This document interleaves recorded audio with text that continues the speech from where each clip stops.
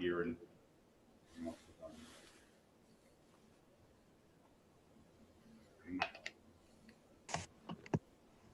All right, you're all set to get going.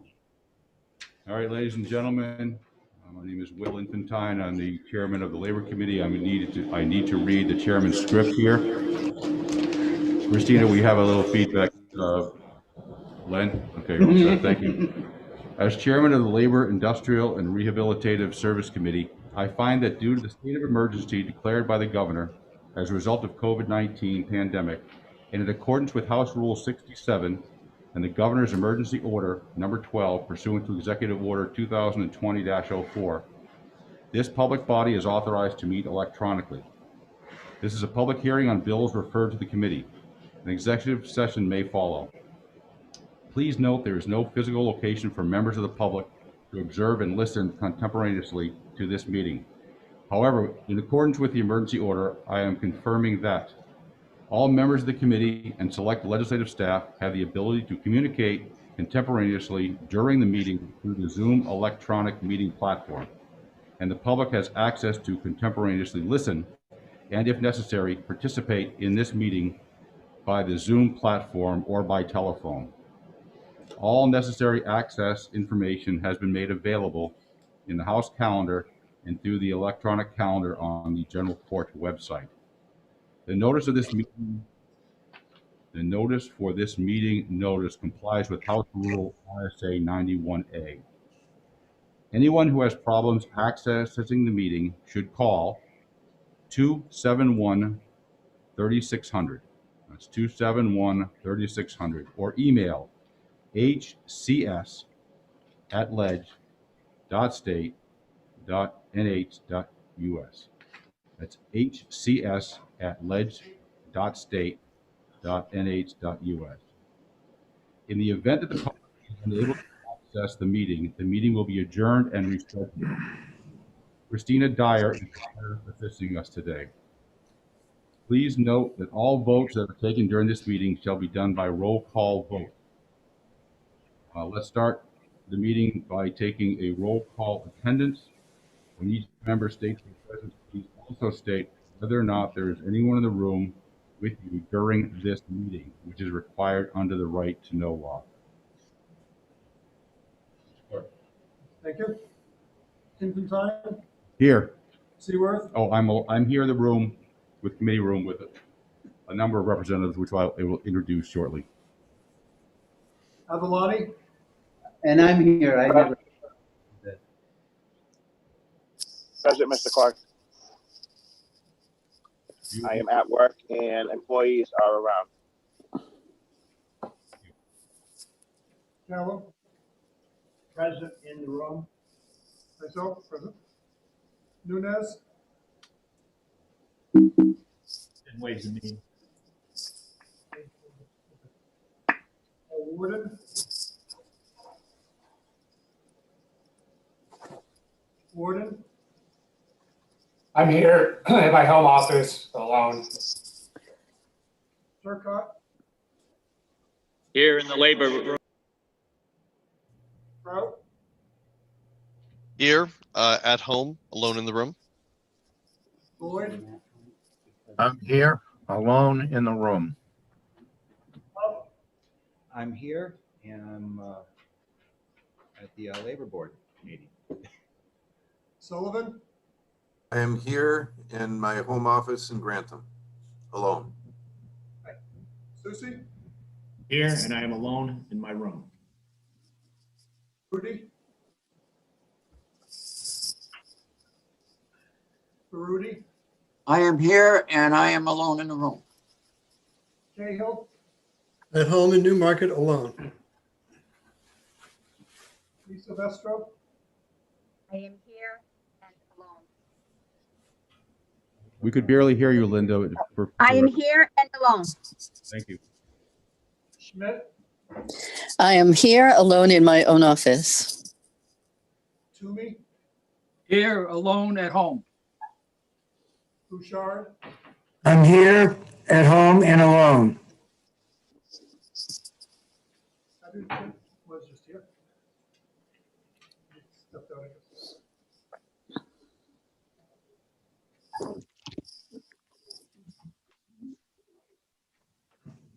Thank you, Representative. Just for the record, folks, the individuals in the committee room are Representative Huff, Representative Turcott, Representative Seward, Representative Cullen, Representative Mackey, Representative Adjutant, who has just stepped out briefly, and myself, Representative Infantine. The remaining individuals are online. In keeping with the tradition, I would appreciate at least everyone here stand, and we're going to pledge allegiance. Representative Seward, if you would lead us in the pledge, I'd appreciate it. Yes, Mr. Chairman. I pledge allegiance to the flag To the United States of America, of the Republic republic for which it stands, one nation, under God, indivisible, with liberty and justice for all.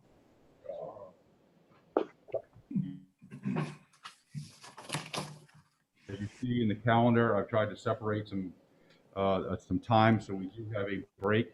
I mean, I could have my calendar, please.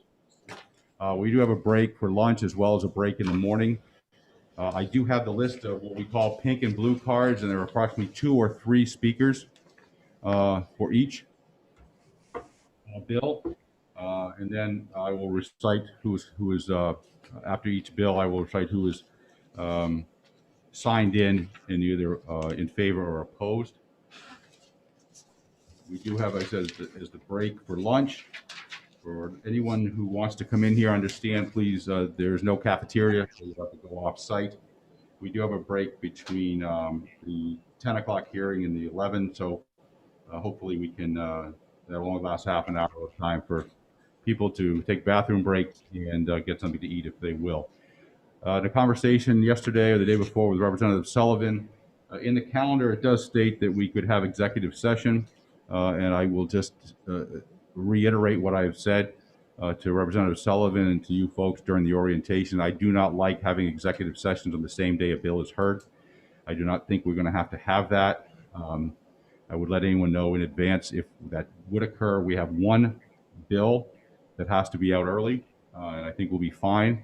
I just don't like doing that because I think sometimes after a hearing, something can come out the next day. People think about things, and I just don't like to push it that way. So although it is stated there in the calendar, I will endeavor at all costs not to do that, have any kind of executive session the same day. It's very difficult for me to see. I'm not looking at the computer screen, the regular Zoom screen, that I could be able to see you when you are raising your hand. Hopefully at the next hearing, I'll be able to see exactly what Christina is seeing. But please be patient. We are doing the best we can with all of this. I've taken a number of Zoom classes and what have you, but it's not going to be perfect. I tried to pick some simpler bills today that didn't have as many speakers and such, so we could get. So, any questions before I open the first hearing? All right, not seeing any. Thank you very much, folks. We're going to, I guess, open the House session, House hearing on House Bill 259, and I would call on Representative Yokella to introduce his bill. Thank you, Mr. Chairman. Thank you, members of the committee. I'm here. My name is, for the record, my name is Joshua Yokella, representative from Fremont. And I'm here presenting HB 259 relative to employee uniforms. The goal of this legislation is to offer the opportunity for what can be conflict between what an employee might want and what employer is able to offer under the law. The employee uniform statute right now defines uniform as a garment with a company logo or fashion of distinctive design worn by one or more employees and serving as a means of identification or distinction. And so if garment has a distinctive logo and is not really available for public use, then you could essentially define that as an employee uniform. And there are options sometimes offered by companies in other states that are premium, or the employee just wants to have as many or more employee uniforms than the employer would like to provide for free because of ease of, maybe they don't want to wash their clothes as much, or, whatever situation that they might have. The employee requiring the employee to only be given uniforms for free requires that amount of overhead for the employer. So the employer is going to want to limit, the employee uniforms offered for free to a limited, reasonable, whatever they deem as reasonable amount. But that may not be the same reasonable amount for the employee, or there may be options that are premium that might cost a small amount of money more than the normal employee uniforms that the employer might not want to eat the whole cost of. And so in New Hampshire right now, if those premium options are available but only required by law to be given for free, the employer sometimes chooses to not offer them at all in this state. This creates some tension because, they might be able to see a person or employee in another state having options to buy, sweaters or jackets or whatever that the public is not available to buy, and has this distinctive design that sets them apart from the normal people in the store, and therefore are defined as employee uniforms. And so the goal is to just add some language that allows for some selling of additional uniforms or optional alternatives that offered by the company at some fee. Obviously, you want to encourage the employer to give the standard uniform, but what about optional or additional pairs of uniforms that the employer might not want to eat the cost of as the overhead for its employees? I think that the employee should be able to have that option if they chose. Obviously, it's not required, but that's why I proposed this legislation today, and I hope that you will be able to support that, and I'm happy to answer any questions.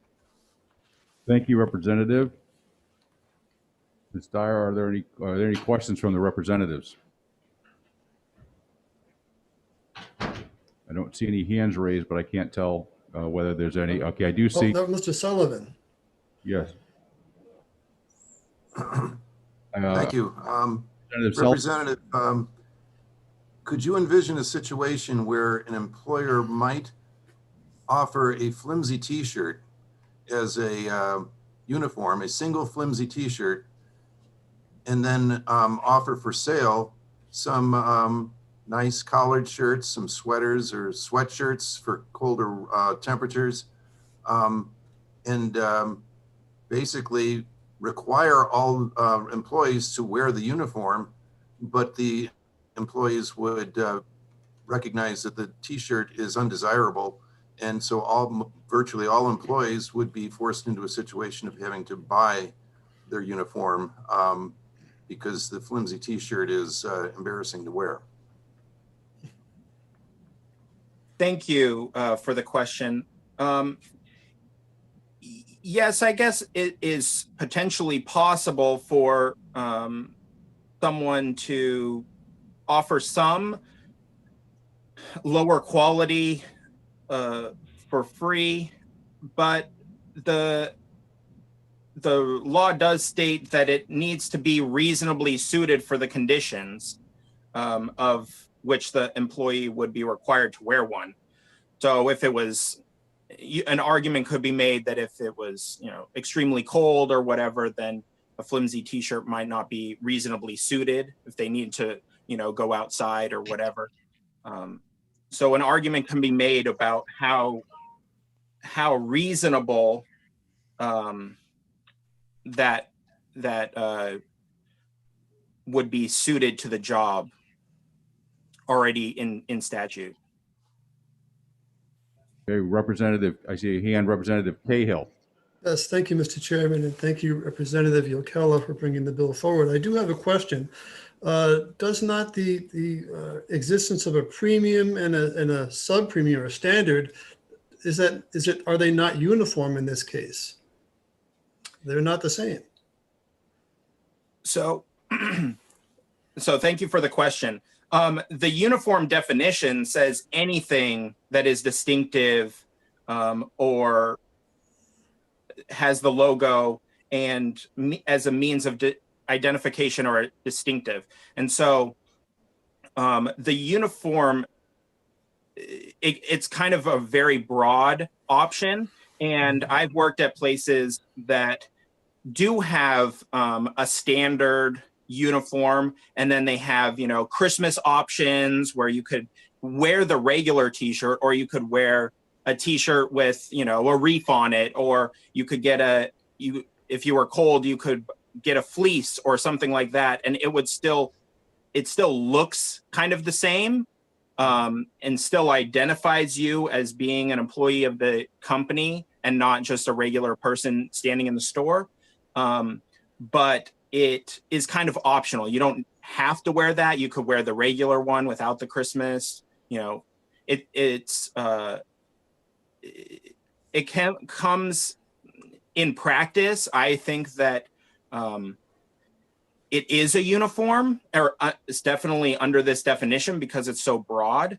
However, there are some flexibility offered in some companies on what the uniform should entail. Follow-up? Follow-up? Yeah, thank you, Mr. Chairman. Yes, I appreciate having the logo or the distinctive design is in that much is uniform. But could you tell me if this is a common problem in businesses here in New Hampshire?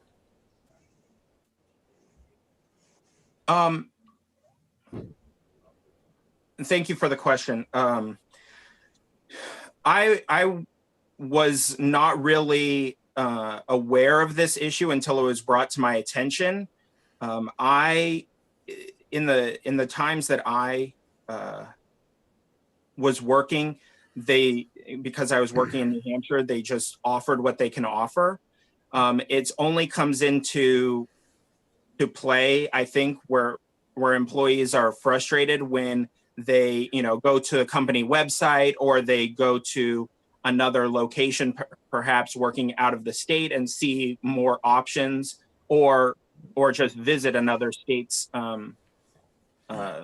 location, and then they say, wait a minute, why are these options available? And then there's also the frustration on the employer side to not be able to offer everything that the company is offering to other employees, and puts the New Hampshire at a disadvantage. I'm not sure it applies to all companies in this state, but it would only create kind of a conflict between the employer and the employee, where the company has other locations outside of the state also, because they would have different rules than the ones in this state. So it would be only companies that are more widespread than just in New Hampshire. That helps. Give an example of how many people are affected. All right, thank you. I have a question from Representative Turcott, and then I think Representative Bouchard. Representative Turcott. Thank you, Mr. Chairman. Thank you, Representative. Representative Cahill just asked the exact question I was going to, and I just heard the answer.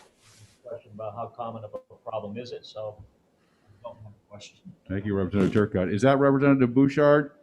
Who had your hand? Yes, yes, thank you, Mr. Chairman. And Representative Cahill asked the question I was going to ask. So I'll Okay, and I can't recognize the face to the name. Gentleman, who is raising their hand? I think like Mr. Prout. Oh, Mr. Representative Prout, you're, yeah, hold on to ask a question. Go ahead, sir. Thank you, Mr. Chairman. Representative Ukela, you mentioned that companies exclude New Hampshire employees from buying these options from the company store.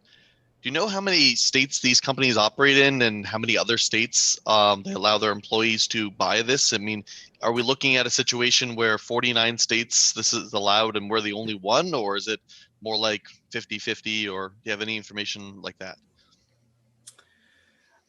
I did not have that information in front of me.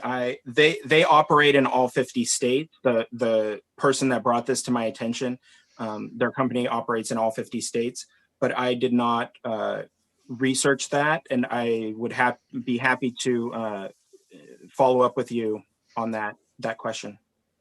Thank you. Representative Warden has his hand up. Just a moment. I have Representative Huff and then Representative Warden. Representative Huff. Thank you, Mr. Chairman. Representative Ukela, is there a penalty associated for non-compliance with this? That is a good question. I did not see one in this statute. However, these people are, they have to have a license through the Board of Labor. So I think that the Board of Labor would have the punishments set up there. That might be a better question for the department. Thank you. The department will be speaking afterwards. Is that, you're all set with your question, Representative Huff? Thank you. Representative Warden? Thank you. Representative Ukela, in reading the existing statute, it says an employee may purchase any other company garments or items if the employee chooses. So it sounds like already they can buy additional garments as long as they pay for it. Can you explain for us why this new language is needed exactly? What is the difference? Yes, thank you for the question. So based on the reading of company garments, that would be obviously something that does not have a company logo or distinctive design that serves as a means of identification or distinction. So if it was allowed to be purchased by everyone, then it would not fall under the definition of uniform. So if it's only for employees, then it would fall under the definition of uniform. If it was open to the general public, then it would be considered a company garment or item. Okay, thank you.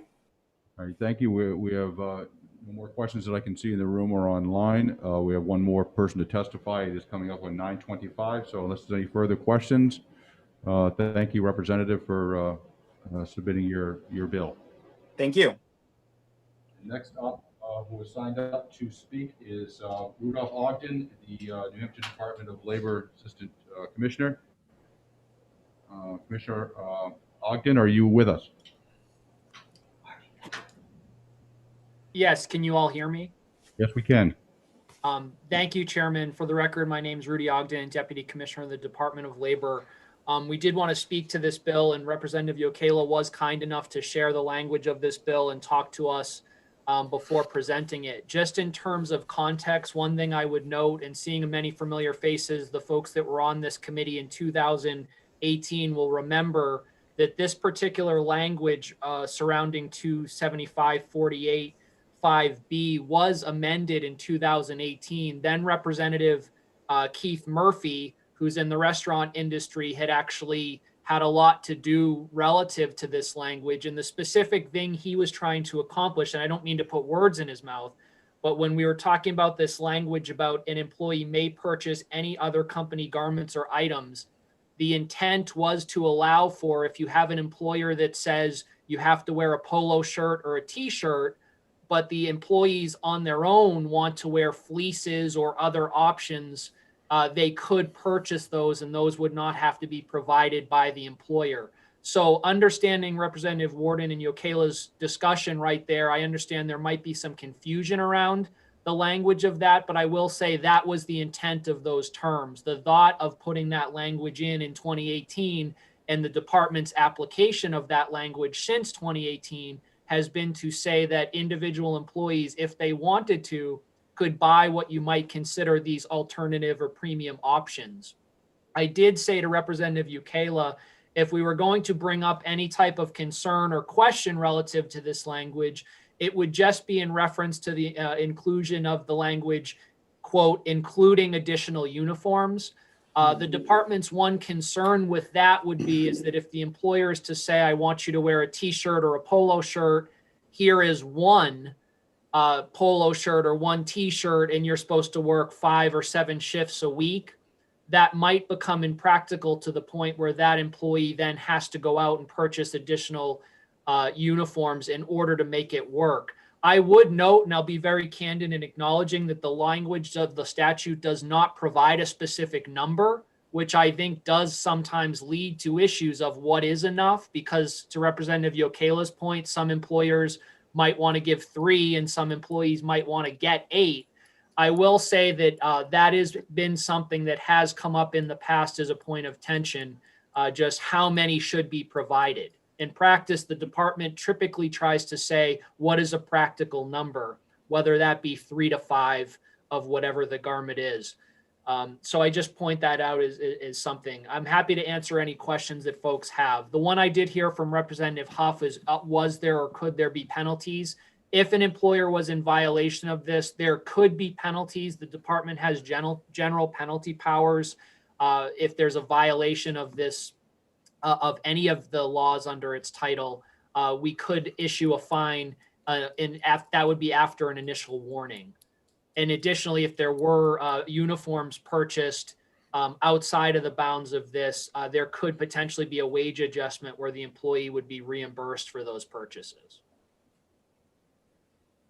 Thank you, Representative Ogden. I do have 2 questions here in the room, but I have a question first, if I might. The fine, would this fall under the clause in the law where the department may fine up to $2,500, or is that? Yeah. So thank you for the question, Chairman. The general penalty powers of the department, there can be a fine of up to $2,500 per violation. Thank you. I have a question from Representative Turcott. Representative. Thank you, Mr. Chairman.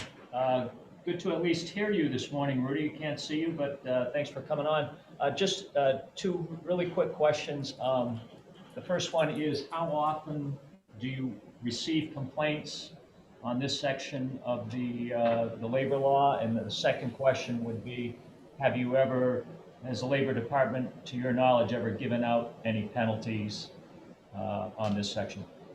So in terms of how common this is, I do not think it's that common. The instances I'm most directly aware of, I won't name the employers, but we have done inspections, and it's to the earlier point on weather conditions where an employer has said, here's a polo shirt, but you always need to have a company logo on. Now go out and, change the trash at the gas pumps, and it's 30 degrees out, so the people were buying sweatshirts and jackets. So it's most often come up in those type of circumstances where there's altered conditions. They're telling the people that they always have to have a logo on, and they're only giving them a t-shirt or a polo shirt.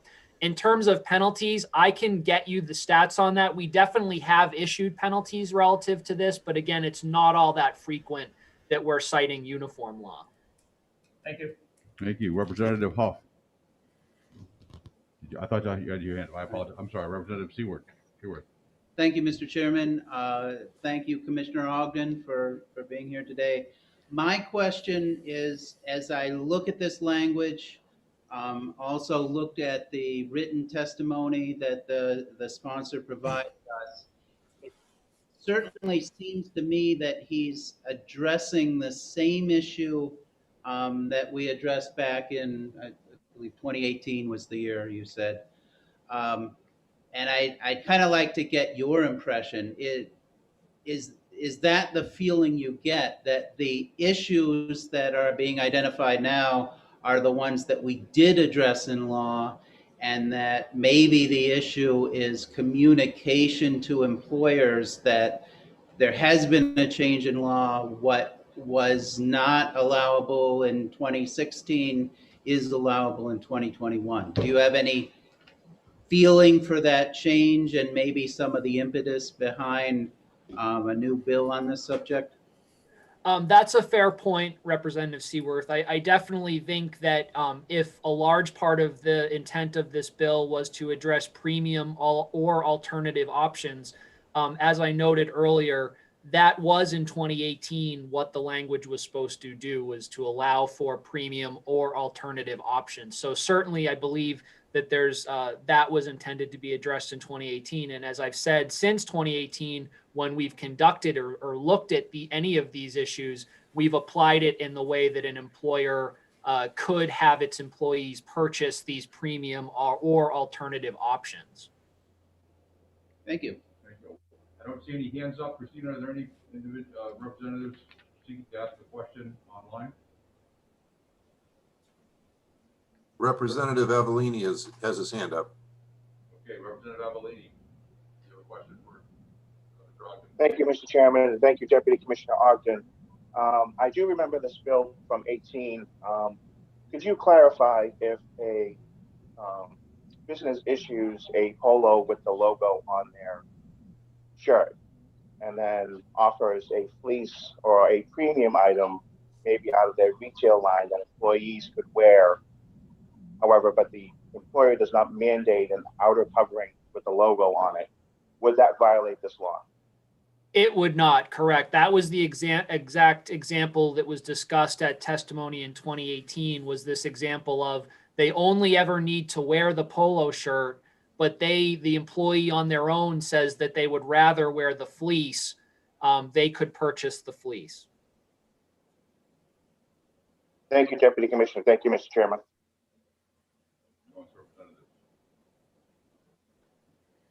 Seeing none, are there any other individuals online that would like to testify on behalf of this bill? Or against?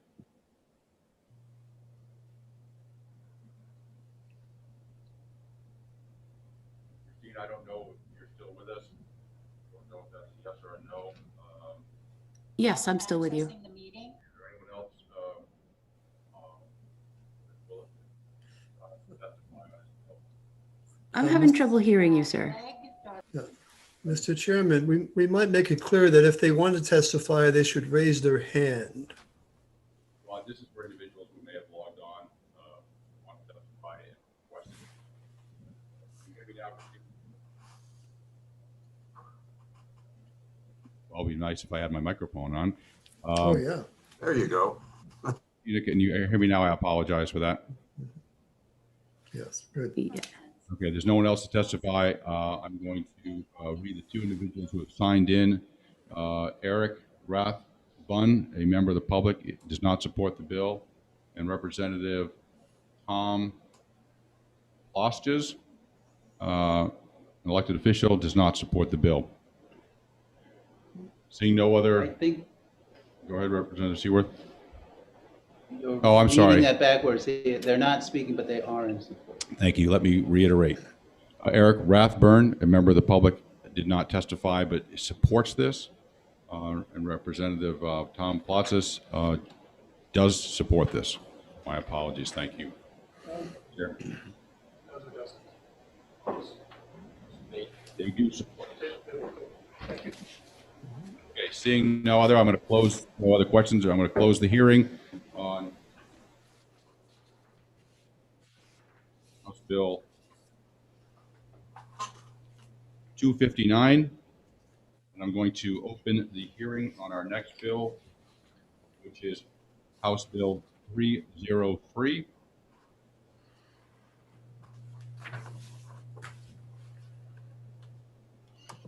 And I don't have any representative Which is me. I introducing the bill. did try to sign up for Okay. the online. I don't know why it didn't get me. I intended to sign up to introduce both my bills. All right. Representative Seaworth, you are recognized to introduce your bill, House Bill 303. Thank you, Mr. Chairman, and I apologize for the mix-up. I am the sponsor of HB 303.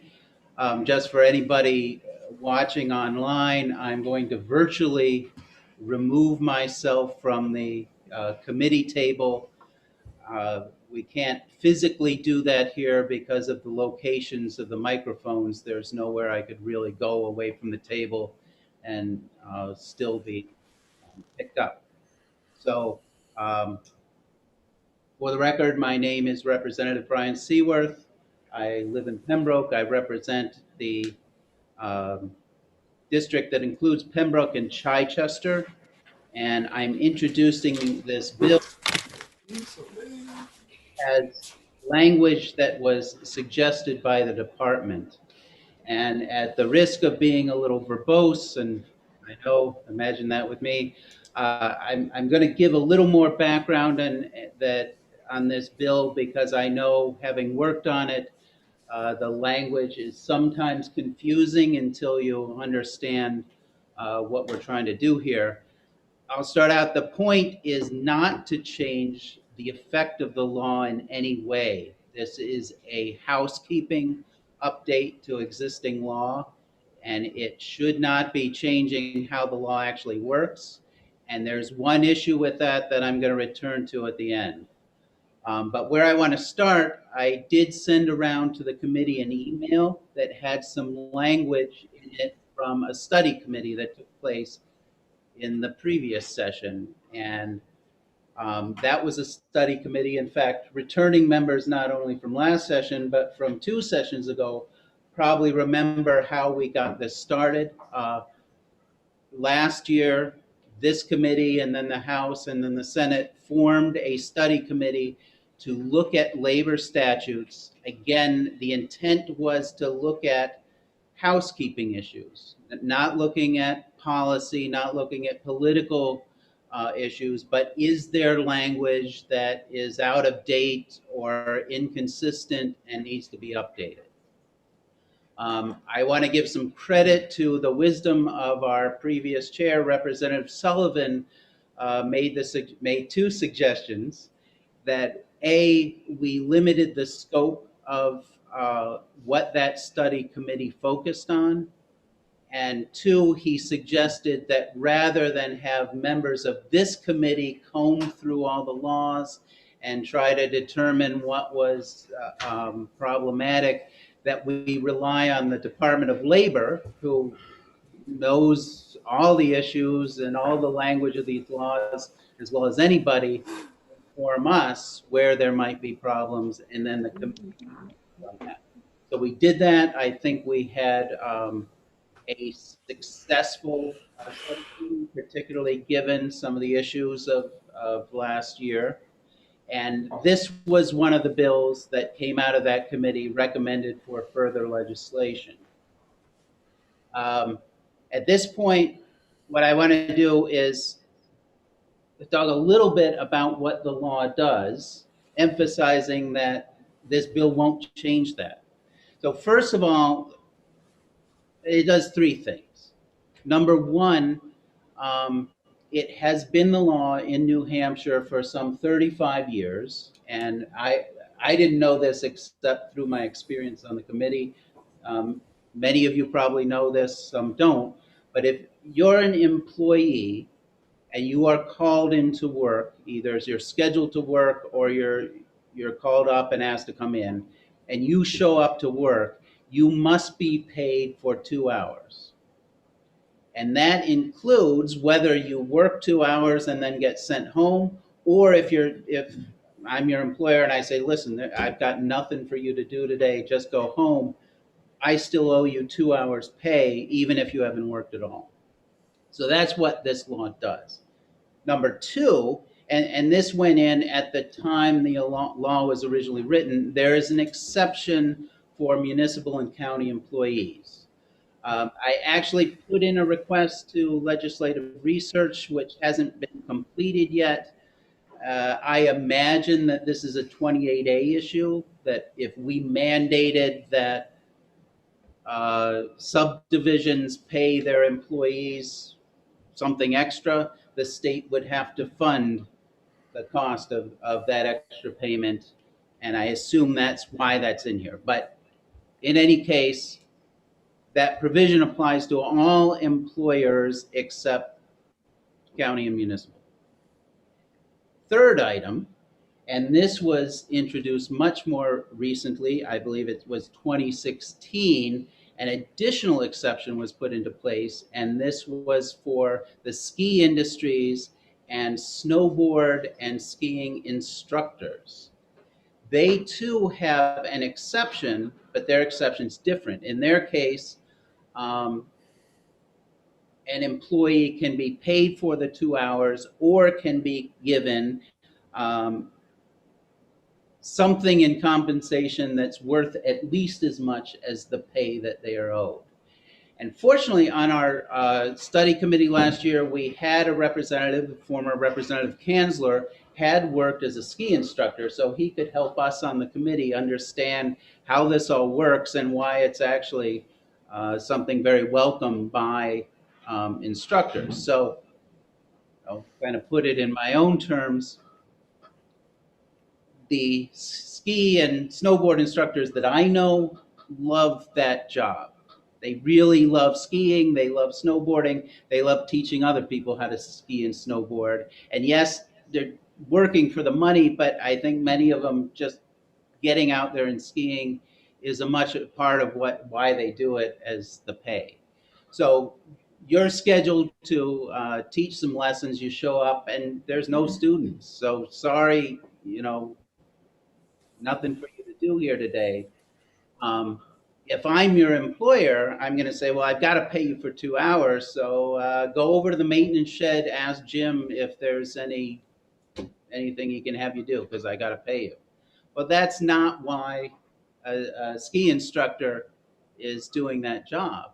And so it's actually a much better deal for him to be or her to be given the day off and given something, typically lift tickets maybe for you and your family, you and your friends, that's worth more than the pay that you didn't get.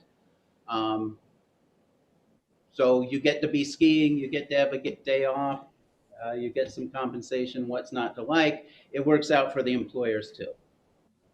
So that is all the existing law. None of that this bill changes.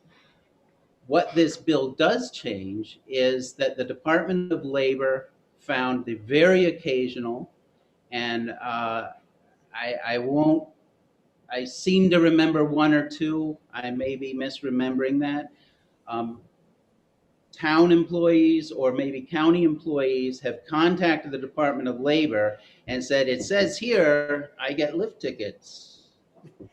Where is that? And if you think through this in terms of the history of how the law was written, the intent of the law, that doesn't make any sense. But if you just read the text as it's currently in the RSA, yes, you can get that the exception for employees of counties or municipalities includes other compensation that is at least equal to the rate of pay. So what this language does is clearly separates those two clauses, makes it clear that there's one exception, municipal and county. There's a second exception that's different for snowboard and ski instructors. Otherwise, it doesn't change things at all. One last point, I said there was an issue with that, and Mr. Berkey, I see he didn't sign up to testify, but he might be available for questions. Contacted me and said, I see you're expanding our exception. That's great, but I don't know why you did that. And I said, I didn't. And then between some discussions, we brought in Deputy Commissioner Ogden, and sure enough, there is a subtle difference in if for those of you that are looking at your copy of the bill, between the language that's struck and the language that's added back in, the word instructor was left out. And so, not my intention at all, not what I want to do with this bill. It could be interpreted as changing the scope to which this applies. And so I would, now having this brought to my attention, during the executive session, I would propose an amendment that makes sure that that instructor that comes between, it's actually instructional, snowboard instructional employees, that instructional should be inserted in the new language between snowboard and employees as well. And that, I believe, would keep the effect of the RSA exactly as it is today, but clarify the legislative intent to be what I think we all understand it as and how the department interprets it. Thank you, Representative Seaworth. Do we have any questions for the Representative? I don't see any on my screen. Are there any questions in the committee room? Mr. Sullivan. None, but okay, I'm told that Mr. Sullivan, Representative Sullivan. Oh, unmute. Got it. I raised my hand before Representative Seaworth indicated his intent to amend, and I guess I would just say this is, I'm comfortable with the amendment that Representative Seaworth has proposed, and I would strongly urge that to move forward. I do have a question for the committee. Yes, that's not a question. Sorry. Fine. I do have a question just for the committee as a whole. I did receive an email last night, Brian, Representative Seaworth. I'm not sure if it's from you or from Mr. Berkey about this. Am I the only one that received that, or did everyone has received that? And that, if I may Yes. clarify, that came, it was between you and I, Commissioner Ogden and Okay. Mr. Berkey, at trying to clarify that we were all recognizing this missing word. I want to make sure I didn't know who would receive it. Any other questions in the committee room? Representative Callum. Mr. Chairman. Can you explain what would be a likely municipality? I can't hear. We can't hear the audio in the committee room. If you would move to a microphone, that would be great. Can you explain? Can you hear me now? Better. I'll repeat the question too if so there's an issue. Can you explain why there would be an exception for county and municipality, and what a likely exception would be? So the question is, can I explain why there is an exception and what that exception might apply to? And I would say, let's read it when Commissioner Ogden is testifying, because he will have a better answer than I do. As to the why, as I said during my testimony, I believe it's a 28A issue, that if we place a mandate on the towns, on the counties, which costs them money, the Constitution requires that the state also fund that cost. And this actually, if you look at the timing, this came in right after that amendment, the people passed that amendment to the Constitution. So I'm imagining that the legislature was very aware of possible violations, and that's how it came in. As far as when this could happen, we honestly didn't get into that in detail, because again, the focus of this is not to revisit that policy as much as clarify the language to match the policy. In my own head, I imagine things like a snowplow crew that gets notified, well, there's going to be a big storm tonight. You guys have to be in. We're going to plow all night, and then it doesn't snow, and you might never be required to do any work. That would seem to be the kind of thing where this might apply. The other thing that I'll imagine is it's an exception to the requirement, but it doesn't mean that every town or every county actually uses it. So I would imagine that many employees who are under a contract, that contract might specify how this is done. Other towns or counties may, as a matter of policy, say, even though we're exempt from this law, we follow it. So again, Commissioner Ogden may more practical answer. Those are my thoughts. Thank you. Thank you.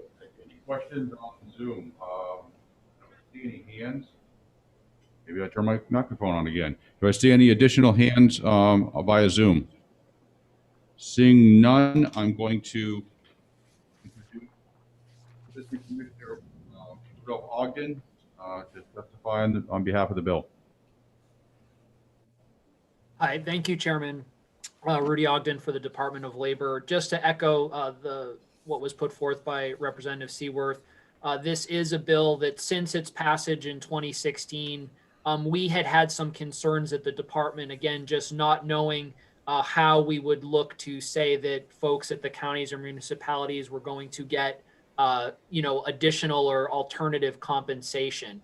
So it's just been something that we have since 2016 looked at as a potential concern, not understanding fully how we would apply it. In terms of the questions that were just asked, Representative Seaworth, I think, spoke to it quite well, that when this would come up, it would be exactly those instances in which someone's asked to report to work. When they report to work, they're then told, okay, go home, and they've been there for less than 2 hours. His point is also a good one, that many counties and municipalities, their employees do operate under collectively bargained agreements, and those collectively bargained agreements at times speak to show up pay or other such protections.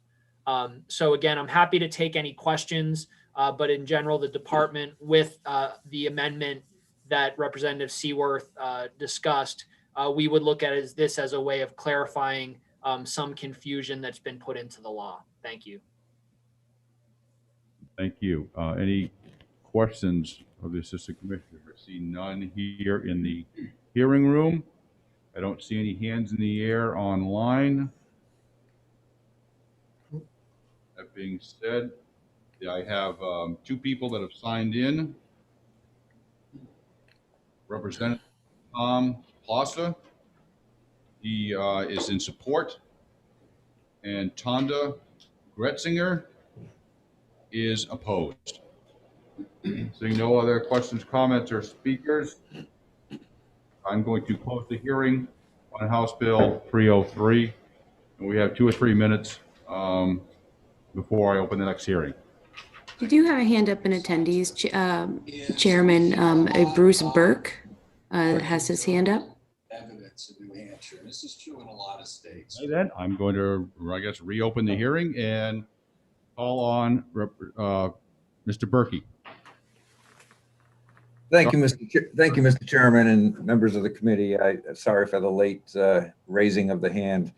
I do represent Ski New Hampshire, and I just wanted to clarify that we are in support of House Bill 303, and we are in support of the bill with the proposed amendment that Representative Seaworth and Commissioner Ogden have brought before you today. So I just, because I wasn't listed at the end there when the chairman indicated who was for and against it, I just wanted to clarify that for you, that we are in support.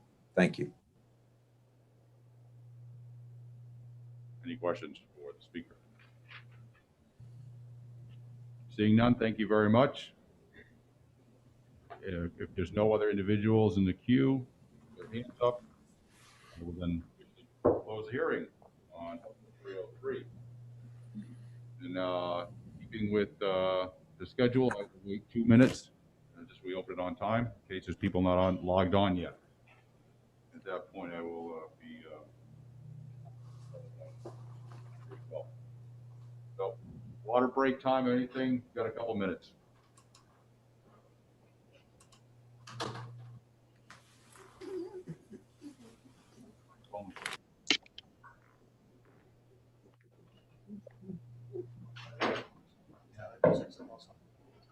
I show 9.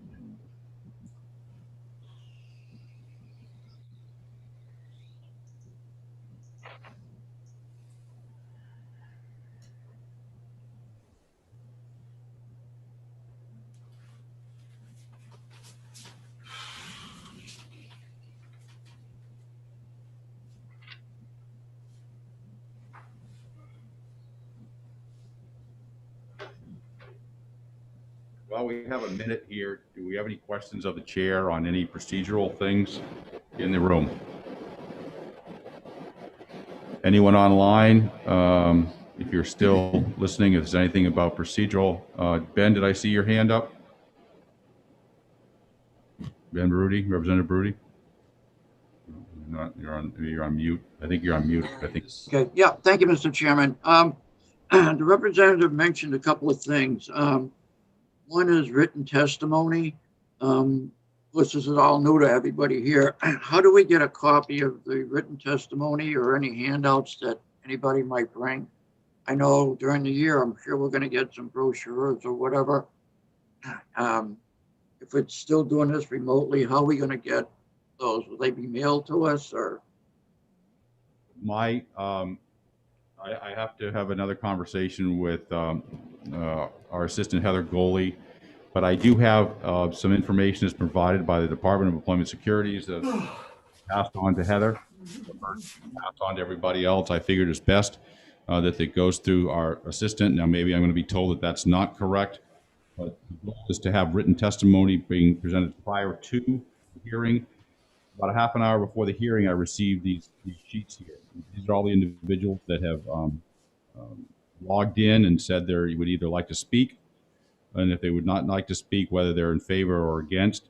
And so far, this worked pretty well. I have a good list on every single bill. I am not aware of any written testimony, but again, these are some of the more simple bills that we have today. As we get into a little more involved legislation in the next 2 or 3 meetings, hopefully people will present them and they will be emailed to everyone. But I will confirm that for you at the lunch break, Representative Baruti, and get back to the committee. Okay, thank you, Mr. Chairman. You're welcome. Any other questions of the chair from the committee members on anything procedural or such? I don't see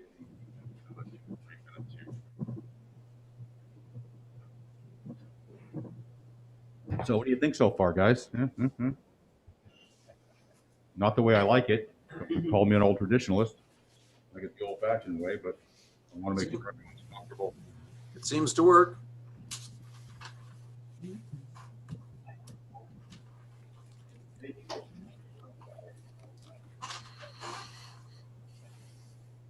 I'm sorry, was there another comment from the folks on Zoom?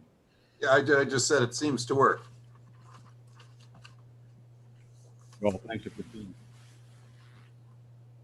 I'll be talking with her afterwards to see whether or not, like in the next meeting with my laptop here, I'll be able to see exactly what she's doing. But, as they run short on possible personnel, that we would be able to manage it to the best of ourselves. But we'll see.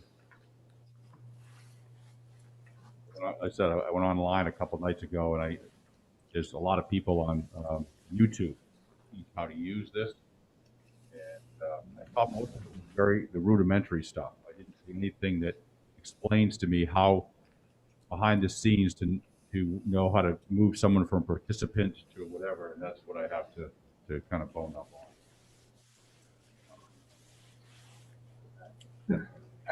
Well, quite frankly, I was on I was in front of the Laconia Town Council earlier in the week, and so I got to see it from a standpoint of me being a member of the public speaking on. But apparently my computer has not the best upgrade that I need to the newest Zoom.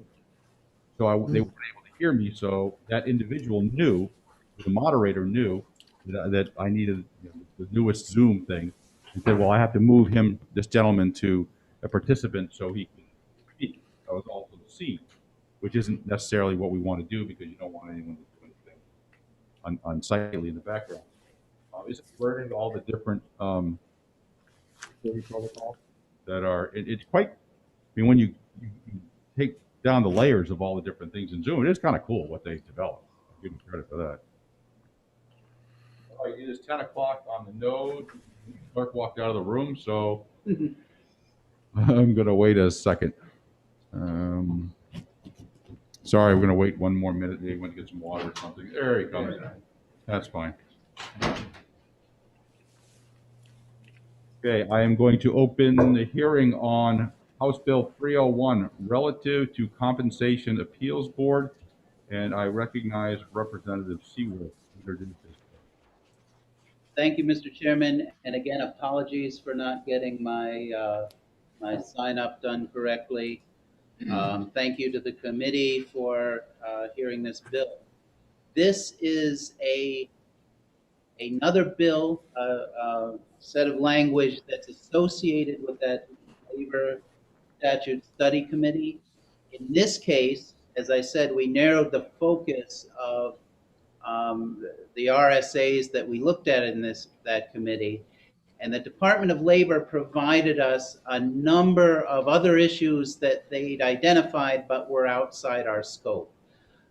So we accepted that language, but we didn't really discuss it.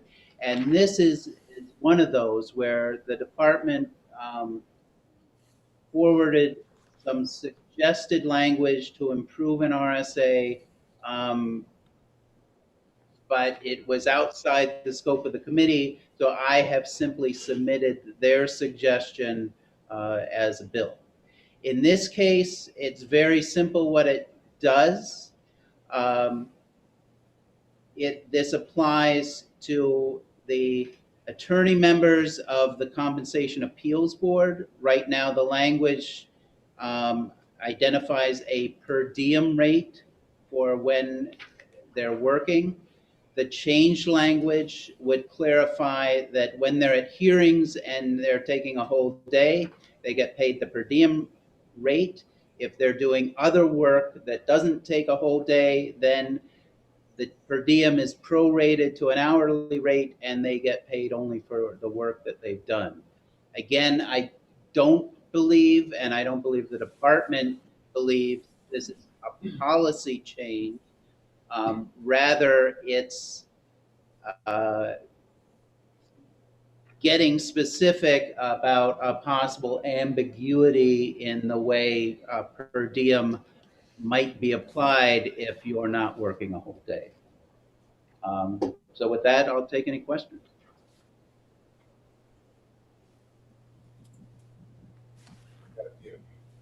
Here, I'm going to go with Representative Turcott and then Representative Sullivan. Representative Turcott. Thank you, Mr. Chairman. Thank you. I think I see Mr. Ward's hand first. And thank you, Representative Seaworth. My question becomes if we're going to be prorating per diems. In the sentence before, it talks about for each day or per diem. Day. How long is a day? How do we intend to probe? Thank you, Representative, for your question. That is an excellent question that I don't have the full answer to, because I imagine that a day of hearings is not a clock in, clock out 8-hour workday. So I would ask that you save that question for Commissioner Ogden and get some clarification from him. We'll do that. All right, Representative Sullivan.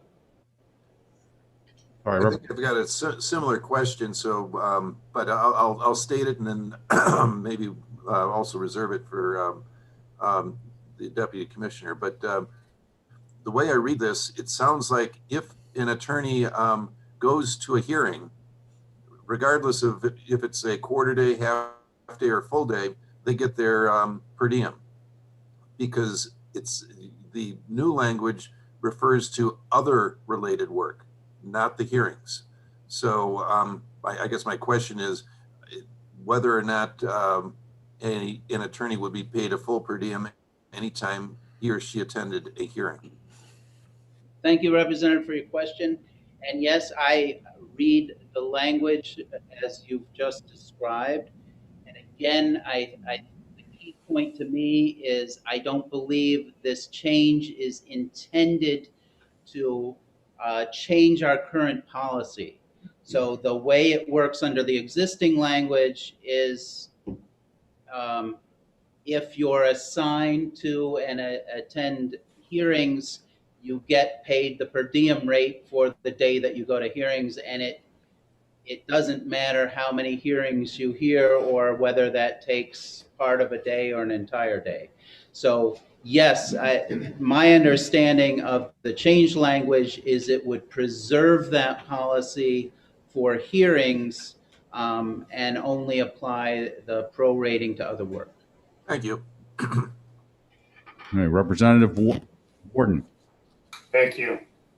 Representative Seaworth, is this proration based on an 8-hour day? So that, for example, if attorneys get $400 per diem, if they're doing work outside of a hearing, if you divide by 8 and they get $50 an hour? Thank you, Representative, for the question. And until the questions started coming, I would have thought, well, yes, of course, that would be how to interpret it. But now that I think about it, I realize that is up for interpretation. So once again, I encourage you to re-ask your question to Commissioner Ogden when he testifies. Are there any other questions on the folks on Zoom? I don't see any, except someone has a white piece of paper up. I don't know if that's the message to me or not. No, sorry, that was Representative Huff. Sorry. I was waving the white flag on me. It's not camera aware. Okay, since I see no other questions online, I have any other questions for Representative Seaworth in the hearing room? Seeing none, thank you, Representative Seaworth. I call Rudy Ogden from the Department of Labor. Thank you, Chairman Infantine. In terms of context for this, just one thing I would point out, the Compensation Appeals Board is a separate and distinct board from the Department of Labor. They are administratively attached to the Department of Labor, and what that means is we provide certain administrative support, namely and perhaps most importantly, the processing of pay. So the genesis of this request or the genesis of this cleanup was this was actually something that was looked at by the LBA some time ago. The Compensation Appeals Board has been in place for over 30 years.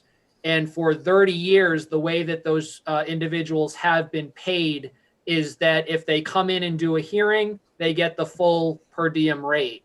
If they are reading, looking at a medical packet, if they're writing a decision, if they're talking amongst the members, because these boards are all they hold hearings in three member panels, excuse me. But if they're doing any of that other work, what they would do is they would take the full per diem rate and they would divide by 8 and say, okay, this is an hourly rate. And then what they would do is submit that to the department. And that is how the department has processed pay to the Compensation Appeals Board members, again, going back to, I believe, 1990 or 1991. It's some time ago. So this was something that the LBA had pointed out and said, relative to the processing of this payroll, you should probably look at having the statute adjusted. So I don't know if that answers all of the questions, but essentially what the thought is to, again, not change the way that any of these folks are actually getting paid, is to just have the statute reflect the fact that this is how these individuals turn their time in. They turn it in and they'll say, okay, it was a hearing day, or they'll turn it in and they'll say, I worked on a decision for 2 hours, or I reviewed medical packets for 2 hours, or things of that nature.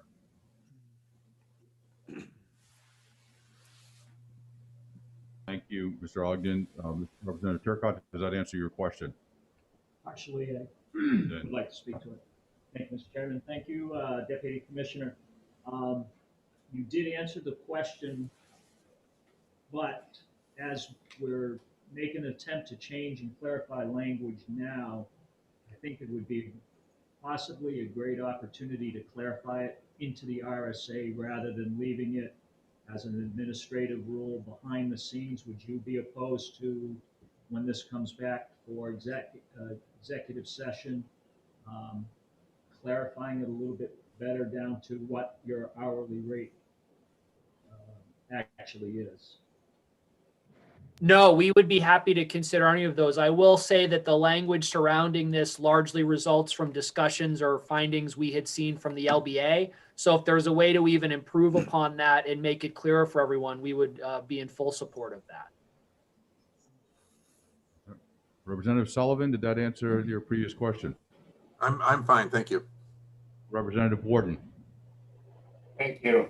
Another thing that comes up is what if they work more than 8 hours in a day? Is it still prorated? They could earn more than they would have for the standard per diem, for example? In practice, I believe for that other prorated work, I don't know that we've ever seen someone put in more than 8 hours. To your point, I imagine then that would be able to, they would just be getting that rate for more than 8 hours. But I will be honest in saying I don't think we've ever seen that. Any other questions on Zoom? Representative Cahill, I see.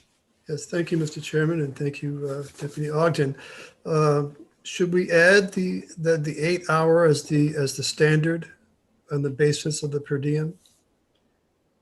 To my earlier response to Representative Turcott, if it's found to be clearer to you, whatever is I think the best product, if that clarifies any confusion that folks have, I think that would be worthwhile. Yes. Oh, thank you. Any other questions from representatives online? Any other questions of representatives in the LOB here? Seeing none. Christina, are there any other individuals with their hands raised that would like to speak on behalf of? I don't see anyone. Okay. In addition to the two individuals that spoke, again, Eric Rathbun, a member of the public, does support the bill. Representative Tom Plotza does support the bill as well. Seeing no other questions or comments regarding House Bill 301, and close the hearing. On House Bill 301, we will next hearing starting at 11 a.m. House Bill 254. Yes, did I hear a comment? Okay, I thought I heard someone asking something of me. All right, folks, we're going to take a little break. Sorry, I left a space here in case we were behind. So, thank you, and we shall return at 11 a.m. House Bill 258. Thank you.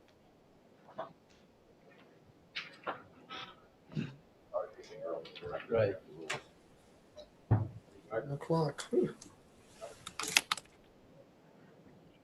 And just remember, they never turn off the cameras and microphones. So anything in here, everybody's watching on this. So anything you wouldn't say to your mother, don't say here.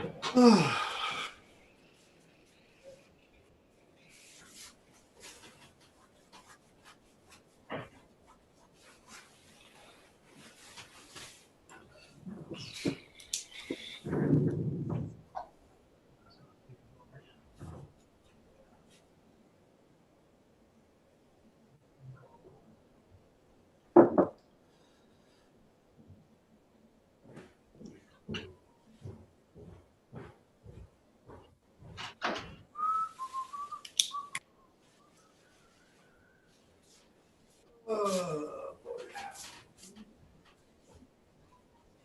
Hi there. I did get a break? Yeah, we had to film at 11 o'clock. We have a break.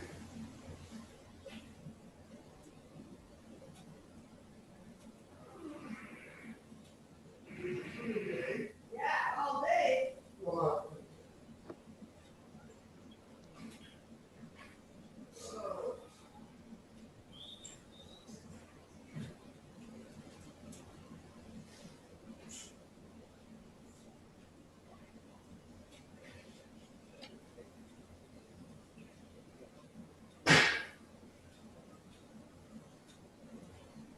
Right.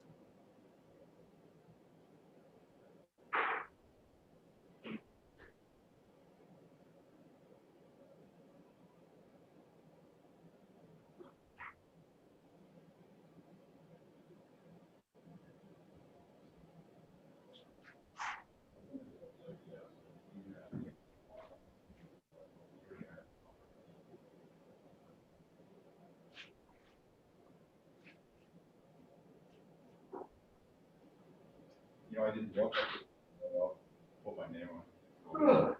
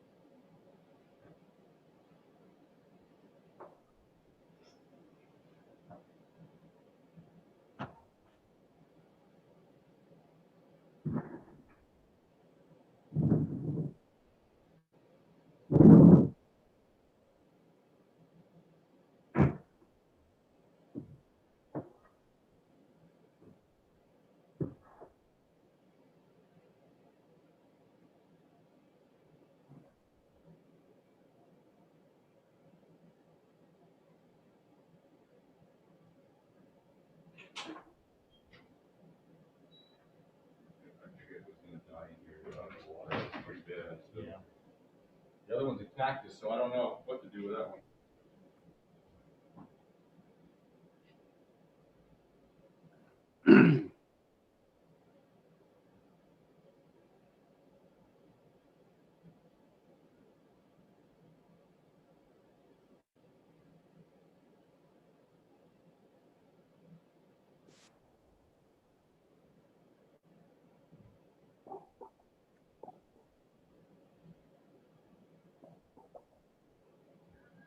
Sorry I got cut off. I was trying to water a plant and there was noise in the background.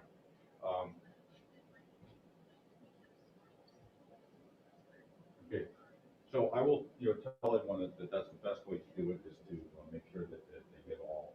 Now, when I did log on, I didn't even look to see whether there was a mechanism for me to submit written testimony. And, okay.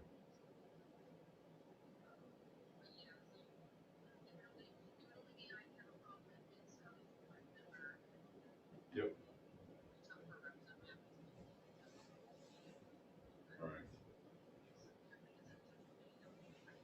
All right. Thank you. That's, well, I did one, but the cactus, the tall cactus, what do you do with that one? Just a little bit of water?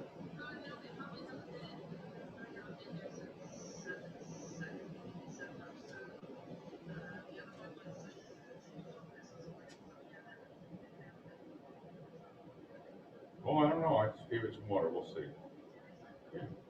And I'll just give a little bit to the cactus. Okay, thanks. Okay.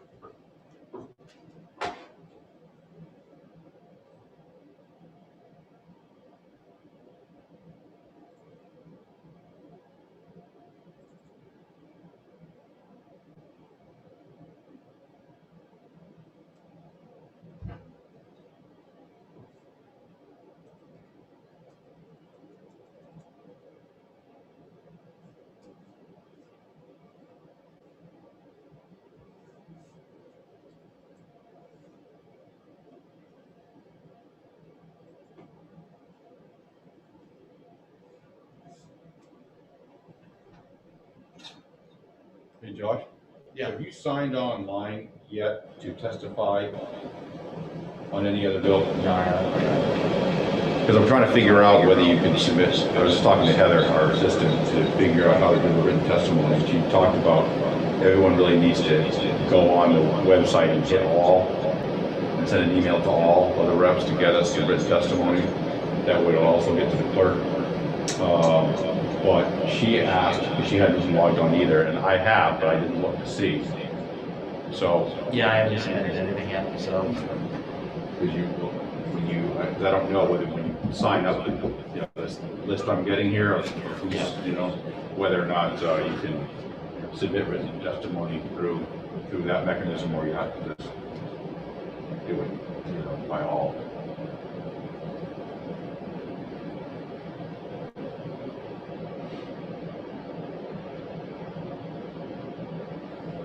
Were you the designated driver today? Zoom is a lot.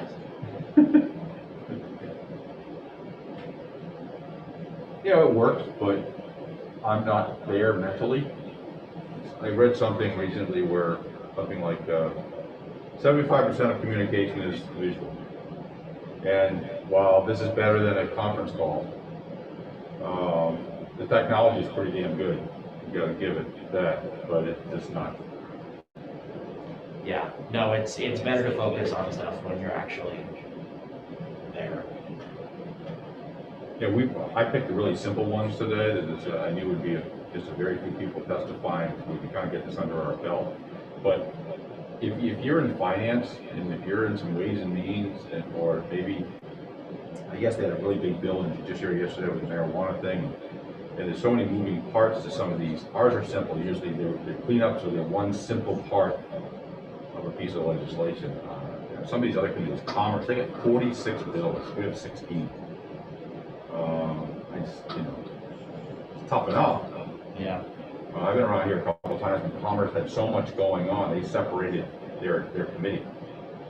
They took half the committee in one room and half the committee in the other room to hear enough bills.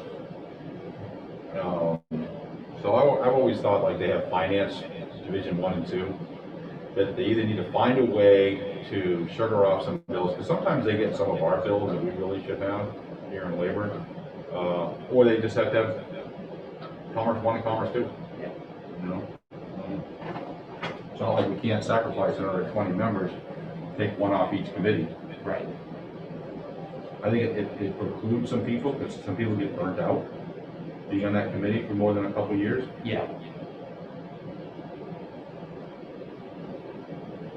Sorry, I know you're working there, I'm sure, Kevin, sorry. No, for sure.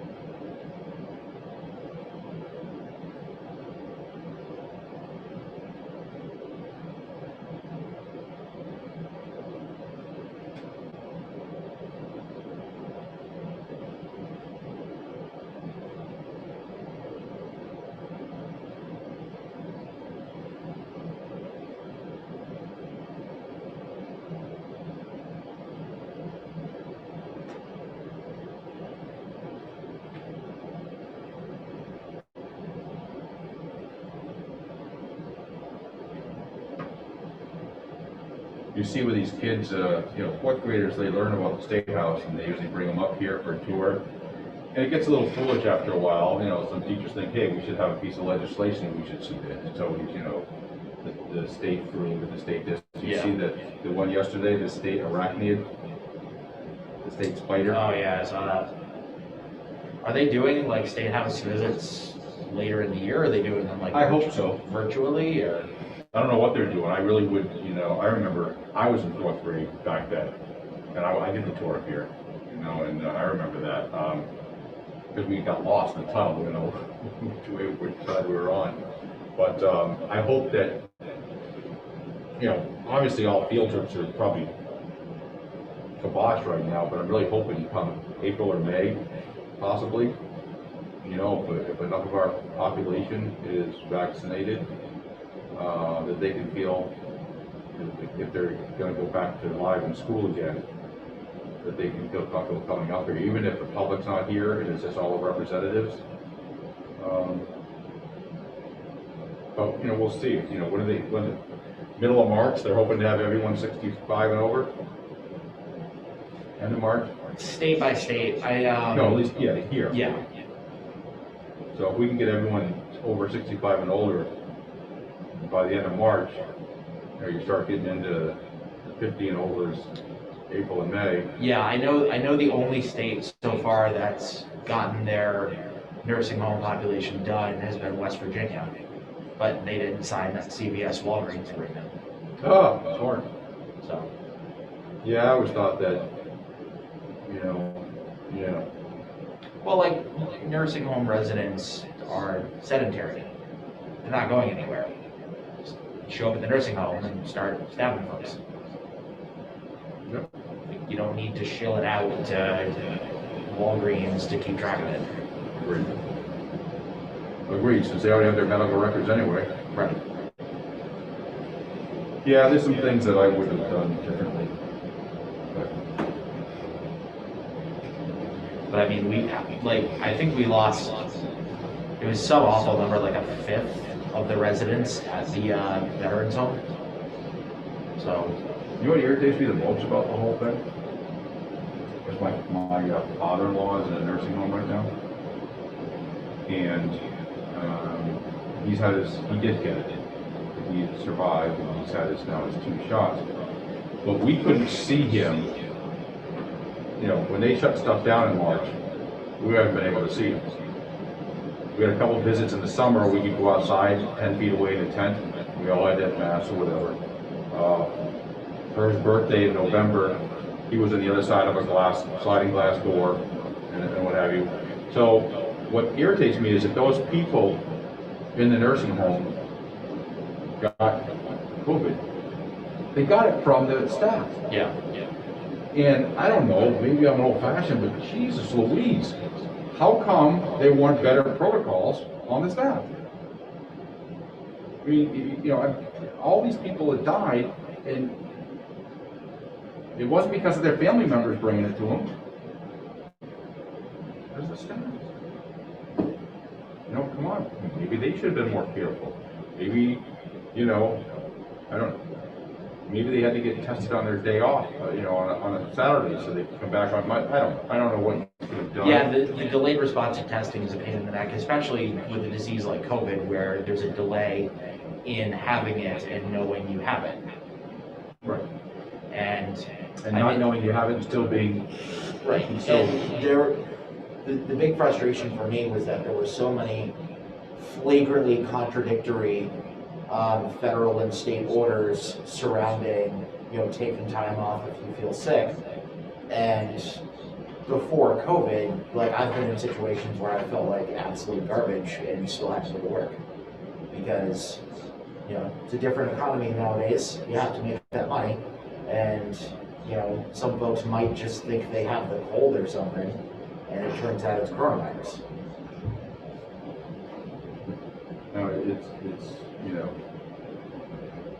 it's easy to be Monday morning quarterback. Yeah. But there's going to be a lot of sad lessons learned for this whole thing. Yeah. Sorry to say.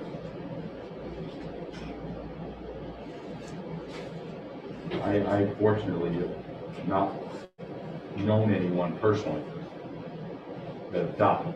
Some friends that have some friends and relatives, but I don't know who have died, but I have a tremendous amount of friends and relatives that contracted. So far they were okay. Yeah. Including both my daughters in college. But you see some of these stories where, that one case in Texas, like 6 members of the family. Well, there was that 41-year-old congressman from Louisiana that died.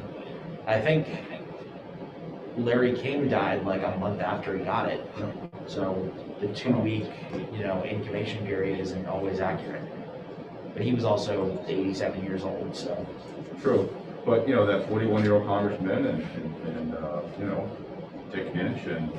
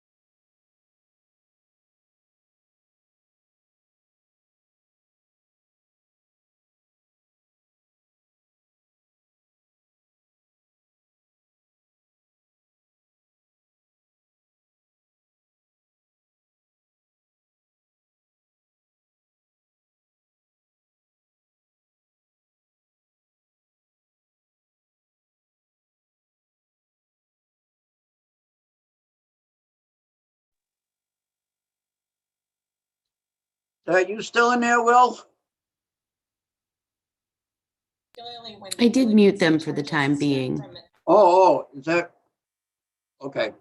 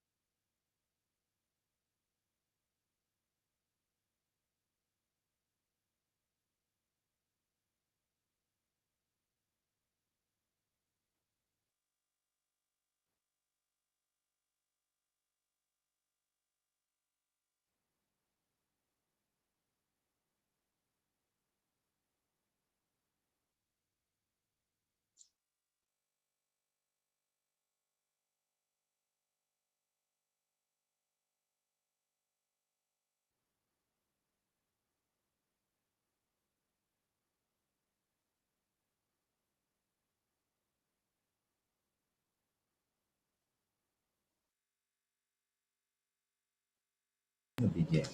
I don't think I give my name, I think I didn't count the budget at all. But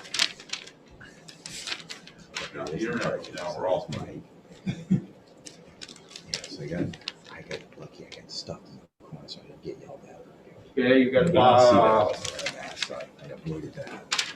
if everyone's gonna get ready, we're gonna start the, hearing on House Bill 258 in about 5 minutes, please.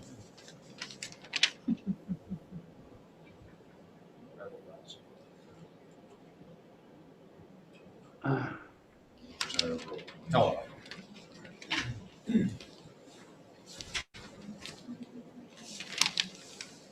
Representative Sullivan, can you hear me?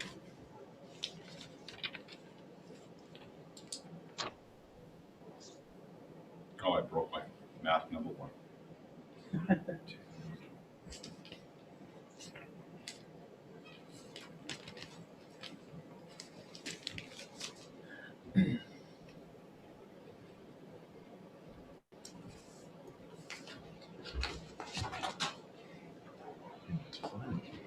Is,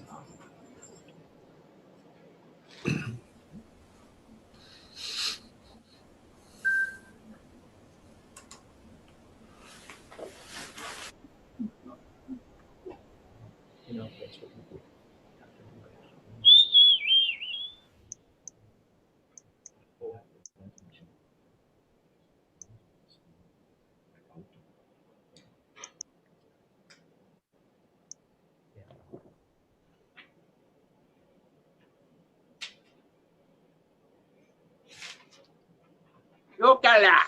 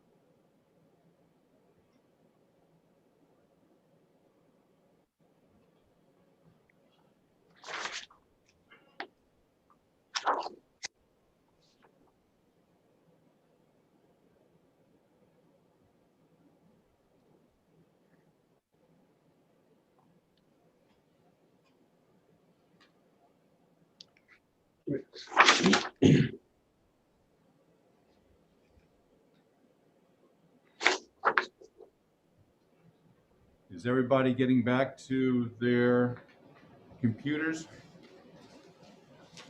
We have 2 minutes. I did speak with Heather Gooley during the break about written testimony.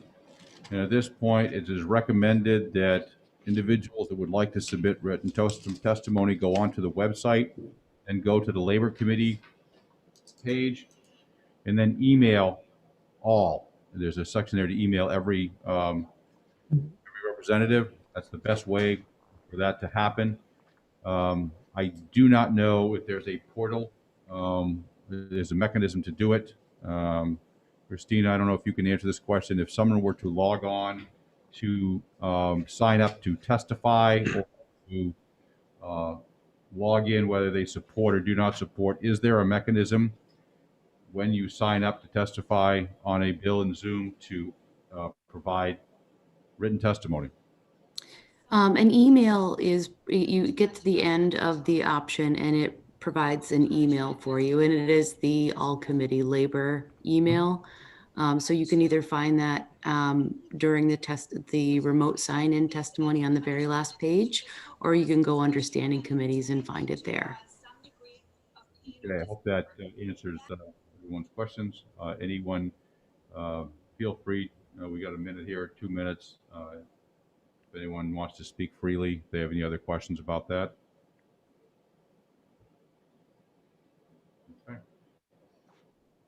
I'll have to bring my gavel from a couple of years ago. I saved it. So 11 o'clock, I'm going to open the hearing on House Bill 258 relative to employee time cards, time records. And I will introduce the sponsor, if he is on, Representative Josh Yokella. Representative? Yeah, thank you, Mr. Chairman. Thank you, committee, for hearing another one of my bills today. I just sent you an email to the whole committee, which I may be referencing throughout this.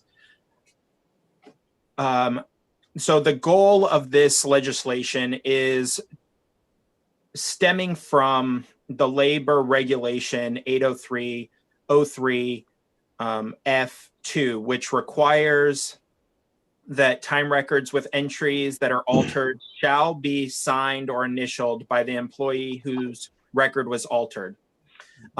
This requirement stems from RSA 279.27 and RSA 275.49, Roman numeral 6.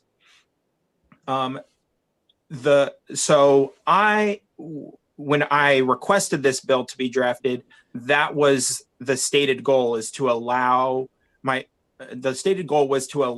for electronic records to be allowed for the acknowledgement or signing off of changes to one's timesheet, especially in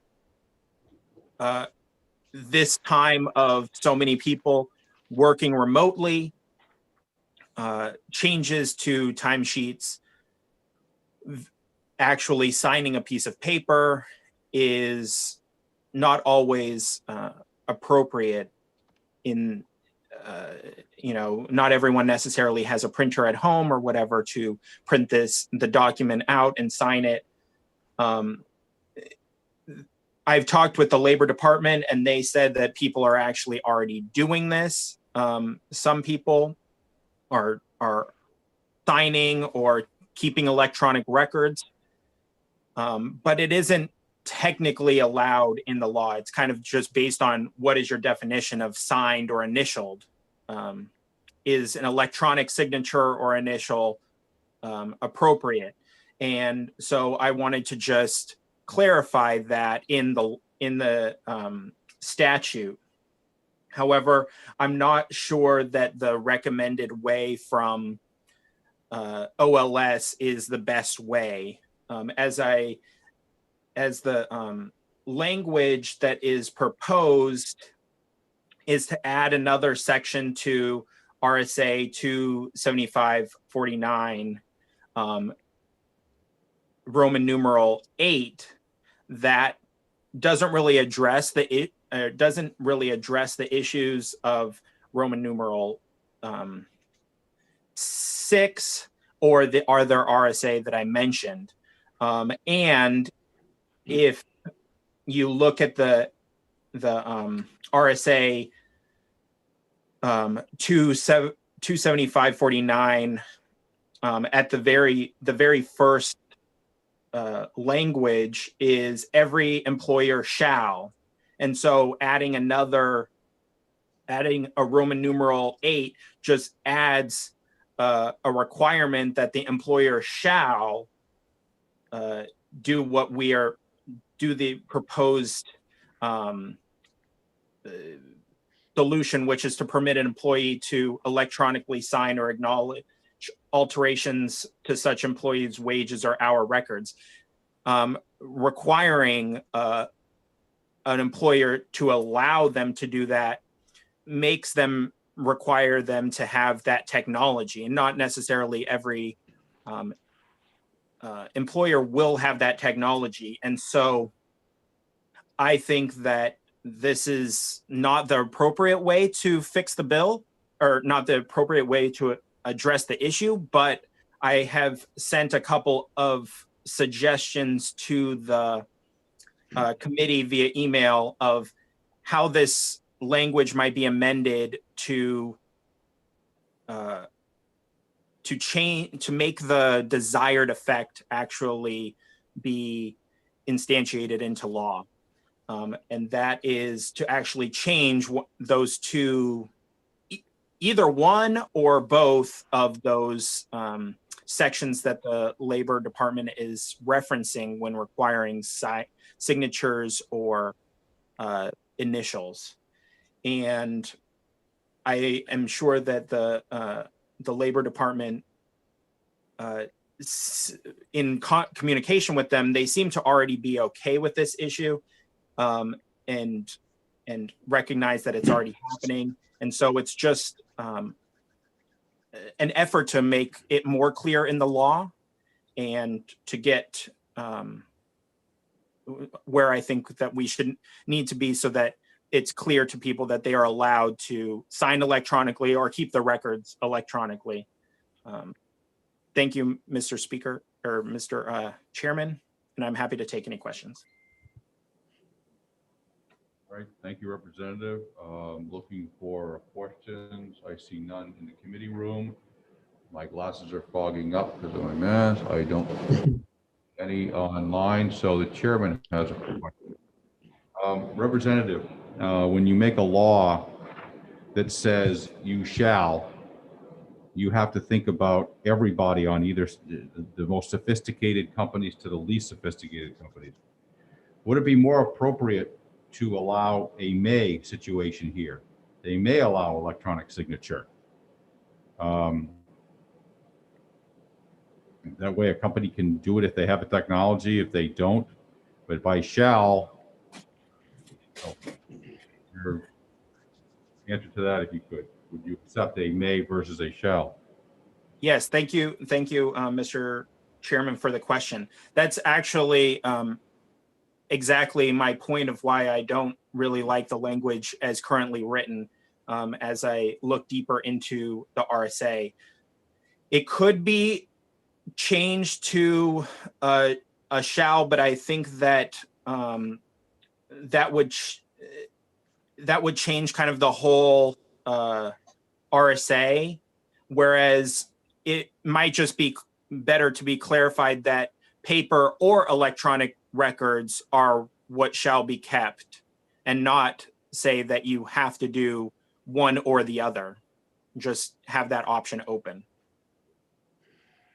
I have one more question for you, Representative.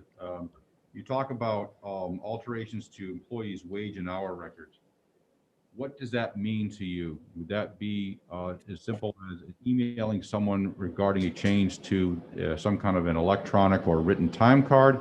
Or would that also include someone receiving a raise and an email sent, they could send an email where, giving you a $3 an hour raise starting, February 1st, and they could acknowledge that in writing. Are you thinking about all of these things, or is this specifically to just like a weekly or hourly time card?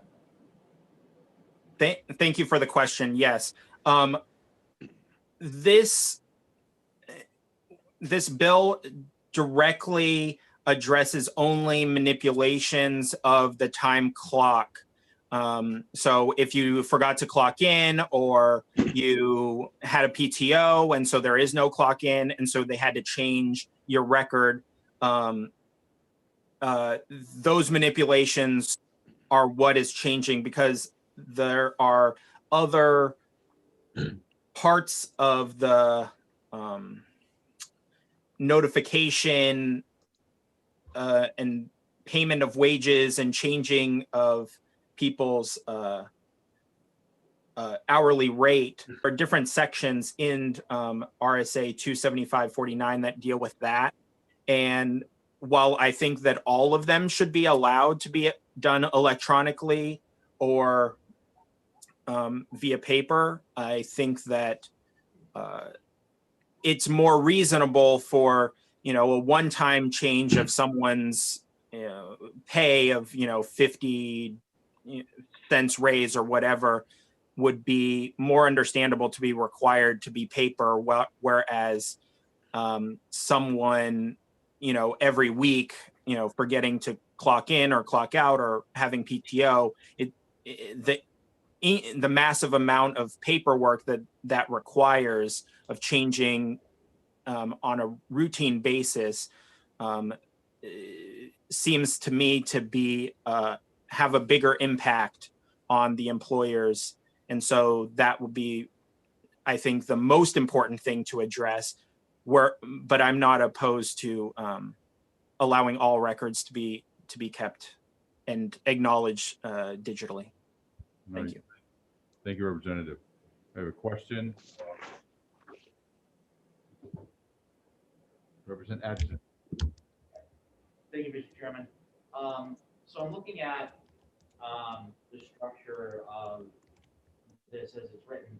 It looks like line 12 is more closely aligned with line 3.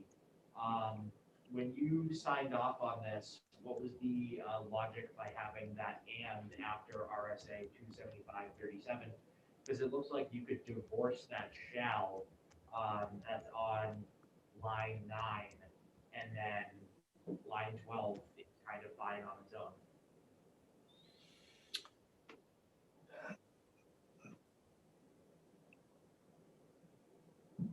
Representative, did you hear the question? Yes, I don't have the paper copy that he is referencing in front of me. I'm looking at the actual law online, and so at the very top of RSA 275-49, it before all of the Roman numerals, it says every employer shall do these things.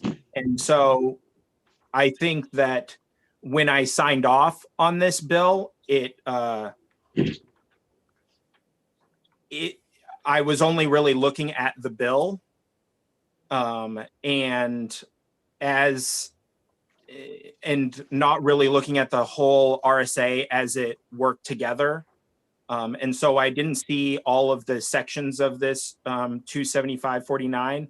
And so I didn't think that it was necessary to correct OLS when they suggested this language as to meet my request. So now that I'm looking at the whole RSA, I think that the language could be improved to not require every employee or employer to have this technology, and I think it could just be worded better. So I'm happy to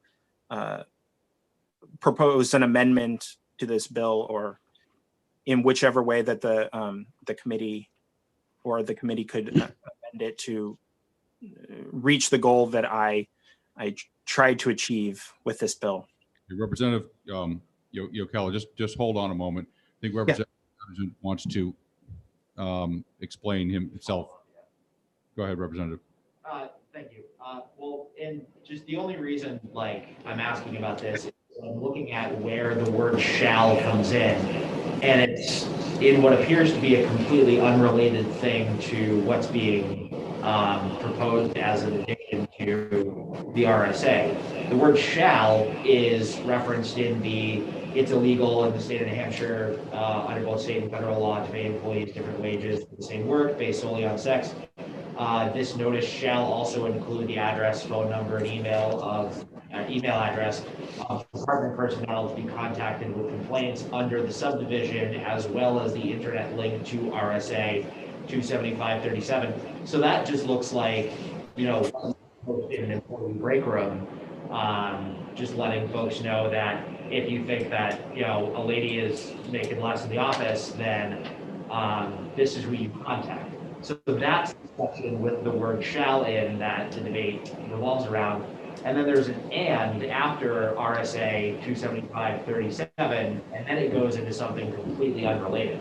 What I'm suggesting for an amendment to clarify is if you strike the word and, as was done in line 5, right before it goes into Roman numeral 7, and then you permitted employee to electronically sign or acknowledge alterations to an employee's wage or hours records. Now that's a completely different thing, and you don't have the link to the last section. would you believe? Do you believe? Thank you. Thank you for the clarification of your question. I think you are interpreting the language based on the text of the bill in kind of how I was, and not really looking at the whole RSA. If you pull up the whole RSA 27549, at the very, very top, before all the Roman numerals, there's an employer shall. So it actually, the employer shall do all of the Roman numerals is the issue that I am coming up against. And that is not in the text of the bill. And so it was not possible to be really seen unless I went and looked at the entire RSA. And the only reason why 7 is listed in there is because they made that they moved the and from 6 to 7, Roman numeral 6 to Roman numeral 7. I don't think that the notice shall include also the address and anything, all that the rest of that line is the shall that I'm talking about that would require employees to electronically to allow employees to electronically sign or alteration. So I think that's actually not the correct place to amend this, but I'm happy that the representative is willing to work with me on this. Any other questions for the representative? That's fine on behalf of his bill. Online, anyone? I don't see any hands. Representative, appreciate Representative Avaloni has his hand up. Okay, I didn't see that. Representative Avaloni, you're recognized. Thank you, Mr. Chairman. A question of you, actually. Could we put in an exception clause after the first line and then reference the time card either being manual or electronic to accomplish the presenter's actions?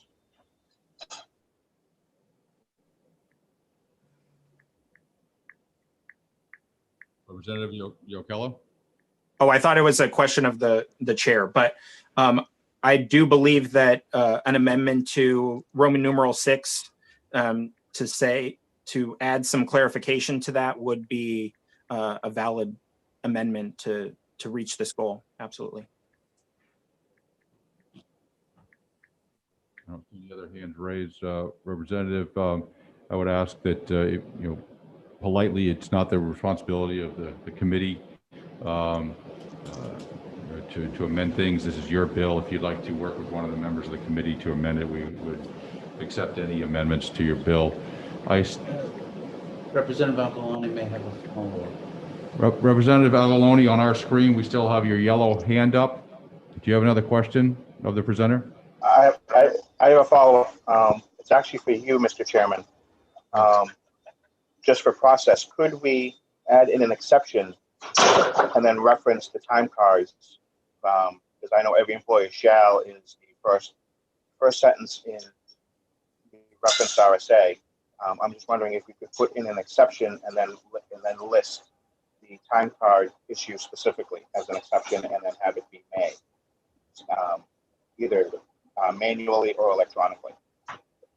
Representative, having not looked at the entire RSA, I don't know if that would run afoul of any other parts. So I really feel uncomfortable answering that question. It would have to something to go to OLS to make that determination. I'm sorry, I can't be more specific, but I have not studied the rest of the law. No problem, Mr. Chairman. Thank you. See Representative Sullivan. Hand up. Representative Sullivan.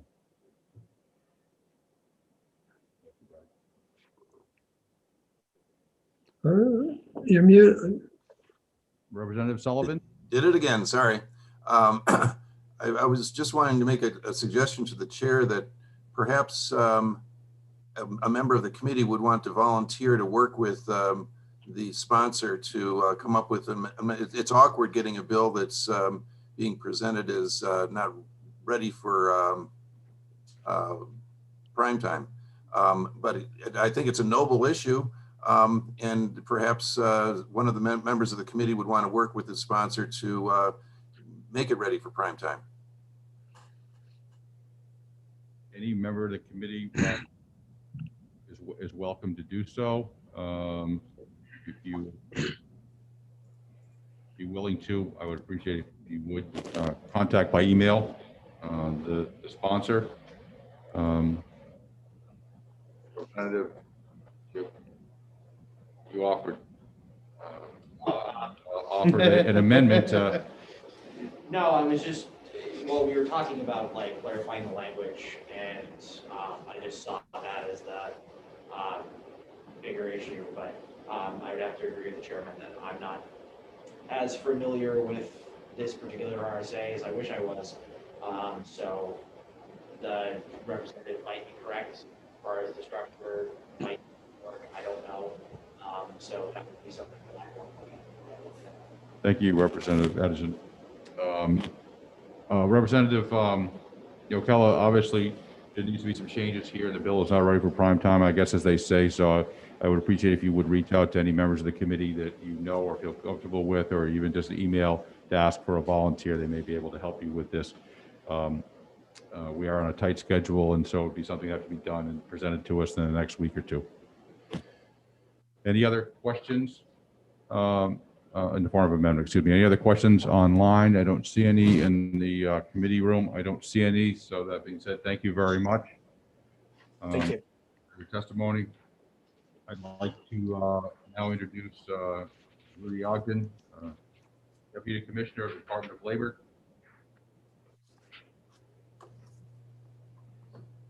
You are there, Deputy Commissioner.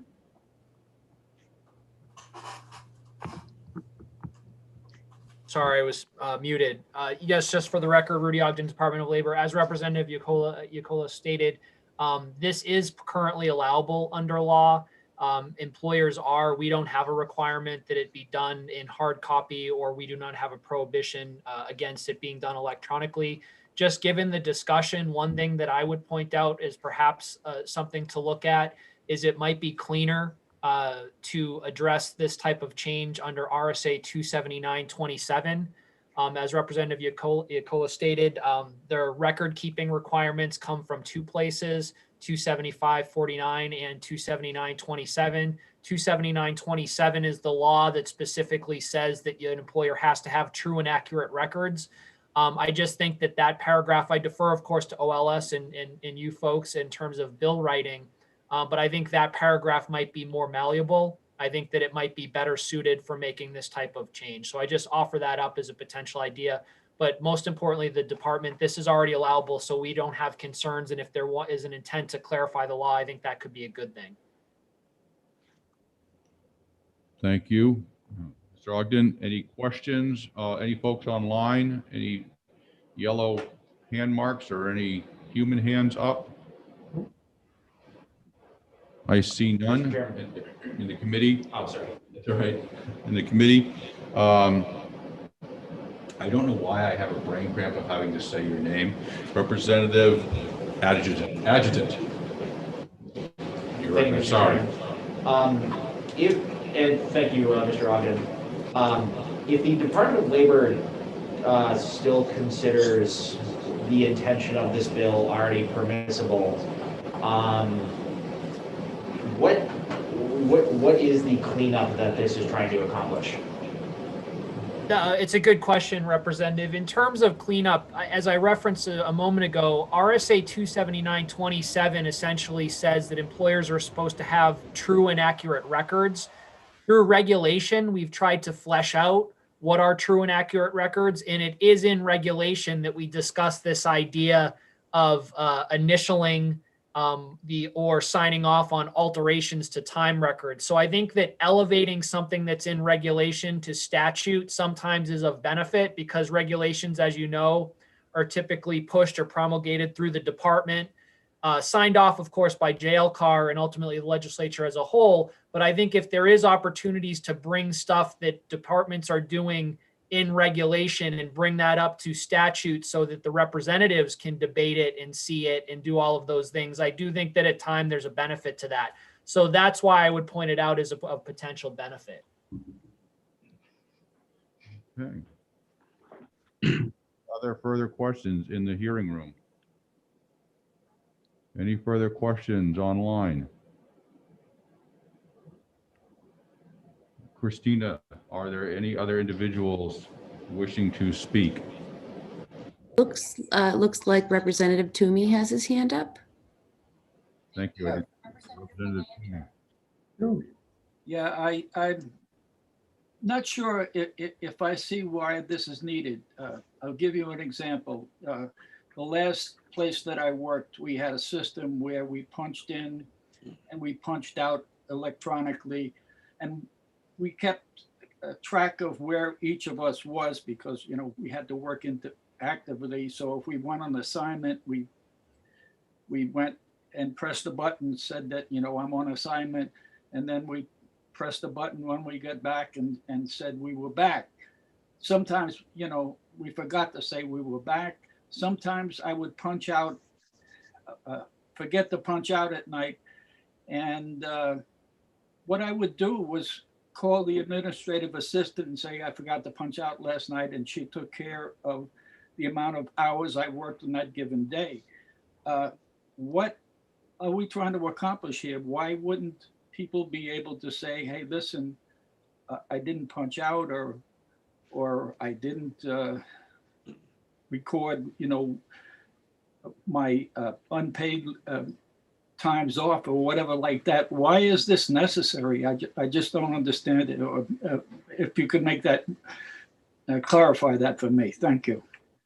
Thank you, Representative Toomey. In terms of the purpose of this, again, from a statutory basis, there's a requirement that employers have true and accurate records. When we've tried to flesh out what that means through regulation in 803.03F, what we've said is that if you have alterations to time records, they should be acknowledged or initialed by employees. Now, in the example you gave, I think that is what happens all across the state every day. Where you run into problems, however, is there have been occasions where we've received calls from employees saying, hey, I worked 42 hours last week and my paycheck suggests that I worked 38. In certain scenarios, when we followed up on those inspections, what we've seen is that the person's punching in and day out, punching out for lunch, breaks, all of that stuff. But at the end of the week, there might be a unilateral adjustment to time, just the employer going in and saying, okay, I'm moving the time down. The example you gave, again, the employee's prompting it and the employer's correcting it. So that is good. Where we're looking for the acknowledgement is just so that we don't have these unilateral adjustments, because in certain instances, that's led to time in which has not been reflective or accurate. Thank you.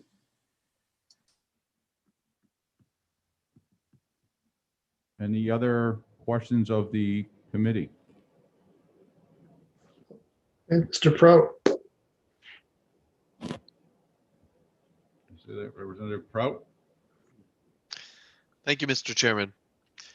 So it kind of seems like the crux of this problem is the fact that the word, signature or initial is used in the rules, and that doesn't perfectly translate over to a digital time card, where I think people would prefer to, track it as digital audit trail of who made a change when, which doesn't perfectly map to the signature and initial language in the rules. So is the real fix here to maybe work with the department and change the rule to acknowledge that digital audit records might be viable in lieu of signature and initial, and not try to get into the debate of what a digital signature is? And would the department be open to that type of change? Thank you, Representative. We would be open to looking at. I would say, and Representative Infantine commented on this earlier, a lot of times you have to consider there's a whole array of employers out there in payroll systems and timekeeping systems, and we do try and work with each employer to understand their system and the capabilities of such. We would be open to, of course, looking at our rule. I mean, if we would be happy to clarify our rule to say that initialed or signed and be clear that that could be done electronically. But we're happy to work with anybody on alterations if they're more informative. Thank you, Representative. Any other questions, folks? Christina, are there any other individuals wishing to speak? Not at this time. All right, thank you. That being the case, I will announce that there were two other individuals. Eric Rathbun is supportive of this bill. Representative Tom Plaza is in support as well. I will now be closing the hearing on House Bill 258. Clerk, moving on to the next bill. House Bill 348, requiring a public employer to provide notice of a new or amended collective bargaining agreement. I recognize the sponsor, Representative Turcott, to introduce this bill. Thank you, Mr. Chairman, and members of the committee. Much like Representative Seaworth, I've removed myself virtually and will present this bill. My name is Representative Len Turcott. I represent the district of Stratford number 4, which encompasses the town of Barrington. This bill comes before you. It's on request of the president of the school district governance association, and I believe she has provided lengthy written testimony on this bill. Before I get into the bill itself, just so everybody's aware, and prior to executing this bill, of course, it'll be made available, but the original bill didn't quite capture the true intent. So the last lines of this bill has been changed slightly, so I'm going to read that for you. And what it says now is both the notice and the electronic copy of the tentative agreement shall remain on the public employer's internet website for not less than 30 days after reaching the tentative agreement. And then it says no new or amended collective bargaining agreement shall be ratified by the public employer until after the internet posting has expired. Again, that'll be made available.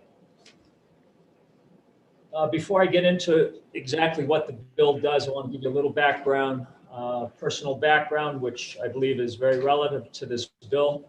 I've been a member of the Allied Pilots Association for 36 years, and that's an independent union that represents currently 14,500 pilots of American Airlines. And during my time as a union member, I've served at the national level for almost nearly 8 years of full-time union work. In different roles, one as one of 16 board of directors. I was at the Boston-based chairman representing 550 pilots based in the New England area, various national committee chairs, and most relevant to this discussion, an elected member of the pilots negotiating committee. What HB 348 is about is adding a little bit of transparency into the collective bargaining process. There are generally two parties in a collective bargaining agreement, or that the agreements ultimately impact, those being the taxpayers and the members of the public sector unions themselves. The issue is that for the majority of these situations, the two parties are at a minimum one layer removed from the negotiating process and are sometimes provided little to no knowledge about what went on in negotiations until those agreements have been signed. Now, it is true that these labor agreements are eventually posted on the Labor Relations website, but again, that's after the fact.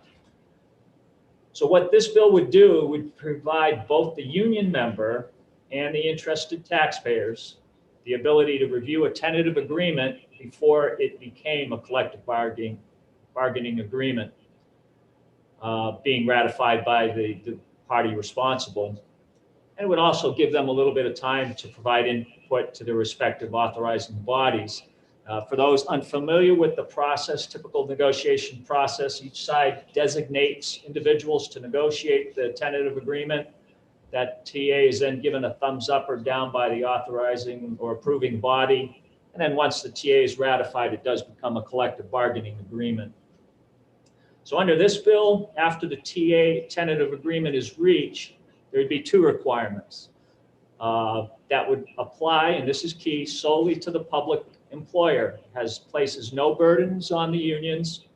This would be solely a burden on the public employer.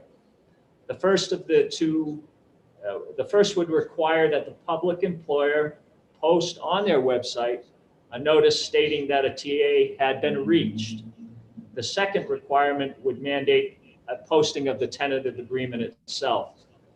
Both of these would need to remain on the website for no less than 30 days before the approving bodies could vote the tentative agreement up or down.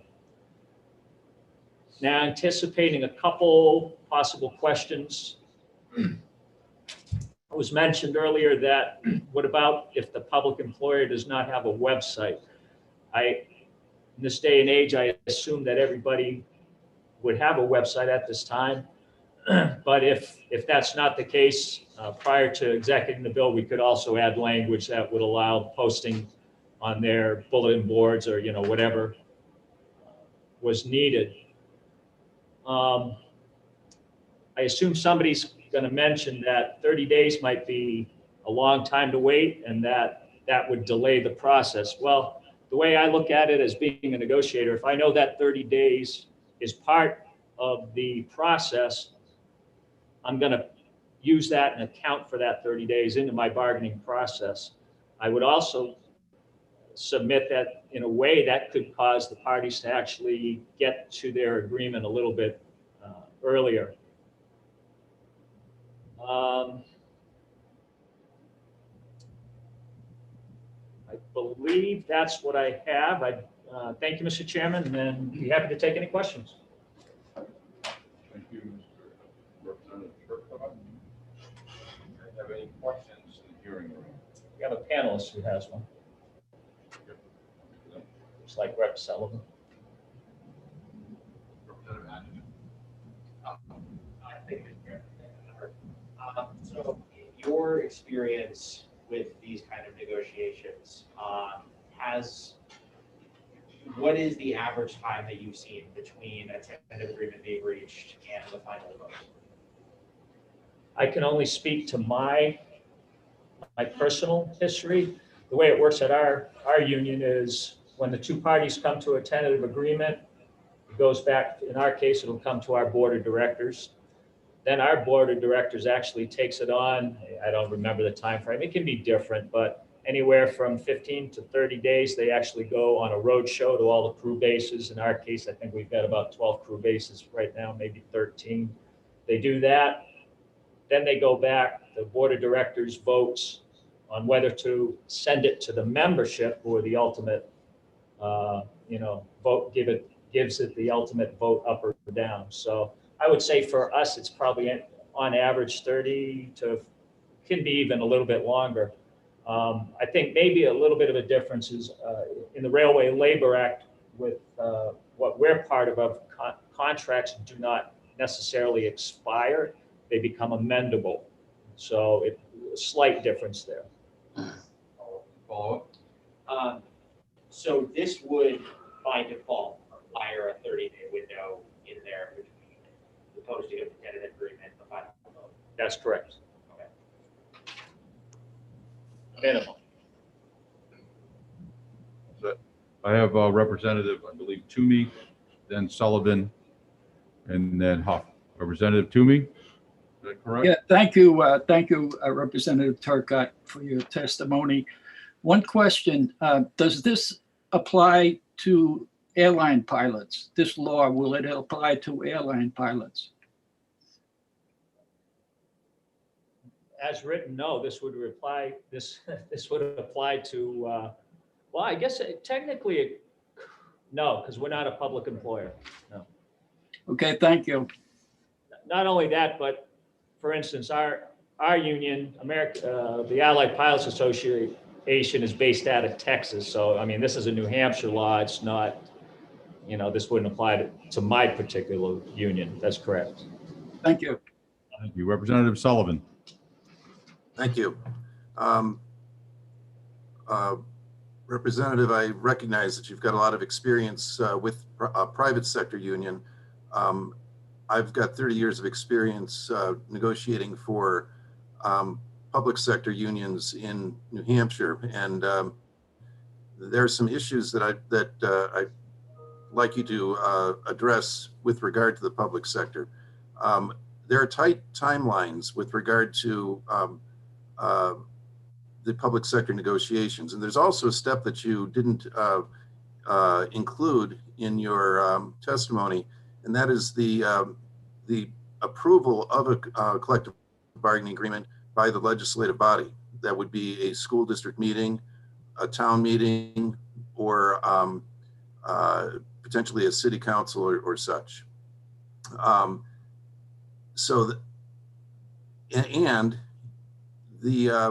There are deadlines for getting the cost items published, and those deadlines require, in an SB2 town where there's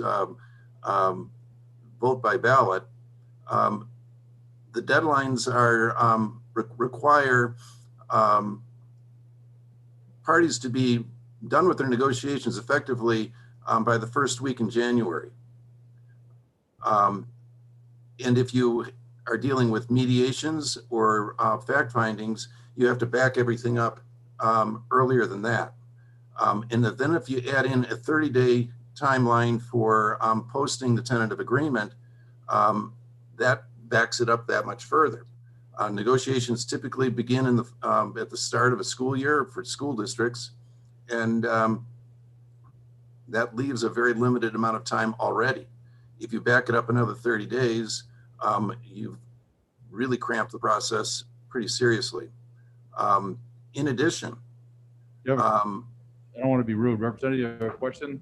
yes, I'd like to point these things out, and I'd ask the sponsor to address these issues. Well, let me stop there, and I'll ask for a follow-up. Okay. I really didn't hear a question in there, so I'm not sure what you wanted. I guess what I'm asking is, how do you feel? How do you see public sector unions and employers dealing with the timelines that are inflicted by this bill?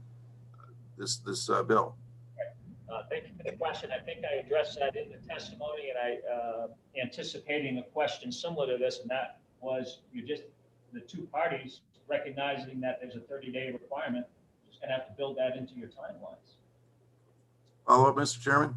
Follow up.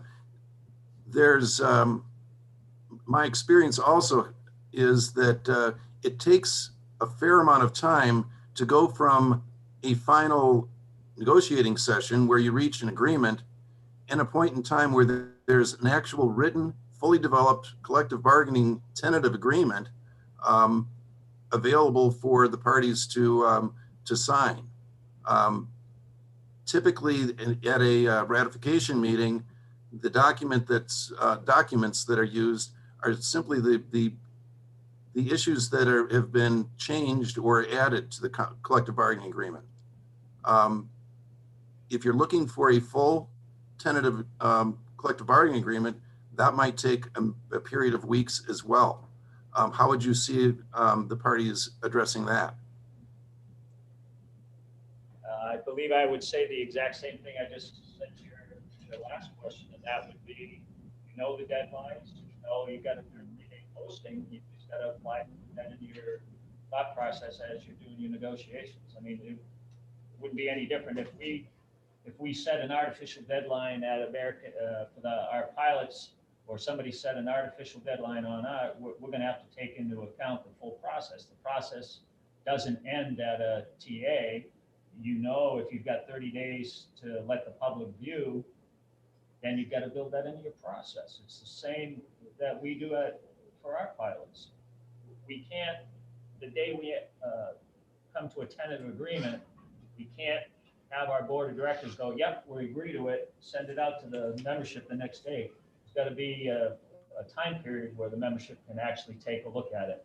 That's what this bill does. It gives the ability of both, not only just the taxpayers, but it gives the union members actually a little bit of time to look at it.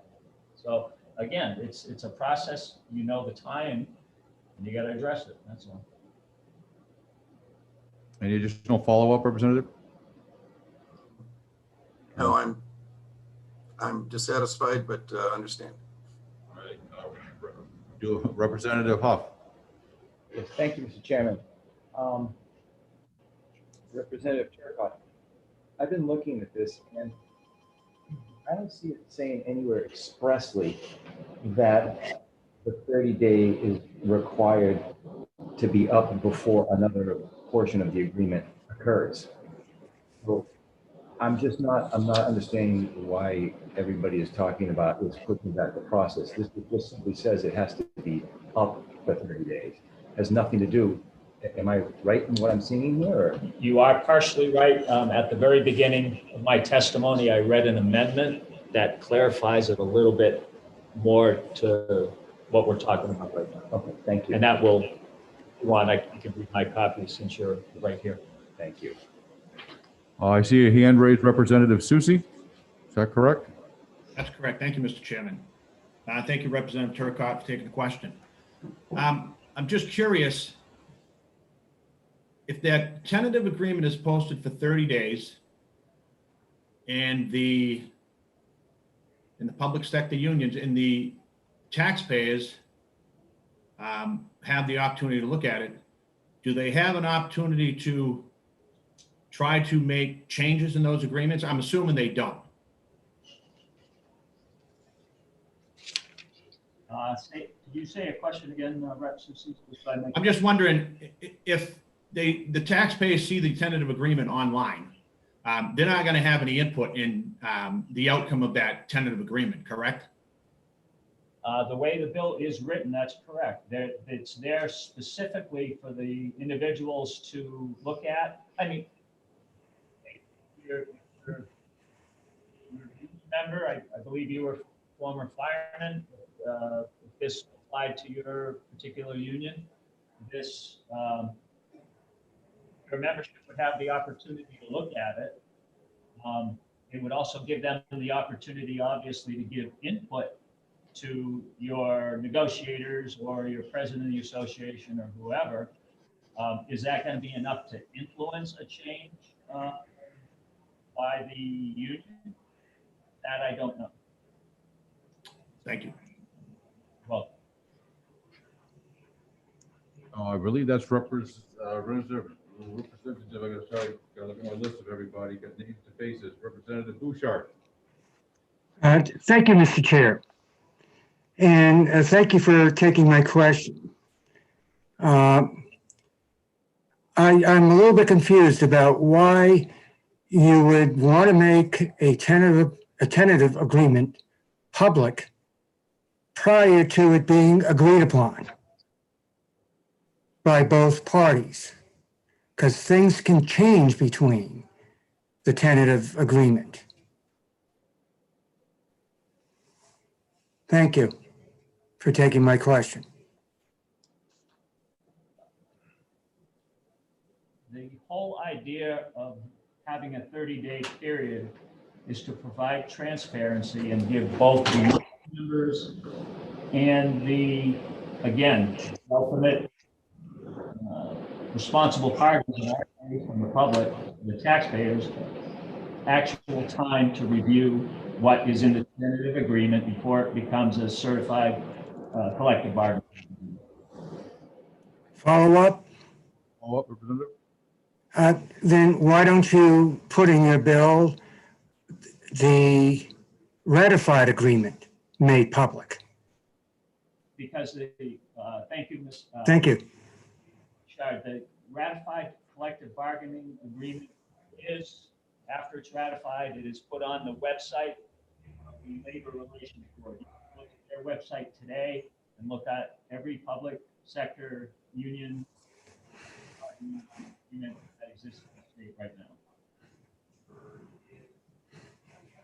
What I'm saying, once it's ratified, it's a done deal. This gives the opportunity for union members, taxpayers, tentative agreement before it's ratified.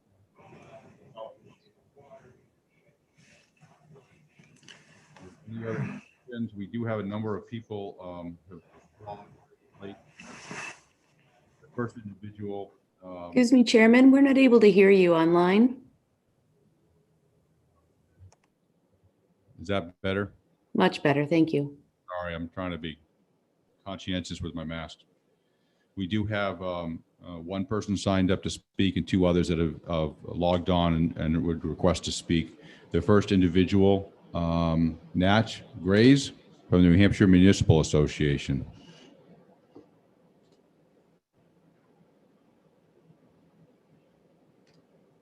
Mr. Grays, are you with us?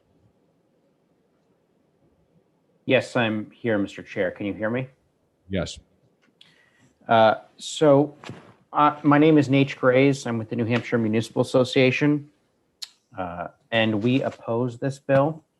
There are really three reasons that we oppose the bill. I did hear a number of questions from representatives that I do want to address throughout my testimony. The first is that tentative is not defined. While it seems pretty clear that the committee has an understanding of what that means, it's not defined actually in the chapter, nor is it defined as part of this bill. So there could be confusion about what that means, and I think we heard some of that today, where what is the tentative agreement?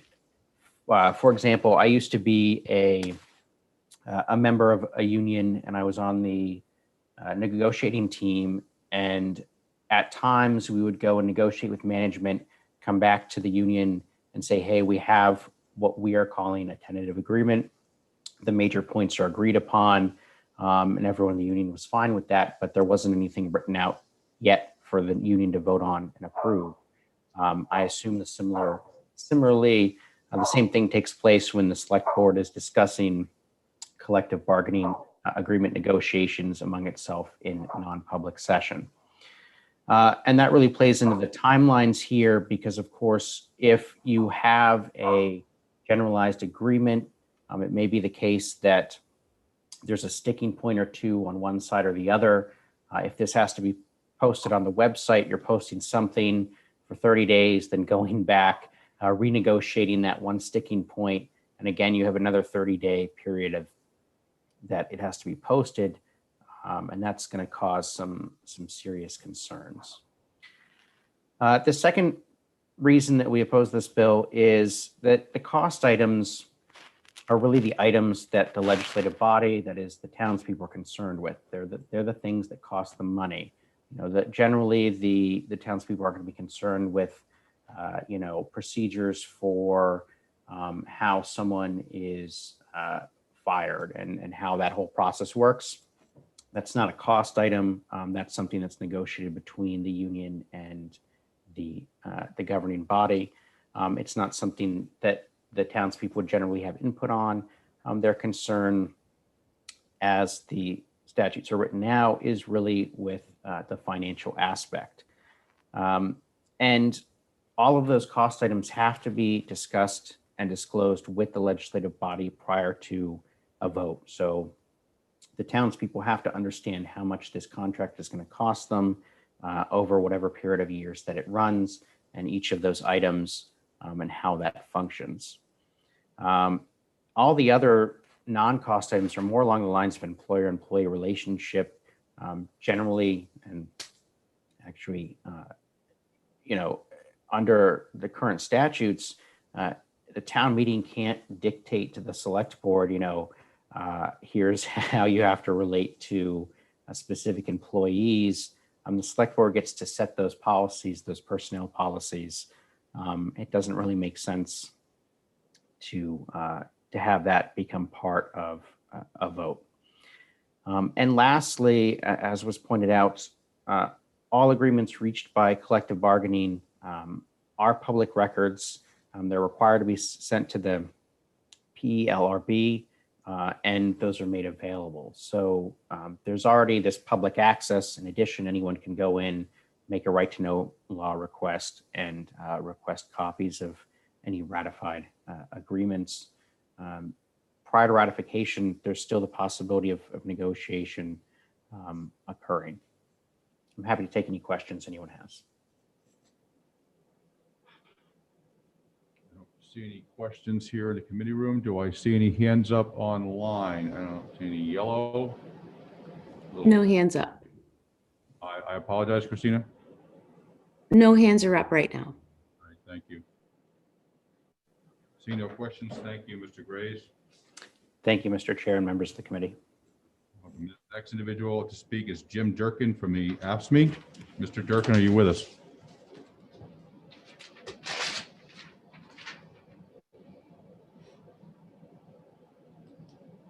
I see your name. Mr. Durkin, are you on possibly mute? I am. I'm sorry, there was a little delay. I'm on the phone and I have to wait to get unmuted on the screen at the same time. So I appreciate your patience. Thank you again, Mr. Chairman and members of the committee. For the record, I'm Jim Durkin, legislative agent for AFSCME Council 93. We proudly represent about 4,000 hardworking public sector workers in New Hampshire, the men and women who've been on the front lines for the past 10 months during the pandemic, serving as police officers, 911 dispatchers, corrections officers, public works professionals, healthcare workers, and much more. I'm here today in opposition as well to House Bill 348. Rep. Sullivan's already pointed out the problems associated with the time limitations the bill imposed as they relate to getting the cost items before the governing body for funding. I recorded our position in opposition, not because we're opposed to transparency, but primarily because we believe the bill, as drafted, is unnecessary and may lead to a lot more confusion than clarity. And here's why. For starters, and some of this has already been said, but all signed and executed public sector collective bargaining agreements are readily and easily accessible on the website of the state's Public Employee Labor Relations Board. The site's easy to find, it's easy to navigate, and it's updated regularly. In fact, I checked it this morning, and it was updated just 3 days ago on January 25th. But as you can see in the language of the bill, it would require a public employer to post notice of a tentative agreement on any new or amended collective bargaining agreement, which we believe could create confusion among the public, who we presume this legislation is aimed at educating on new contracts. Now, I understand from the sponsor that his efforts are also aimed at educating union members. But I will say, speaking for our union, we don't need any help on that. We have a process that we've gone through for a long time. The members elect representatives to the bargaining committee, and we communicate with them on a regular basis and give them ample time to review a tentative agreement. But again, tentative agreement is just that, tentative. And the gentleman before me pointed out that it's not defined in the bill, but it is defined in Webster's as simply not fully worked out.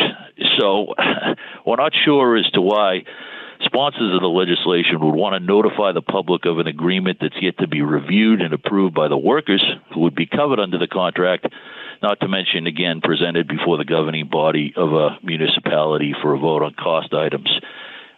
It's important to note that tentative agreements that are reached between the employer and the union include the original or current contract language as well as any new proposed language or changes. So this creates another possibility for confusion, as members of the public might mistakenly view the entire agreement as entirely new and view all associated costs as completely new additional costs.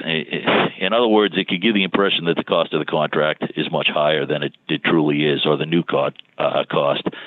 Now, if the legislation is aimed at giving the public a chance to oppose a contract for whatever reason, then it's important to note that when a tentative agreement is finally ratified or approved by the members who'd be covered, the law requires that the new financial obligations to the municipality be presented and voting on by the governing body of the municipality, as the gentleman before me pointed out, thereby making any true new cost crystal clear to the public and providing the public with an opportunity to weigh in with their elected leaders if they so choose.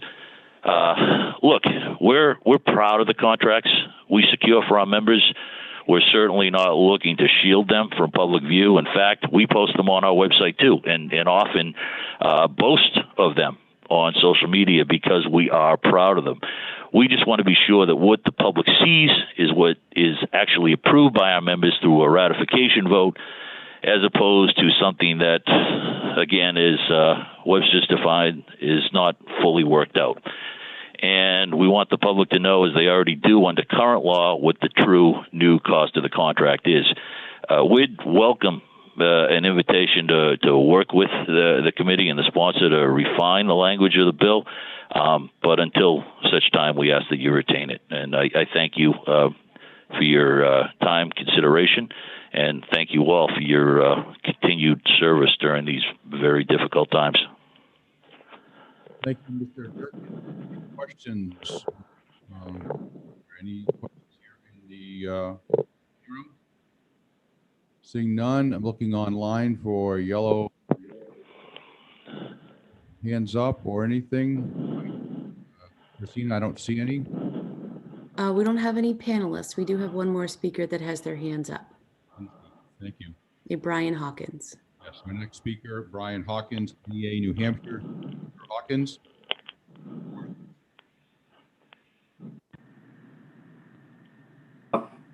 Thank you, Mr. Chairman. Can you hear me all right? Yes, we can. Okay, terrific. Again, thank you, Mr. Chairman. For the record, Brian Hawkins, representing NEA New Hampshire. We represent over 17,000 members across the state in public education. And I can hear you a little bit better. Oh. You can continue, Mr. Hawkins. Okay. Yeah, just trying to put my mic up. Is that a little bit better? Yes, thank you. Okay, terrific. So I think we also, have, over 100 collective bargaining agreements out there with school districts. And here I signed up, similar to Mr. Durkin, signed up in opposition to the bill. Again, not because I think there's any issue with the intent, but that I think, as he said, it could be unintentionally misleading to voters. So without going through my entire testimony, because I think both Mr. Grays and Mr. Durkin covered most of it, I would echo the points that Mr. Grays made about the tentative agreement not being defined. The points about the cost items I think is a key one. 273A 3 Roman 2B states only cost items shall be submitted to the legislative body of the public employer for approval at the next annual meeting of the legislative body. And so if the tentative agreement with non-cost items is posted, as been stated, I think that could be confusing to what it is in the purview of the legislative body versus the governing body. As Mr. Grace said, the one who has the employer-employee relationship versus the taxpayer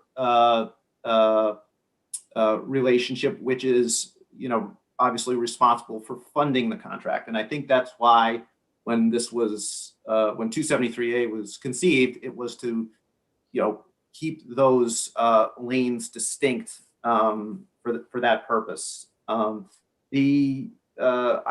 also think that tentative agreements take all kinds of forms when they are when they finally are finished. I would echo some of the concerns about timeline of dotting the I's and crossing the T's on some of these complicated issues when you're talking about insurance or things like that. But many of them will include the additions to certain provisions of collective bargaining agreements or the changes, as you're familiar with, the italics and crossing out of bills when they're amending statutes.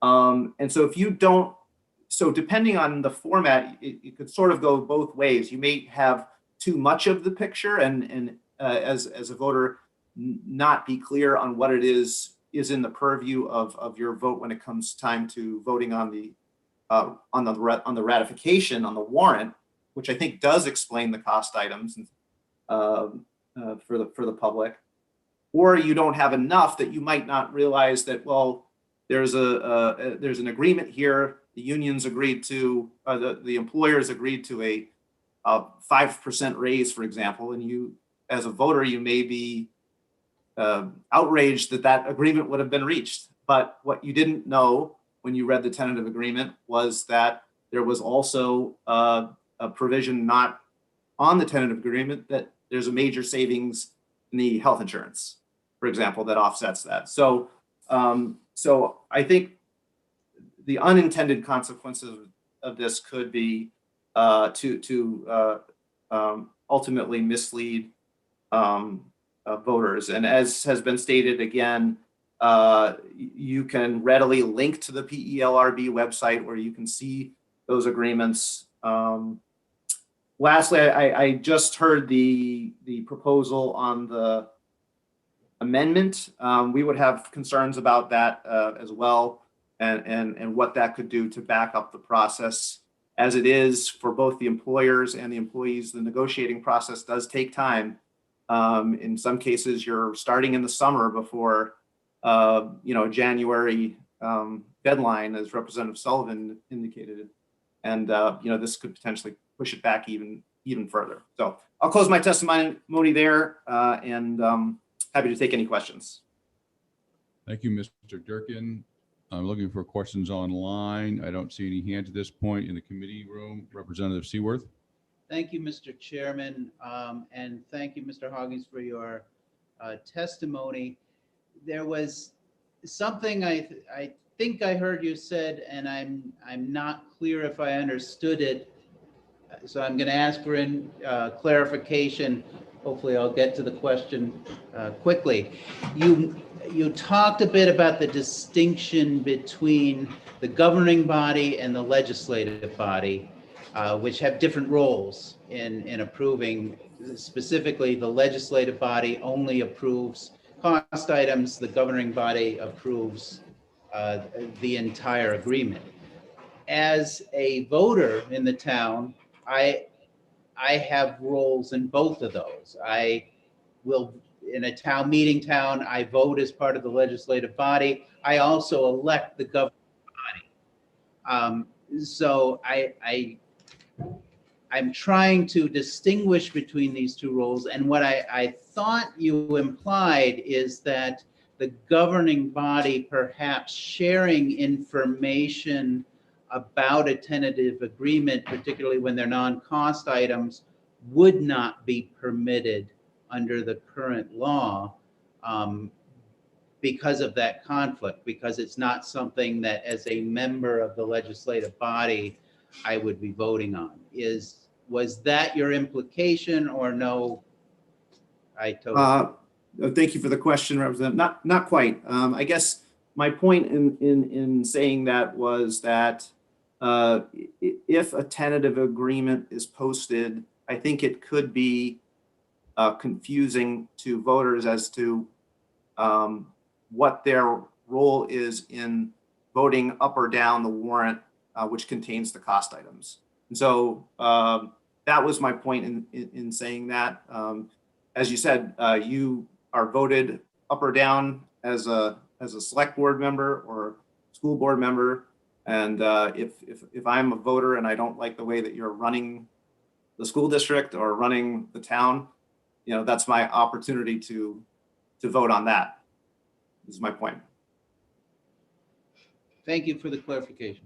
Sure. Thank you for the question. Any other questions in the committee room?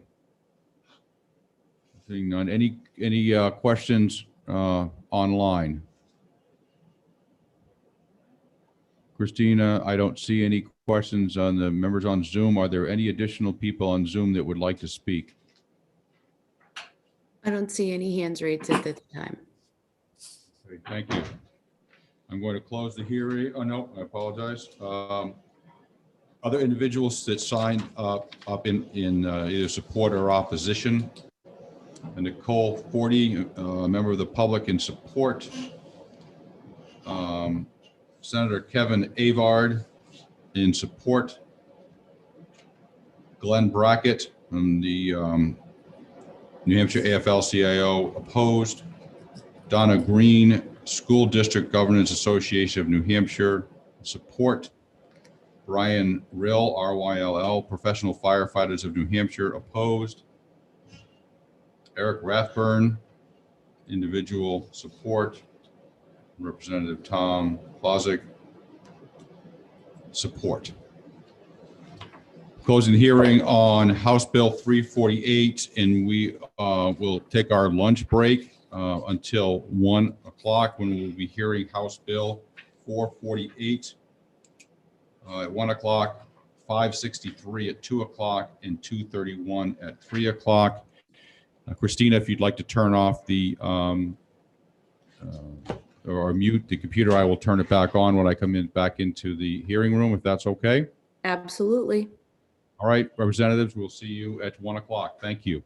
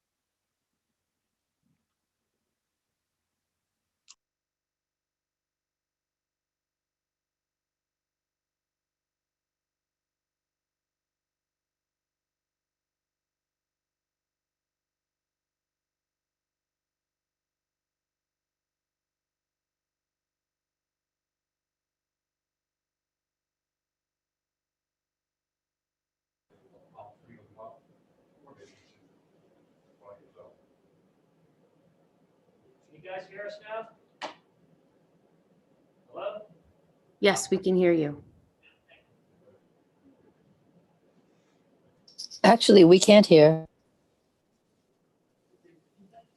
How do we know that they can't hear if they could say they can hear? We could hear the room, but it was not what I would say good quality. Can you hear me speaking? Better, better. Okay. I'm going to step away for the first hearing, and Brian's going to take the chair, and I'll be back for the 2 o'clock hearing.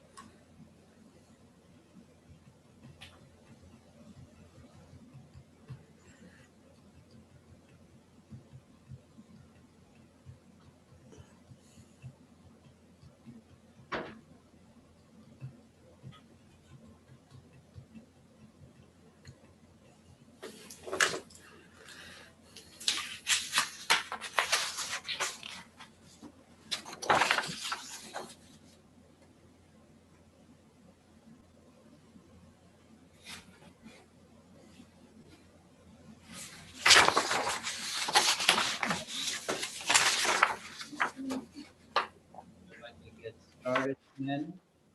Our hearing is on HB 448. I'll open the public hearing on that and recognize Representative Sullivan to introduce the bill.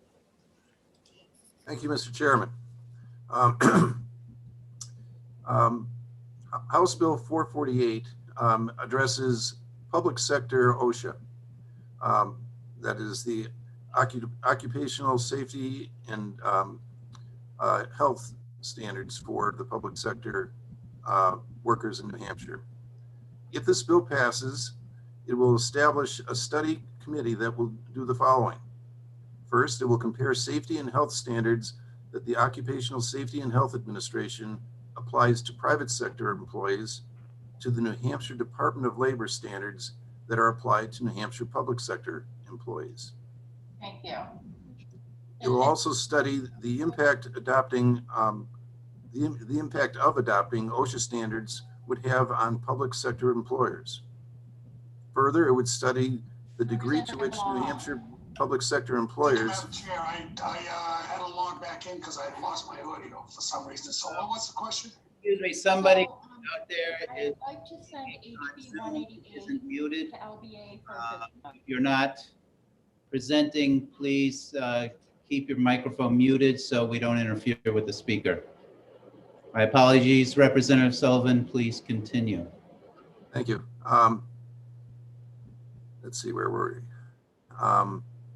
It will study the degree to which New Hampshire public sector employers may be applying standards that exceed the standards currently applied by the New Hampshire Department of Labor. It would finally study the amount of funding that the U.S. Department of Labor would provide to New Hampshire to support the implementation of a state private sector OSHA plan. Last year, I sponsored a bill that would have committed New Hampshire to creating and adopting a state plan for public sector OSHA. In the process of moving the bill through the legislative process, it became apparent that there were many unknowns that made it difficult to commit to a state plan prior to getting answers to those unknowns. This study committee will provide the information needed to know what we are committing to. It also gives the committee, and more importantly, the New Hampshire Department of Labor until November of 2022 to complete that study. In New Hampshire, public sector workplaces are covered by RSA 277, safety and health of employees. Let me give some background on public sector OSHA. Many people are unaware that public sector employees in New Hampshire aren't covered by OSHA, and many people are surprised to find out that they aren't. Currently, 28 states and territories have a state OSHA plan.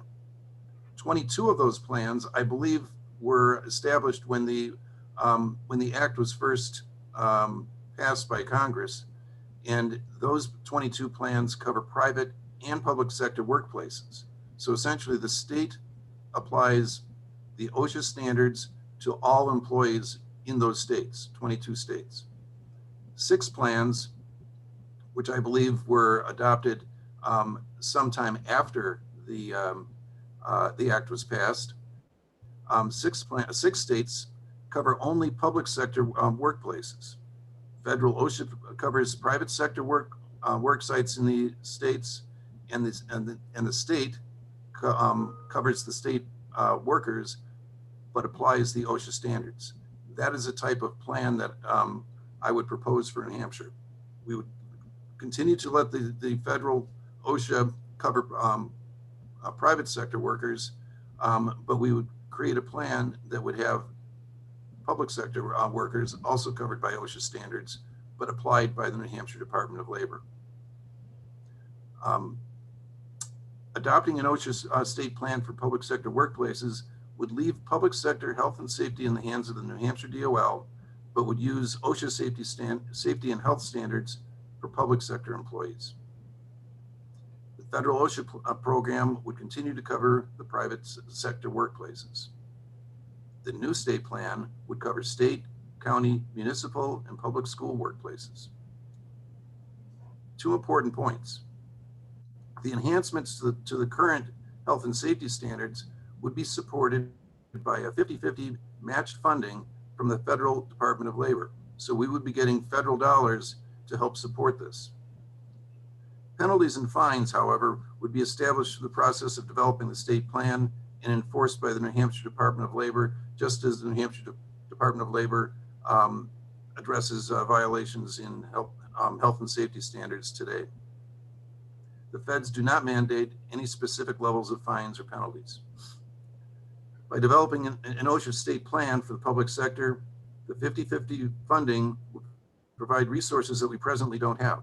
These resources would likely include some additional staffing, but the cost of that staffing will more than be offset by the matching funds. Once in place, the New Hampshire State OSHA plan will provide the following: enhanced health and safety standards, at least as strong as the OSHA standards, enhanced training for inspectors, employers, and employees, enhanced inspection and investigation procedures, the 50-50 federal state funding to cover any additional costs and part of the costs that the New Hampshire Department of Labor presently spends on public sector health and safety. We'd further offer a consultancy program new to the public sector that sends a consultant to a work site to provide guidance to employers who want to be proactive about making sure their workplace is safe. This is not an inspection, so it allows an employer to improve workplace safety without risk of a penalty.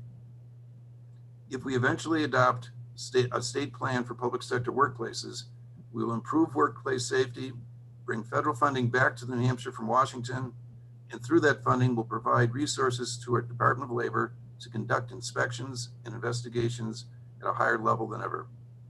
I emphasize, this is a study committee. It will allow us to make a fully informed decision if a public sector OSHA legislation is proposed in 2023. And with that, I would be happy to take any questions. Thank you, Representative. Are there questions for the sponsor of this bill?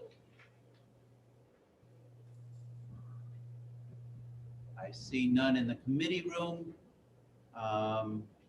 And I don't see any hands online. One last time, any questions for the sponsor? Seeing none, thank you. Oh, I see a hand. Samantha Wooten has her hand raised. So will she be someone who wants to testify on this? She will be testifying. I have a question. Representative Schmidt. Thank you, Mr. Chairman. We heard a great many comments on this when we brought this forward before. It appeared to be a really big process that we would have to do. But we heard from Rudy Ogden on this as well. Do you remember some of his comments on this? I believe Rudy Ogden will be testifying later, so I guess I will let him speak for himself and leave that for later. But I would agree that this is a fairly involved process. It would take several years, even if we were fully committed now. And frankly, the work of the study committee is work that we would have to do if we had made the commitment. So essentially, we're getting a jump start on the learning process before we make a full commitment to the public sector OSHA plan. So Thank you. Thank I you. think it's a win-win. Any other questions for the sponsor? Seeing none, thank you again for your testimony. I now have signed up ahead of time Susie Nord, a member of the public, in support of this bill. And if there's someone that could help, I think she needs to be promoted so she can speak. There I see. You are recognized to speak. Thank you, Mr. Chair. I appreciate it. My name is Susie Nord, and I work for the National Council for Occupational Safety and Health. And I apologize, my computer is getting messages, so we may hear beeps. Unfortunately, if I mute that, you won't hear me. So anyway, the National Council for Occupational Safety and Health, or National COSH, our mission is to advance worker health and safety through training, education, research, and advocacy. We support the bill because there is currently there's currently statutes on the books, which, sorry, I'm a little distracted by the messages on my computer. I'm not used to this. There are currently messages, or oh my goodness, let me start over again. So we're in favor of public sector OSHA state plans because they do a couple of things. Right now, public sector employees are under the jurisdiction of the Department of Labor, the New Hampshire Department of Labor. And that has been the case for actually, I believe, several decades. But it was only put into statute in 2019, actually by this committee. And at that time, the testimony of the department was that they did the best that they could with the resources that they had, but that they understood that there are certainly the federal OSHA certainly does a much more robust investigation of any incidents and workplace traumas. So that's one of the reasons why, and I believe you'll hear from Samantha Wooten later, and I'll let her speak for herself, but that's one of the reasons her father's fatality really brought to light the shortcomings of what the New Hampshire Department of Labor is able to do with the resources that it has to allocate. And, the state plan it's as Representative Sullivan said, many states have them. States from all over the country of all different political bents, as you will. It's a nonpartisan issue because the original OSHA plan, which was passed actually 50 years ago this year, it went into effect, didn't cover public employees because it didn't want to bring big government down on the states and towns. It wanted the states to take care of themselves and to figure this out themselves. And New Hampshire, I don't believe they did it 50 years ago, but I think it was 20 or 30 years ago, did put some information that at the time matched what OSHA was doing into administrative rules and thought that that was enough because we in New Hampshire believe in minimal government interference. But the problem with that has been that it's much harder for public employers to know what their responsibilities are. It's much harder for the Department of Labor to keep up with what the latest and greatest that is going on at the federal level because the federal government has the resources to to put in new standards and to understand what the latest research is on occupational hazards. So we 100% support this. This has always been sort of a tail wagging the dog, or, because they don't need to have legislation to start. I mean, the governor could say, let's do this and tell the Department of Labor to do it.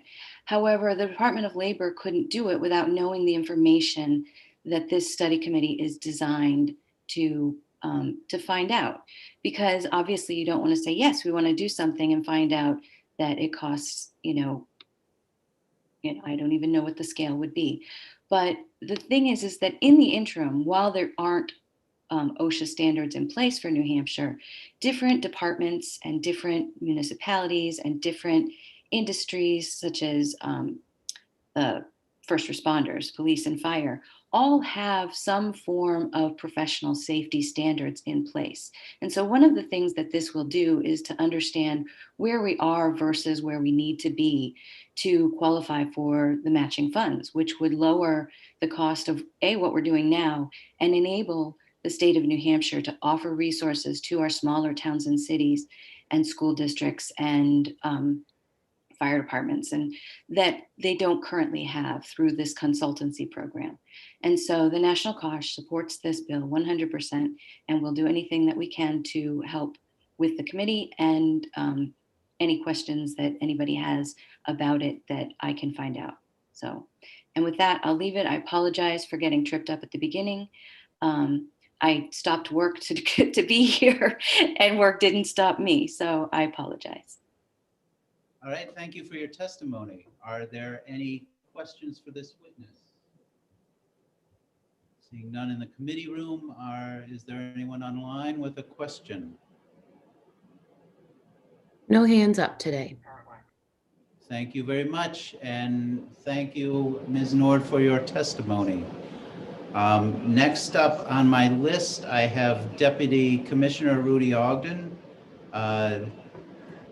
He is neutral on this bill, but can inform us as to what is going on. Go ahead, Mr. Ogden. Good afternoon. Thank you for allowing me the opportunity to speak to this. To be clear, this was a conversation in the last session. Talked extensively about this concept of moving towards an OSHA state plan. As Representative Sullivan indicated in his introduction of this bill, in that discussion, there were many questions related to how far off are we, how much do our standards need to change, where are the cities and towns at relative to existing OSHA standards.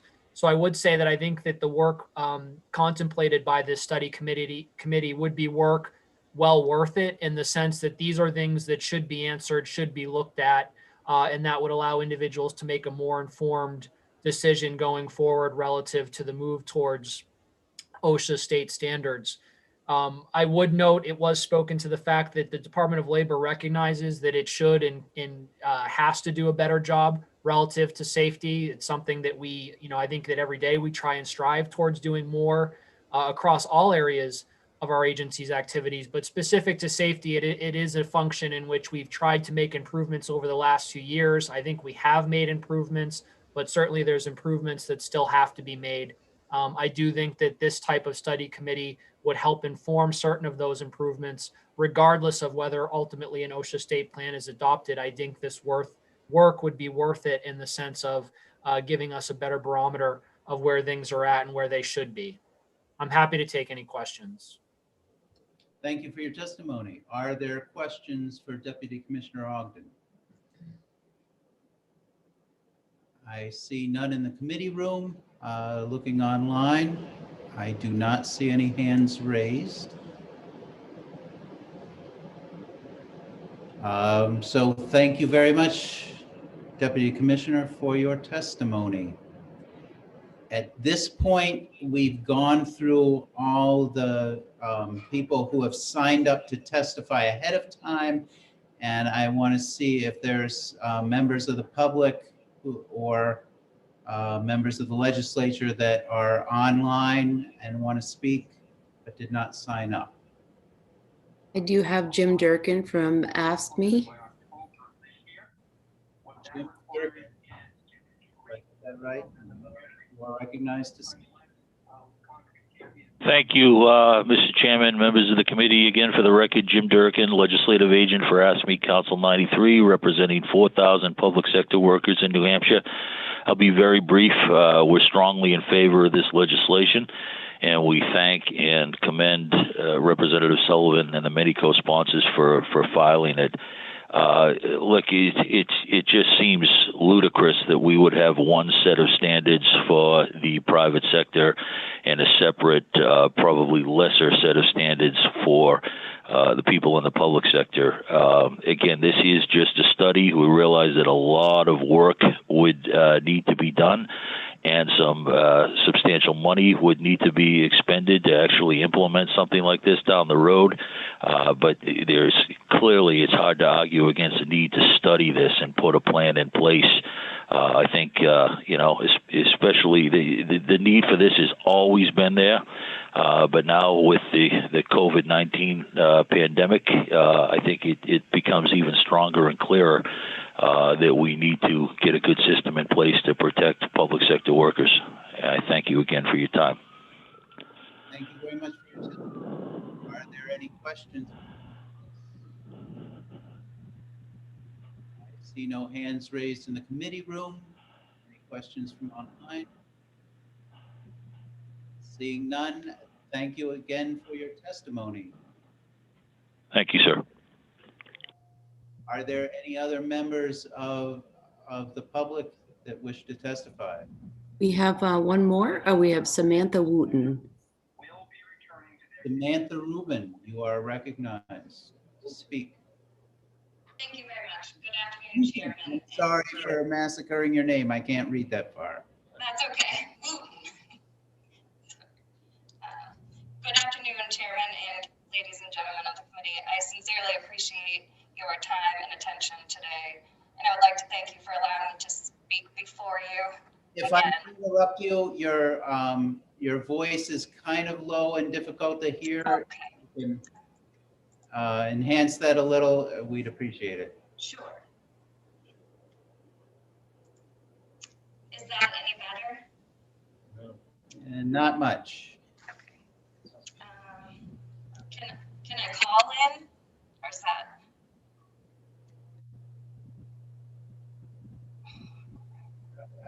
Still difficult. I will try to understand. Go ahead.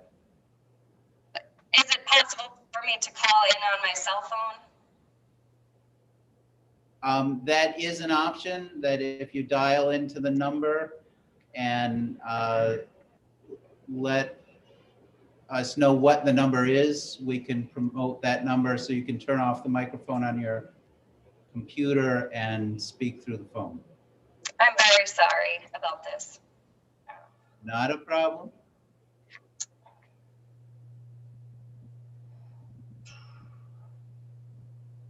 Is there another individual waiting to speak while she dials in, or? No other speakers at this time. We'll just wait till her phone connects.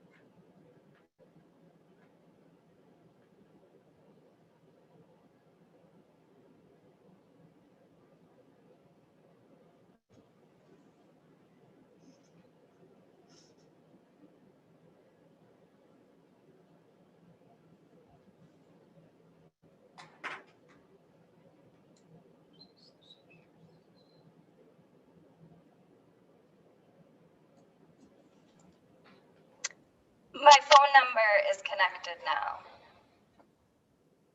Okay, can we see what that is and promote that? There. So if you press *9, you should be able to, actually *6, excuse me, you should be able to unmute.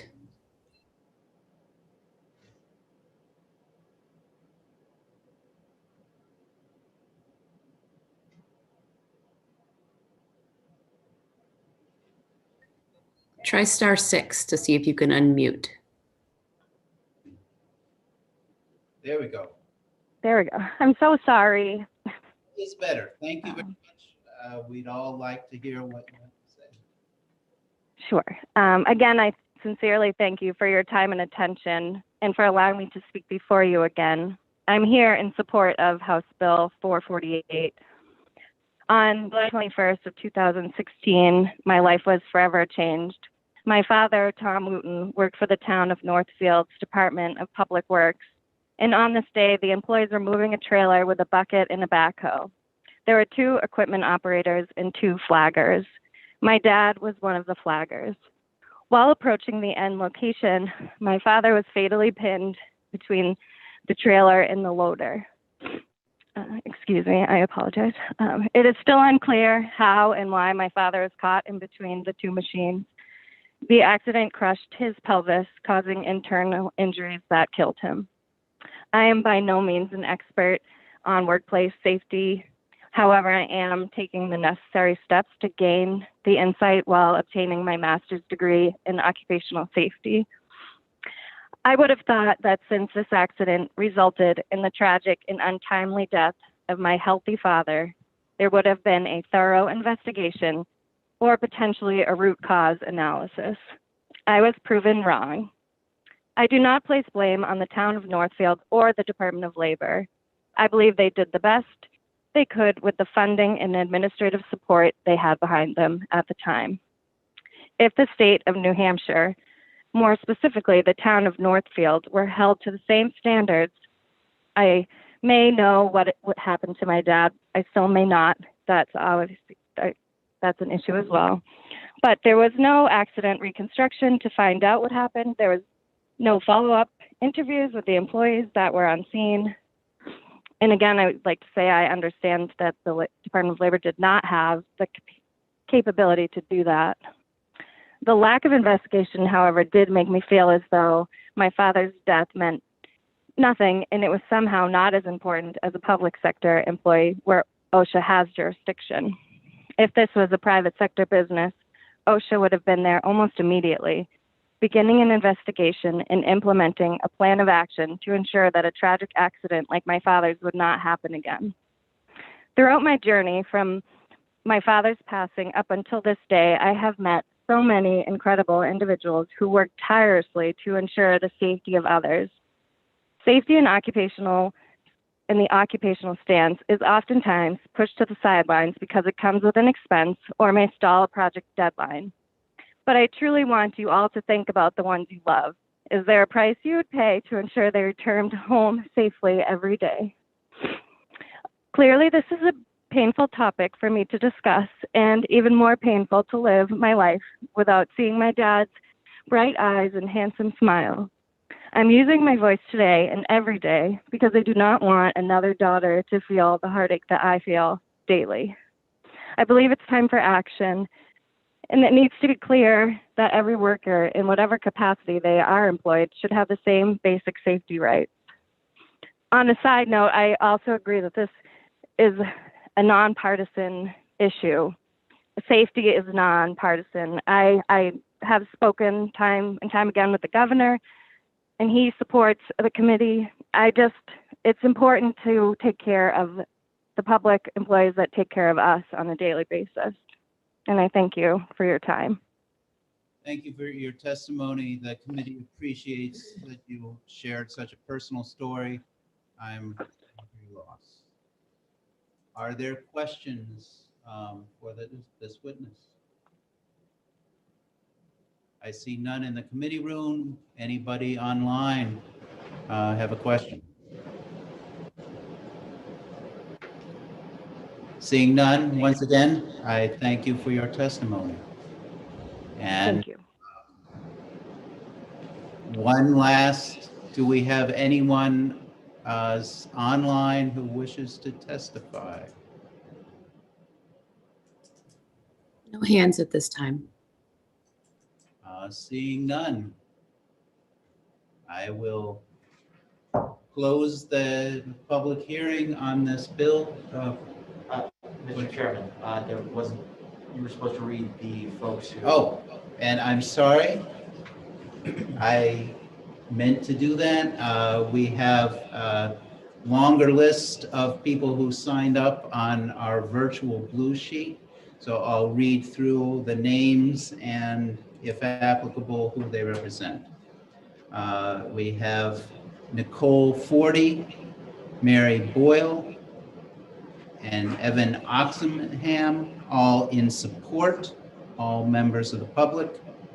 And I'll apologize in advance for everybody's name that I get wrong. We have Representative Lee Oxenham, representing Sullivan District 1. We have Wiltrid Mott Smith, Larissa Pyre, Judith Stadman, and Larry Ballard, all members of the public in support. And if I may have missed saying it, Representative Oxenham is in support. We have Glenn Brackett representing the New Hampshire AFL-CIO in support. Reverend Dr. Gail Kinney, representing the New Hampshire Conference United Church of Christ Economic Justice Team in support. Cullen Tiernan of the SEA-SEIU 1984 in support. Representative Diane Schuett, a co-sponsor of the bill, in support. And Eric Rathbun, a member of the public, in support. Thank you for the reminder. And our next bill is scheduled for 2 o'clock. So we will take a break until then.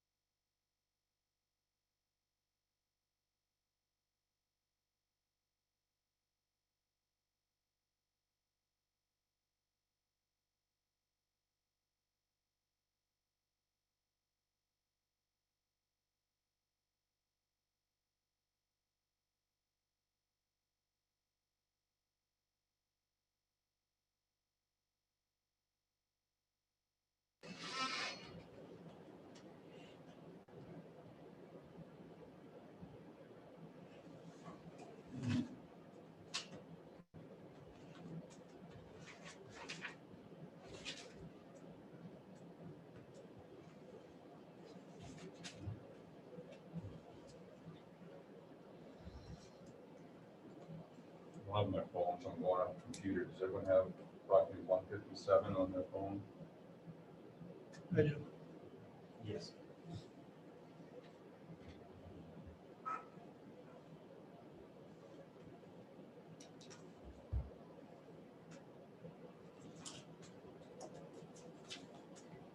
Brian, did you open and close it with your fist? Right. So I'm guessing, Len, if I were to log on to Zoom, just like you two are, Christina could probably give us the control to do this stuff. Is that something we want to undertake? Me? No. No, we. Oh, we? We Oh, collectively. yeah. I think between a bunch of us, we can figure it out. Well, thank you. Do I hear volunteers to take over? We're working on it. We're working Negative. on it. Because after, we're gonna be able to finish probably our hearings in 3 sets, 3 days. Then after that, much of it's going to be some executive sessions for us. So at this point, the public can listen, and then it's just the representatives. So that I can see being a little easier. I just gotta somehow find some tutorial. Whether, Christina, you can find me one. I looked on YouTube and then Zoom, and I could not find one that shows me how to manage what you're doing now. Oh, I can send you something. Mr. Chairman, I had a brief session with Christina and just a handful of other members, and she was very informative. And as far as promoting and demoting, that sort of thing, it's really just a couple of clicks. All right, excellent. So in case anyone didn't know, Mike, Representative Cahill has agreed to be our technology backup. So. Yeah, thanks. Mr. Chairman, the other point I'd like to make, as far as executive sessions, we've often had people from the agencies or other interested parties that sometimes put their 2 cents in, and sometimes it's helpful. You're correct. It has been in years past. I will agree with you, and I'm sure all of you that have served on this committee will testify to the fact that when we are sitting here at deliberation, every once in a while something gets brought up, and a lobbyist or someone from the gallery had provided some pretty good information to allow some members to make their decisions. Yeah, we'll have to try to play that by ear. Yep. It is now 2 o'clock Eastern Standard Time. Open House Bill 563, establishing a committee to study a living wage utilization of public assistance among low-wage workers and their families in New Hampshire. And the first speaker I have is to introduce the bill is Representative Tony Kaplan. Representative. Thank you, Mr. Chair. Thank you, members of the Labor Committee. And thank you, everyone here today. For the record, I am Representative Tony Kaplan, Merrimack 6, which is the towns of Henniker and Bradford. This bill is intended to set up a commission to study the wages necessary in different parts of the state that would allow workers and working families of different configurations to actually meet their basic needs. It will also look at what it costs the state and New Hampshire taxpayers to make up the difference when wages fall short of those needs. The pandemic we've been going through for almost a year now has greatly exacerbated some of the strains that were already facing low-wage workers in New Hampshire. We know, for example, that hunger has increased, homelessness has increased, just to mention a couple of the indicators of suffering. But even before the pandemic, things were not great for low-wage workers across the state, despite the boom in jobs, low unemployment, and gains for top-level earners. We can argue about solutions, what's appropriate, what is ideologically sound, and we often do, but we need to have a shared set of funds, a shared set of facts before we can begin to discuss what is needed and craft appropriate policies to bring us out of this pandemic and start building a state where everyone can thrive, working families, businesses, a single mother, a couple, or a working family struggling to put food on the table. Things look very different in different regions of our state, and one-size solutions just will not do.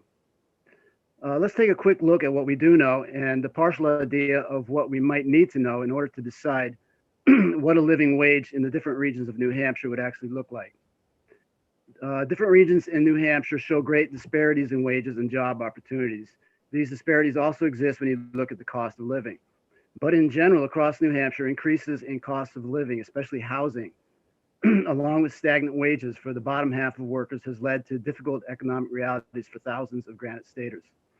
Median family income in 2017 ranged from $45,000 in Coos County to $85,000 in Rockingham County.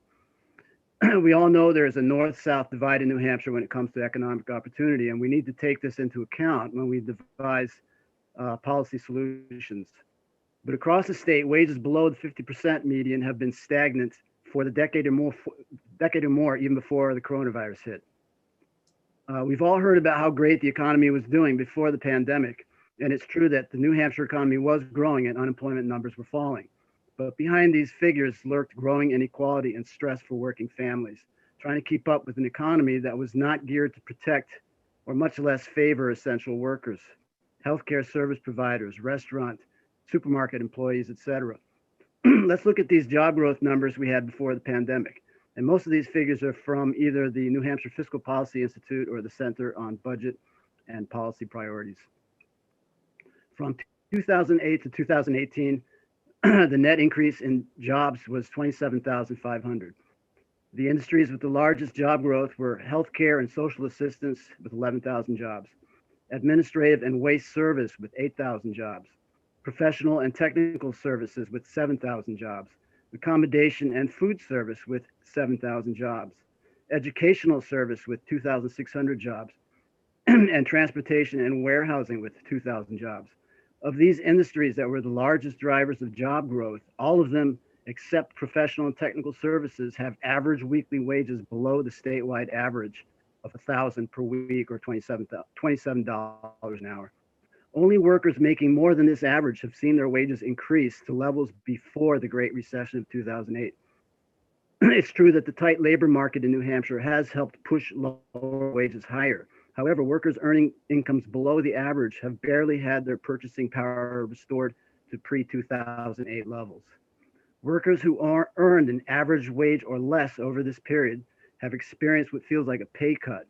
Workers earning at the 20th percentile or lower, in other words, $16 or $17 an hour, have experienced what feels like a very drastic pay cut.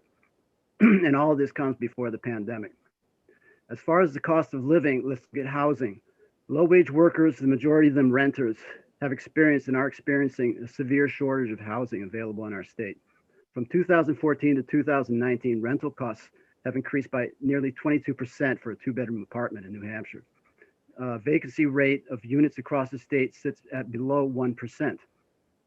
According to the U.S. Department of Housing and Urban Development, families who pay more than 30% of their income for housing are considered cost burdened and may have difficulty affording necessities such as food, clothing, transportation, and medical care.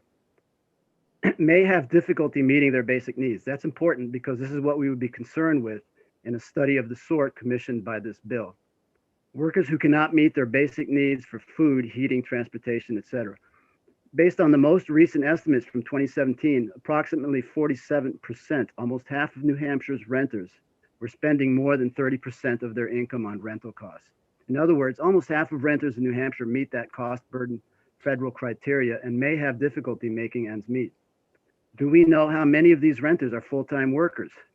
I would like to know, and I think it would give us a clear picture of the difficulties facing low-wage earners in the state.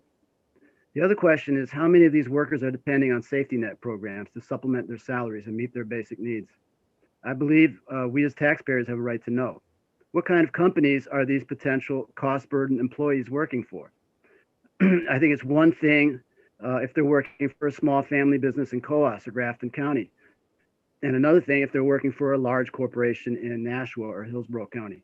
But we can't begin to discuss the problem and devise policy until we have a shared set of facts we can agree upon. If we intend to ensure that working people in New Hampshire can work full-time jobs and pay their way with dignity without relying on tax-subsidized safety net services or private charity, we need to know how many of them fit into this description of cost burden and unable to meet their needs despite employment. We do know that federal and state safety net programs lift an estimated 140,000 New Hampshireites above the poverty line each year. How much of this taxpayer money is going to prop up business bottom lines whose owners are raking in profits while their employees rely on welfare programs to meet their basic needs? If we decide we don't need to know, are we saying that this is okay? A living wage is not a minimum wage. We all know that New Hampshire is the only state in New England that still follows the federal minimum wage of $7.25 an hour, where it has remained.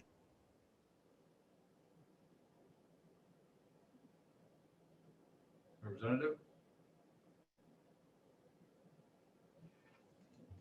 Representative? We seem to have lost the representative who was testifying, Representative Kaplan. Kaplan, can the rest of you folks on Zoom hear me? Okay. Yes, he is not muted. We just seem to have lost his audio. All right, we'll wait a minute here to see if he can maybe reboot or something here. We only have one other person to testify and we have some time. So I'm going to give him an opportunity.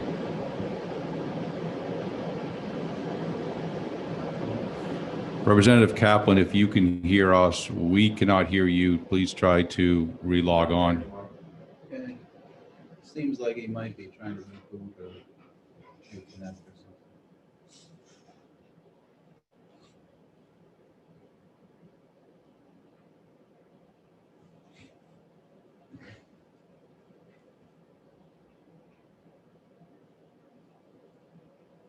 What I'm going to do, folks, is wait another minute here, and then I'm going to call on the second speaker, and if Representative Kaplan is then able to come back on, he can testify after this next, the second speaker.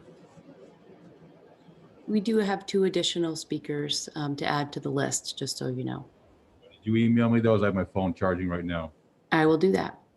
No, you don't have to. I just didn't know if you did. I did not. No worries.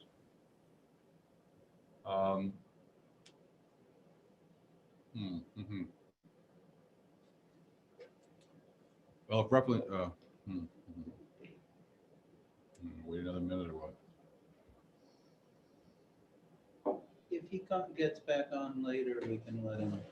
All right, Christina, I'm going to call next. If Representative Kaplan comes in, you can keep him in the queue and then you can let me know. I'd like to introduce our second speaker, Reverend Dr. Gail Kinney, New Hampshire United Church of Christ Economic Justice Team. All right, she is available and able to speak after she unmutes.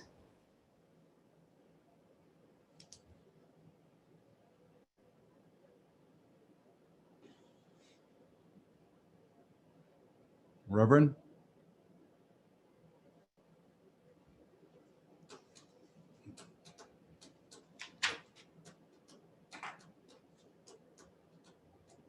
Ms. Kinney? Probably away from her computer. But she's still muted. Let's see that. She is still muted.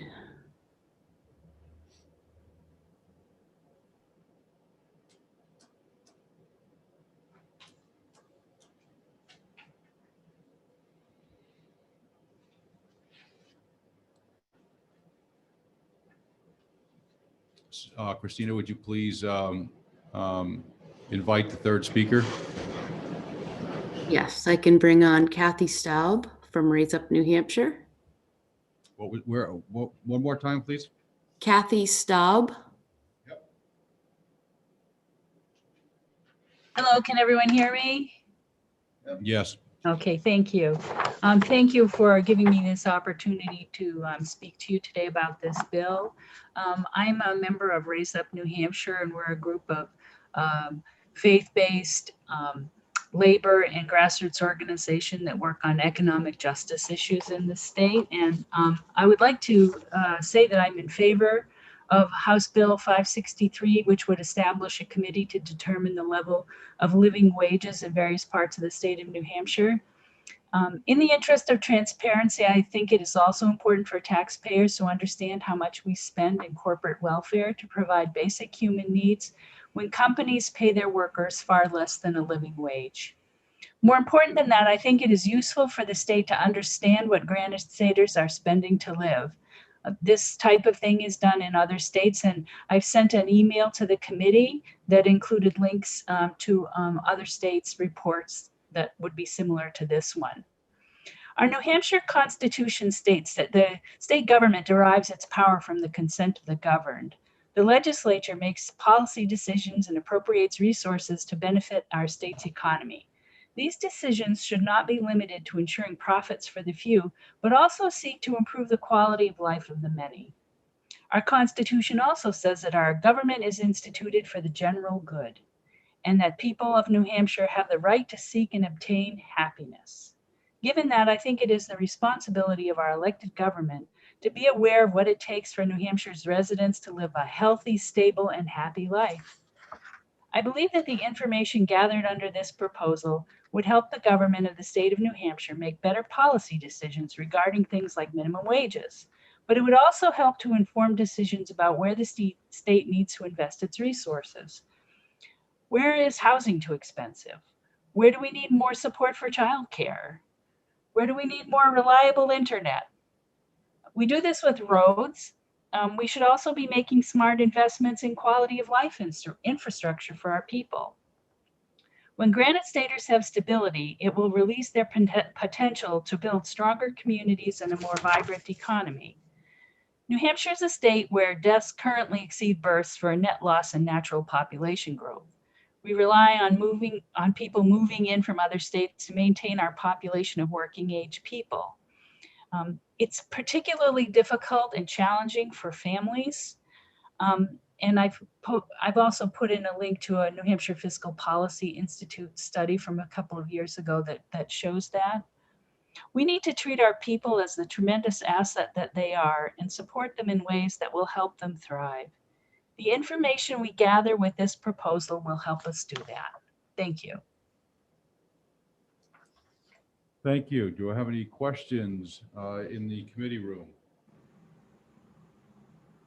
No questions in the committee room. Do I have any questions for the speaker on Zoom? See any hands or any yellow raised hands? Christina, I don't see any. No hands. I do have Representative Kaplan back. Okay. Thank you very much, Ms. Staub. And I'd like to call again Representative Kaplan.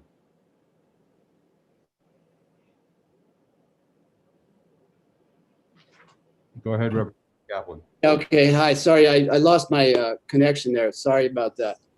Okay. I guess I'll just pick up where I was. The living wage is not a minimum wage. We all know that New Hampshire is the only state in New England that still follows a federal minimum wage of $7.25 an hour. But a living wage is the actual wage that workers need to earn in order to meet their basic needs: food plus childcare plus healthcare plus housing, transportation, and other necessities. The living wage has been calculated in different places using different parameters, but in general, it's a tool to guarantee workers and working families are self-sufficient and able to stand on their own feet to meet their needs. Isn't that all of our aim, regardless of ideology? Now, this commission, if established by statute, would have the power to determine the parameters and organizations to carry out the study geared to finding out what living wage would be in different parts of the state. I believe the state agency, the Economic and Labor Market Information Bureau, part of the New Hampshire Employment Security Agency, which is federally funded. The Bureau develops and disseminates labor market information and measures labor market outcomes to assist public officials, private employers, educators, and trainers. This is from their website. I believe they would be the indicated agency to carry out this research, and I trust that, being taxpayer funded to do this sort of work, that the cost to the legislature would be minimal. In conclusion, the pandemic has made it all the more visible that as a society, we often function as if we didn't depend on the labor of underpaid essential workers, our grocery clerks, warehouse workers, paraeducators, carers for the elderly and for children, cleaners, hospital staff, and others in our lowest paying but absolutely indispensable fields. It's time we dedicated ourselves to having a close look at the gap between the wages that are on offer for these people and the costs necessary for them to survive in a self-sufficient and dignified manner. Now, I recognize that the idea of a living wage is seen as a progressive policy agenda, but looked at closely, I think Ronald Reagan would have approved of the actual intent, which is to wean the private sector off the habit of relying on public funds to keep their employees fed, sheltered, and with their basic health care and child care needs met. I'll leave off there, and if there are any questions, Mr. Chair, I'll try to answer them. And thank you again, and thank you to the fellow members of the Labor Committee. Thank you, Representative Kaplan. The chair does have a few questions, but beforehand, I'd like to know if any of my fellow representatives online have any questions for Representative Kaplan. Not seeing any hands up. Any questions of the members of the committee room? Seeing none, Representative Kaplan, this is Will Infantine. Did you speak at all with the Department of Labor and Department of Employment Securities to see if they have the bandwidth to take this on, and whether or not they already provide some of this information as just part of their information deposit every quarter or every year? I did not, Mr. Chair, I did not speak to anybody at the Labor Department. I did research through the internet, and I just looked at what this agency that I mentioned in my talk just now, the Economic and Labor Market Information Bureau, which is part of the Employment Security Agency, is charged with doing this sort of research. And I looked at what they have online, and there's nothing that specifically targets a living wage. Okay, thank you. I'm getting old, but I recall a few years ago, did the state or did a committee such as this undertake this to come up with the number a few years ago in the legislature? As far as I know, Mr. Chair, that didn't happen. There was I think there was some legislation in the previous session that was tabled, but that's my understanding. And the commission has never actually been set up. Thank you. And this is one of these, would you believe questions, Representative. Would you believe, I don't think a lot of senators are into going onto these study committees, and you might want to reduce the number to one, since I hear that they're not being too favorable to study committees these days, if you would believe. Well, I think the number is two, but yes, if that's an amendment that, that's actually practical, absolutely. Any other questions from the members here in the committee room? Any, I see a hand up. I believe that is Representative Toomey. Is that correct? Yes, it is. Quick question, Representative Kaplan. Have you put a copy of your testimony up on the internet so that we can take a look at it? I will do that. I have not, but I will certainly share that with your committee. Okay, thanks a lot. You're welcome. Okay, I don't see any further questions. We do have a few other people in the queue. Thank you very much, Representative Kaplan. Is Reverend Dr. Gail Kinney with us?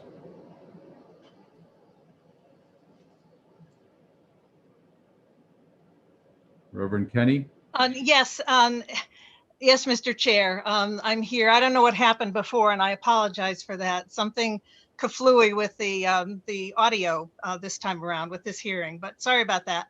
So, Honorable Chair and members of the committee, my name is Gail Kinney. I'm a resident of Canaan, and I'm a minister with the United Church of Christ, and I'm speaking today on behalf of the economic justice team of this particular New Hampshire denomination.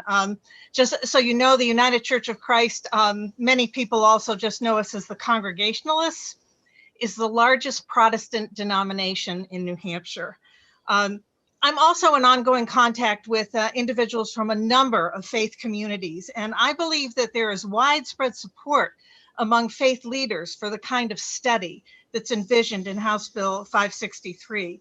So in religious circles, in our circles, we often use the word discernment to describe the process by which we look deeply with a moral lens into matters of concern that have an impact on our collective humanity, so that we can make good decisions about our actions and so that we can understand their impact. We also believe that discerning or seeking a comprehensive understanding of the lived realities of individuals in our communities is a really, really important component of public policy making. And for this reason, we believe that a legislative study committee with the purpose which is outlined in House Bill 563 will be of immense assistance to all committees of the General Court, and especially those that deal with workforce issues and economic development issues and safety net services issues.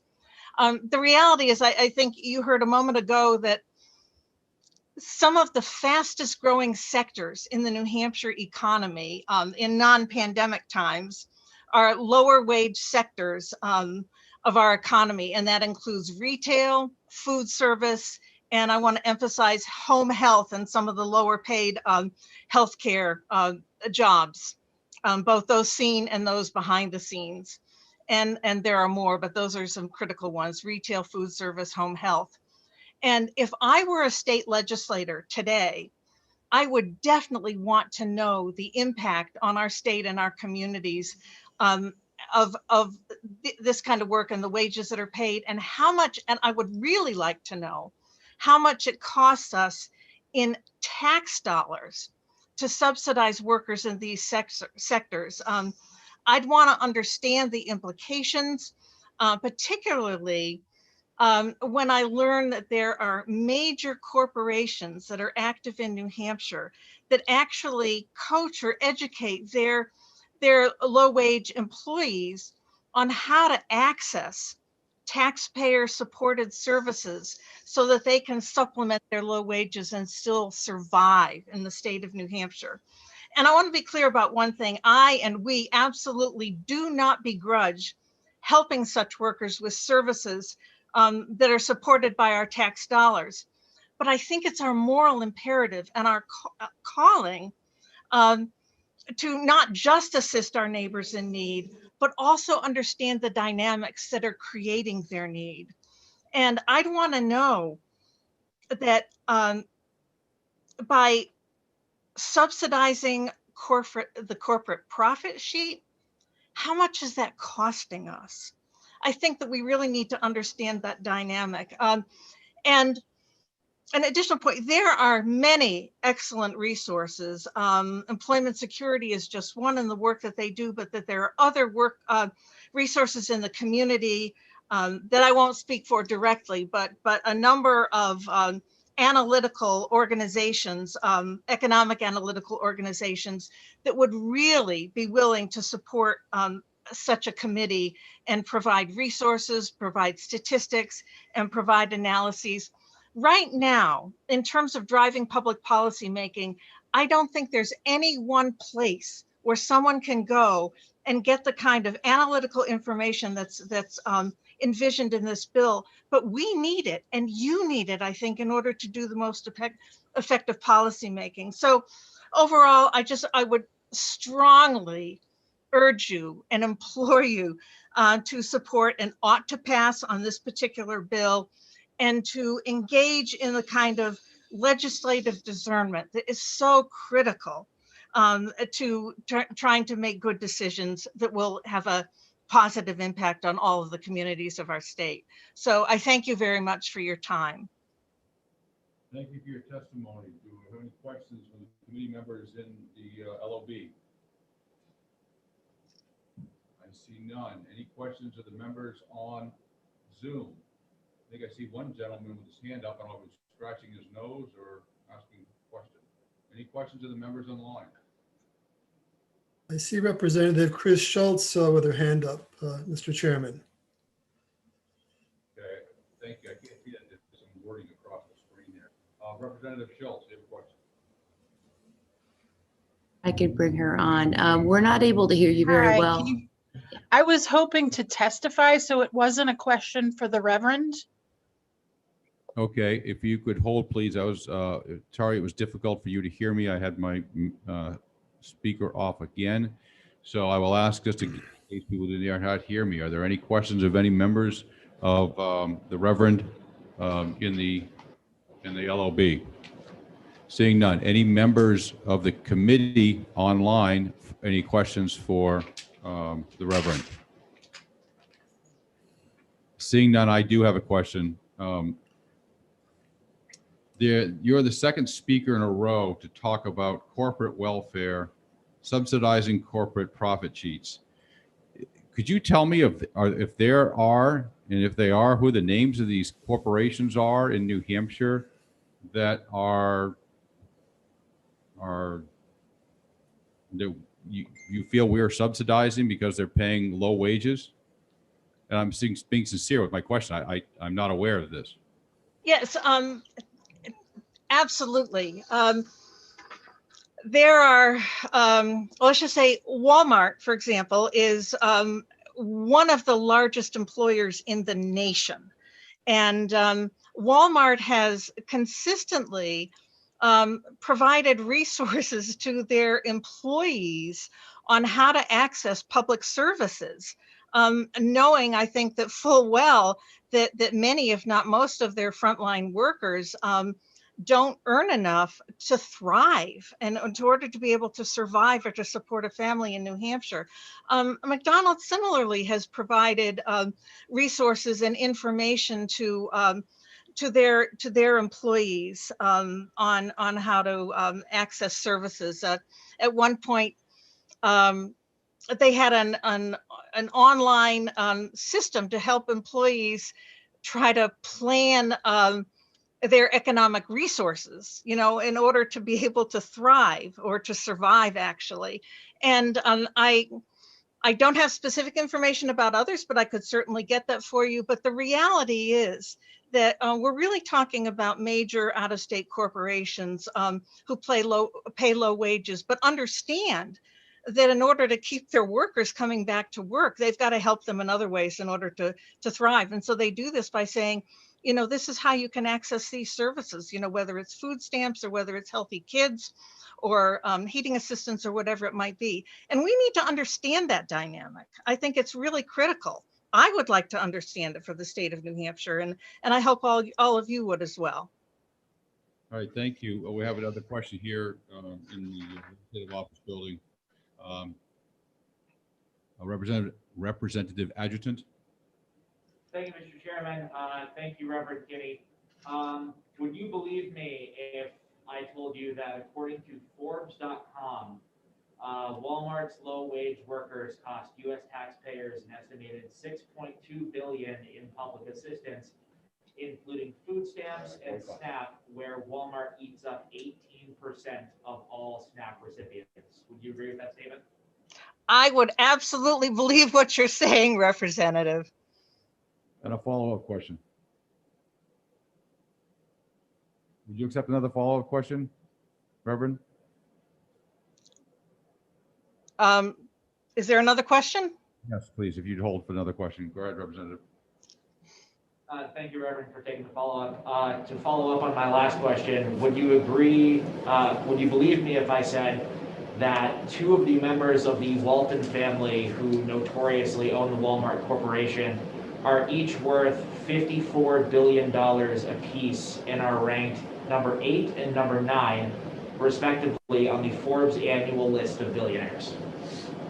Well, if that's a resource you have, I would absolutely believe it. There's similar information that's been out there for years.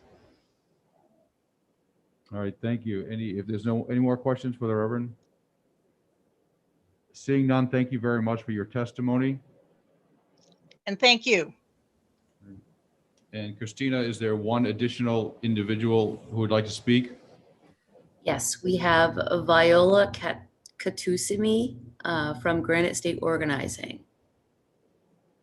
Before I recognize Viola, was there another representative?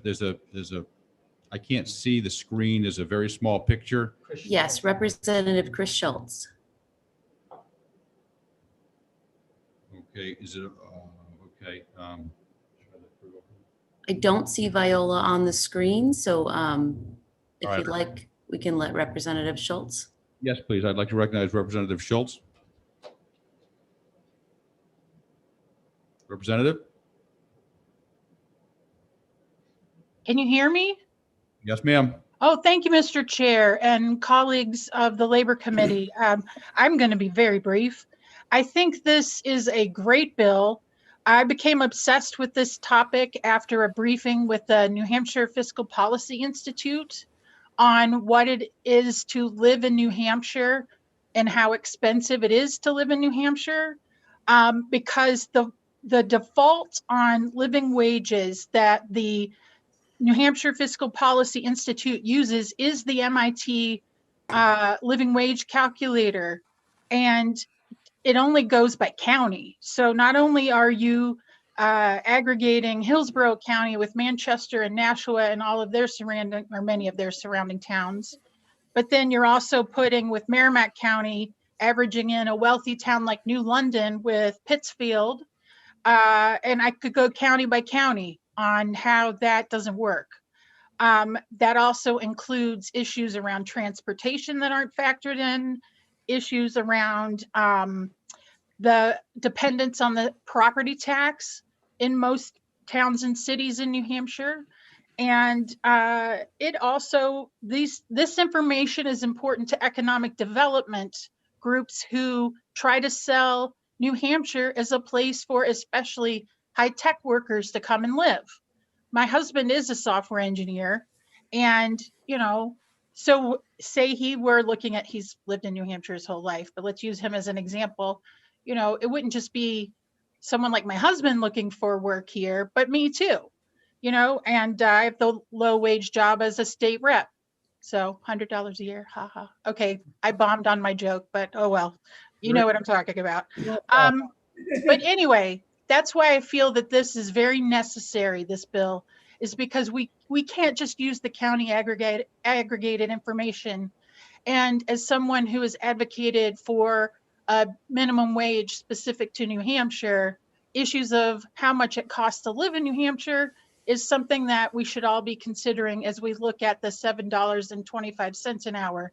So this data, this information we would gather by a study would be useful in so many ways to make sure that the workforce that we need has what it needs to survive.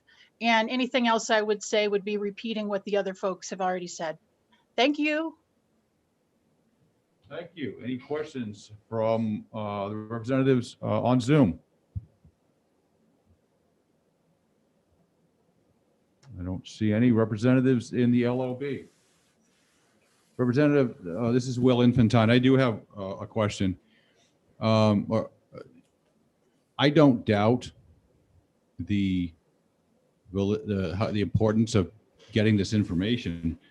My concern, and I'd like to know your response to it, is that this is a Herculean effort with something that you'd pay a company, $200,000 a year to put together, and you're asking 3 representatives and 2 senators, with the help of the Department of Labor and Employment Security, as they're a little tasked right now, to try to get something done by November 1st.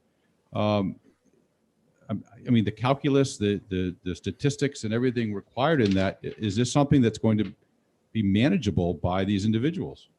I would say, Mr. Chair, sure, these are things you can think about, but looking at the questions in and of themselves to determine that doesn't cost any money in and of itself.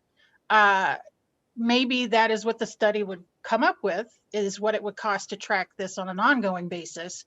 But I think we have enough information before us that it wouldn't require that many resources overall. I think I'm probably not the right person to determine how much that would be, but this would be a benefit to everybody to have this information and to even assess what is needed to live in today's society.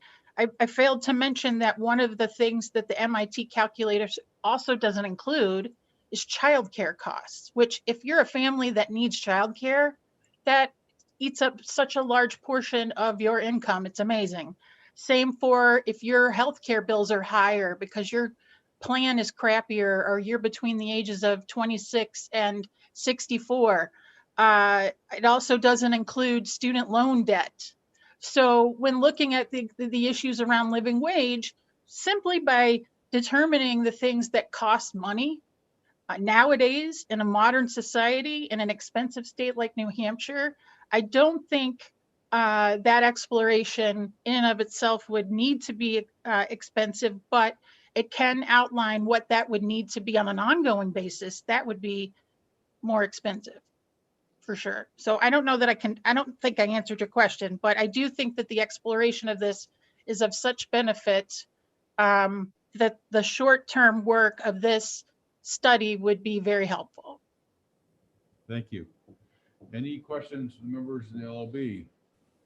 Seeing none, any members or the representative online on Zoom?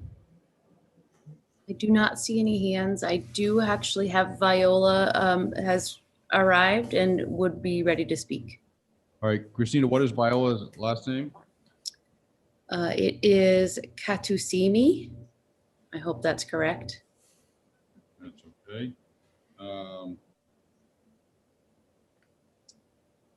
Ms. Cattusini, you're called to reply on this bill. You'll just have to unmute, ma'am. Hello, can you hear me? Yes, we can, Viola. Great. Good afternoon, Chairman Infantini and members of the House Committee. For the record, my name is Viola Katsime, and I'm representing the Granite State Organizing Project.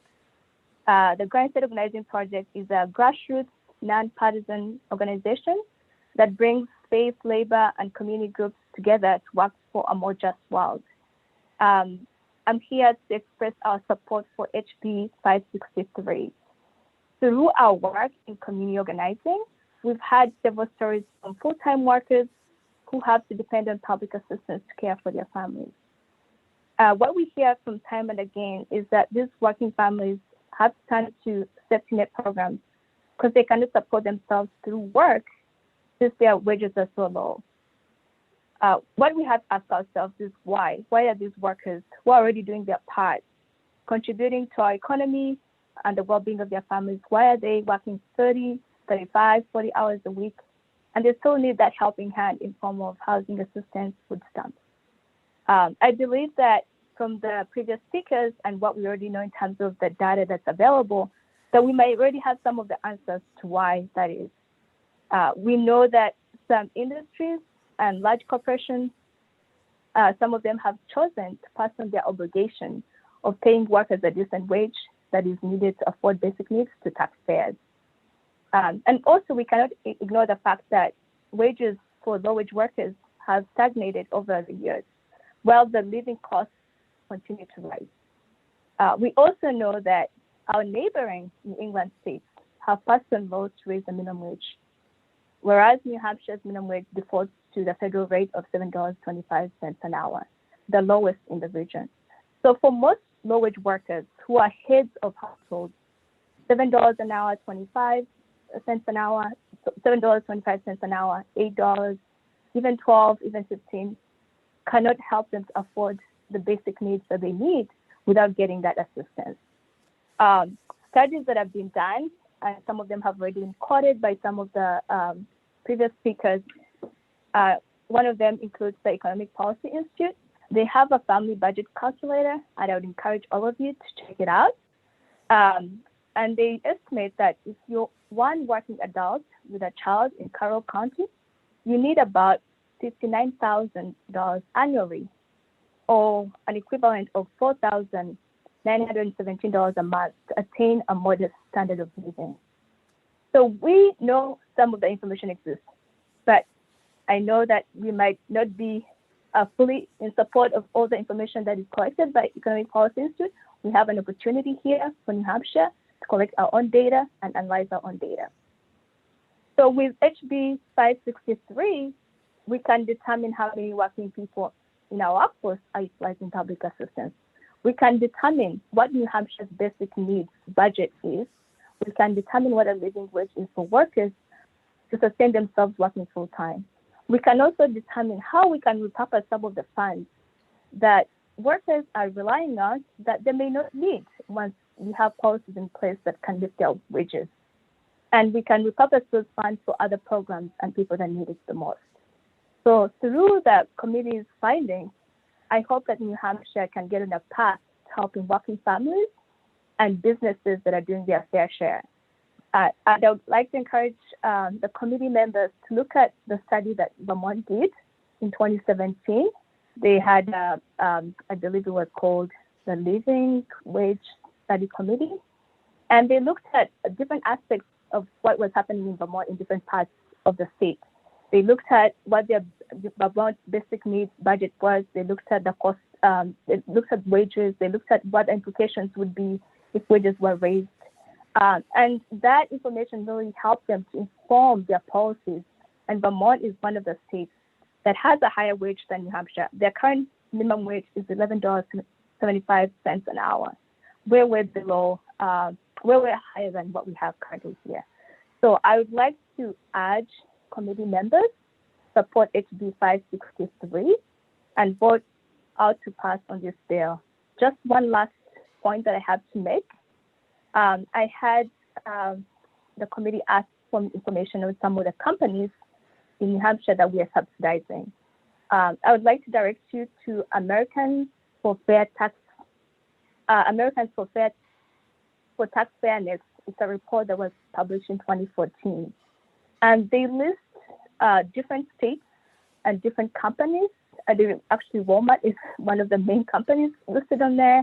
And they really show us how many of their workers are relying on subsidies and what that cost is in terms of taxpayers' money. So I'm happy to send this to committee members, but that's just a portion. And so this study would help us to assess what other companies are out there that we're not aware of. So I hope that you consider passing this legislation. Thank you very much. Thank you. Any questions from any members here in the LOB? Seeing none, any from the members of the committee on Zoom? Don't see any. Christina, am I missing anything? No, I don't see any hands. All right, thank you, Viola. We appreciate your testimony. Are there any other individuals wishing to speak on behalf of this legislation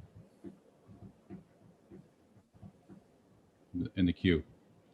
No? No. Okay, I'm going to read a list of individuals that have signed in. Just before I continue, Representative Seaworth or anyone else, 4 years ago, we started doing this. Is this no longer the procedure? Representative Sullivan, to read the people that who did not testify, but have usually the blue cards. I have to confess that last year I didn't do it, but I would say I should have. I think it's a good practice. All right, well, I'll continue on here. Robin Snell, a member of the public, is in support. Cynthia Perkins, state agency staff, is in support. Jose Pinto, a lobbyist, New Hampshire Youth Movement, in support. Janet Lathrop, new National Employment Law Project, in support. Richard Maynard, individual, member of the public, in support. Nicole Forty, in support. Ben Kramer, in support. Rebecca Jones Ball, in support. Mary Boyle, in support. Evan Oxenham, in support. Representative Oxenham from Sullivan County District 1, in support. Representative Linda Gould, opposed. Representative Linda Gould, opposed. Wildrum Mott Smith, supports. David Halt, supports.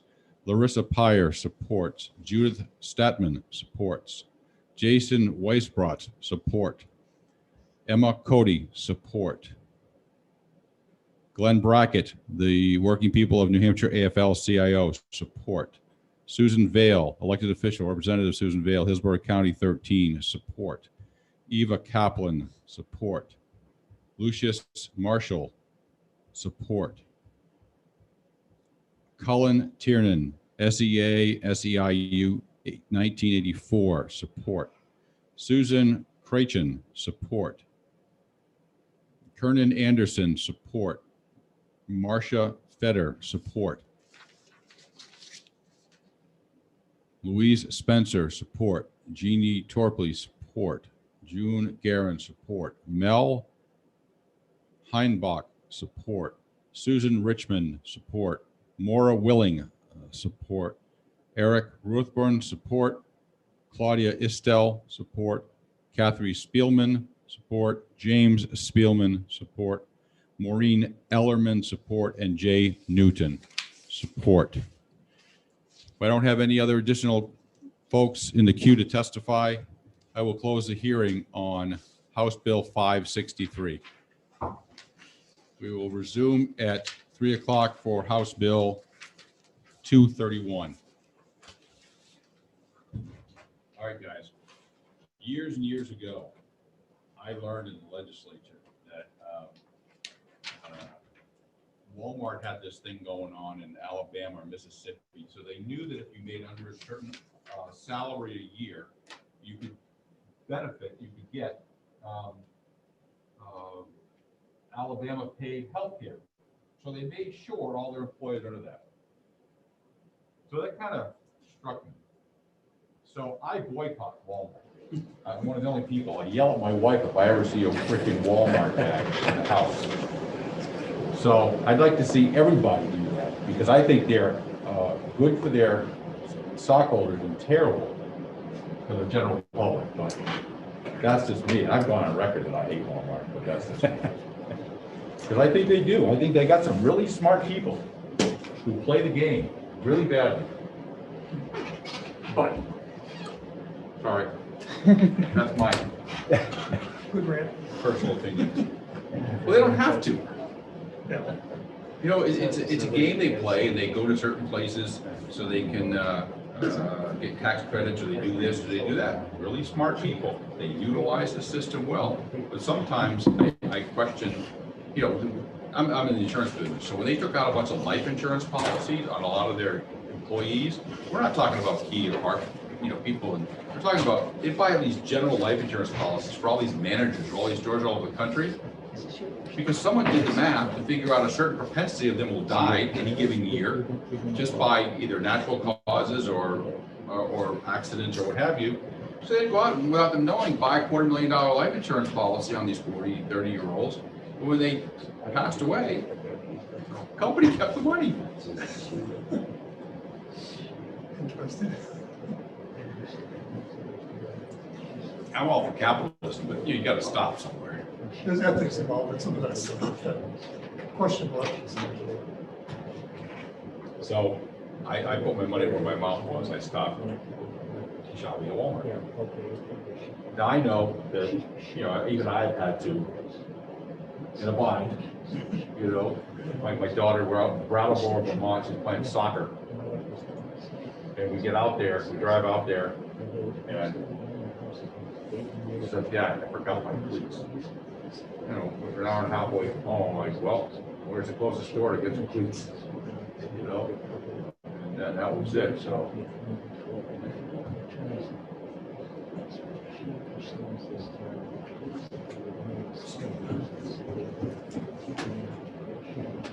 And after the first zillion, you know, whatever, right? Right, Josh, I don't need 54 for this. Now. It used to be off. They come into town, right? Everyone gets all psyched. And they put the butcher, the baker, the candlestick maker out of business because they undercut them. And then what they do is they curry favor by going every Boy Scout group, every football team, every cheerleading squad, every, you know, garden club. And then they all give them donations. You know, and if you go into Walmart, when they come into a store, they'll have a whole list on the wall of all the donations they gave to all the local charities. But to do that, they had to earn money, and that puts out some of these other local businesses. So it's a, you know, it's a tough one. My personal opinion is Walmart did more to hurt this country by putting people out of business by buying cheap products from overseas, put American manufacturers out of business. Because I'm big for, you know. Well, and that's like I was talking to a friend of mine about the minimum wage bills we have coming up this year. And this was after President Biden put the executive order in for $15 an hour for contractors. And he thought that was just $15 blanket across the country. And he's like, oh man, that's really gonna put, you know, Main Street out of business. And setting aside whether that's true or not, like think of what you're talking about with Walmart and Amazon in particular. Like I think Amazon last year, I don't know what percentage of the diaper market that they cornered, but they choked out almost everybody. Amazon? Yeah. Because didn't it used to be Toys R Us had the, they sold more diapers than anybody, and then you're like Walmart came into them, and then Amazon came into, yeah. I think Amazon's a problem, personally. When you know, and how when do you have a monopoly? And as you see with the GameStop stuff going on right now, a lot of the Reddit stuff. Oh, and I love that so much. What do you think? Who do you think is right? You think the government's trying to shut it down? You know? I want to go buy a GameStop shirt. I'm so They glad really they did that. Oh yeah. Well, heck, so the little guy figured out how to beat the big guy. Yeah, is that hilarious? I like that, yeah. No, because if the rules are the rules. Yeah, exactly. They play the And rules. you know, my libertarian friends have that like non-aggression principle where you enter into agreement, that's the agreement. So the agreement cannot be one way for those hedge fund assholes, and then another way for Representatives, you are on YouTube and being recorded. I'm sorry? I just want to remind you that you are being recorded. Yep, understood. Okay. I don't care. But the fact that those like hedge fund Don't want my guys board, yeah. cried about it after they got some of their own medicine. The game is the game, and if you want to play it. Yeah. They were trying to choke GameStop out by short selling that Right, stock. exactly. So I don't think Walmart has any care that they don't. bought back. And that wasn't even the company, because they were probably pretty ready to die ever since you can start playing like Xbox games. You don't like the from the internet. You didn't even need this anymore. A brick and mortar GameStop store isn't really a game. Other stuff, I just don't think it's. No, it's good. we'll figure out how to do it. Power tool. It's not gonna last forever because they're wise to it. No, Robinhood made it so you can't buy any more stock. You can only sell what you have. So GameStop shares dropped 50% today.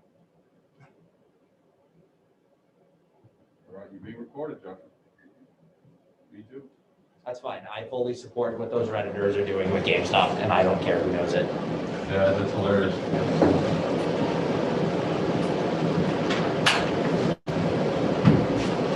Hey, Brian Brian. Hey.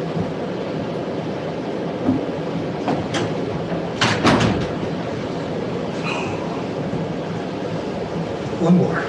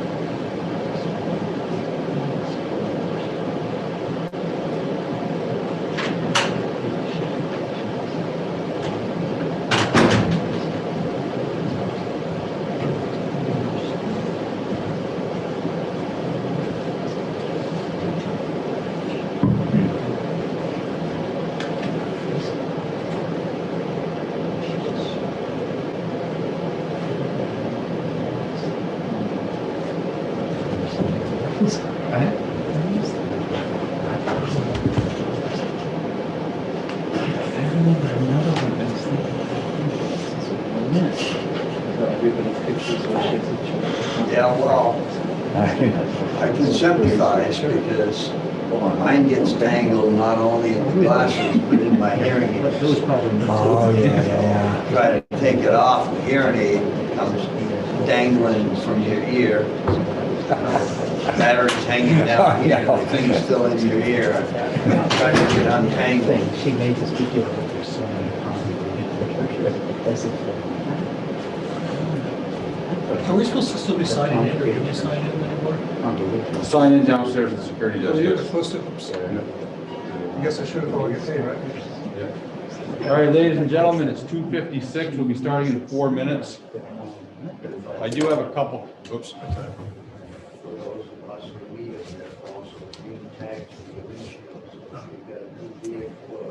We're going to be starting the hearing in about 4 minutes.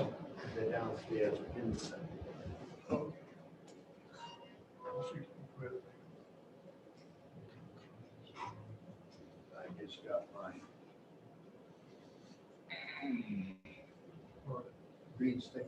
Oh. Have you license plate? You don't really need it anyways. All right. If you have a license plate, you really don't need it anyways. Yeah, you want that? You have to tell them you need it.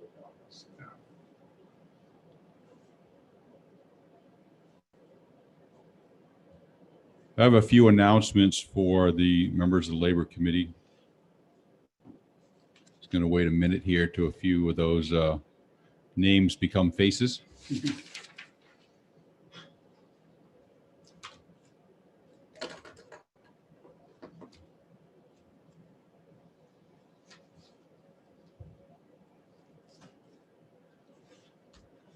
I appreciate everyone's diligence today. I know it's been a long day, but I hope you like having a couple long days instead of a large number of short days. I have scheduled, you'll see in the calendar, 5 bills for next Thursday is our date.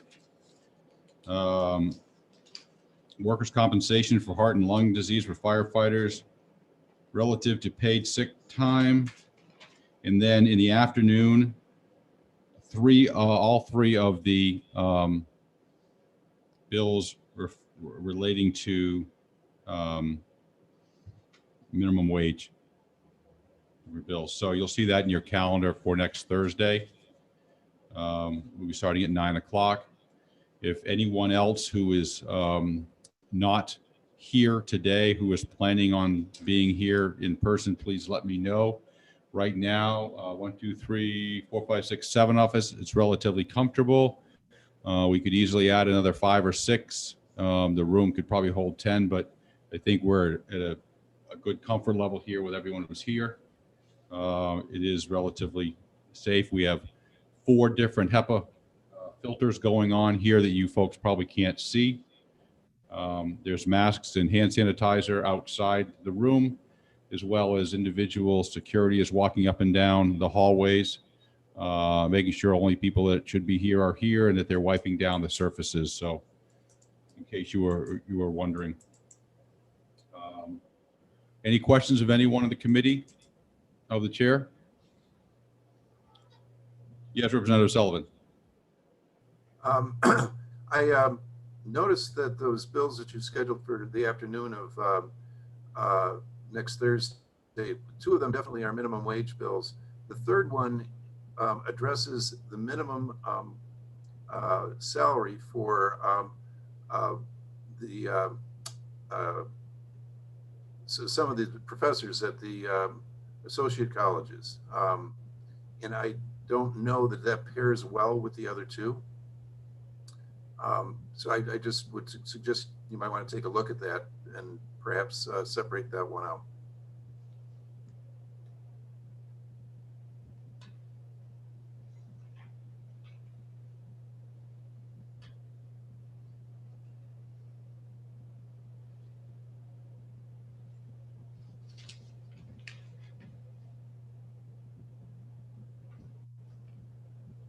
Mr. Chairman, Representative Cahill.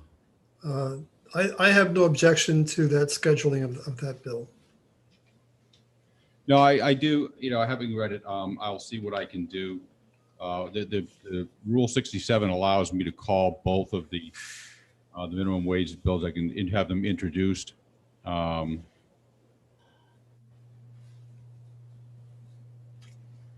I don't know. Let me think about it. I'll talk to Representative Sullivan. We'll see.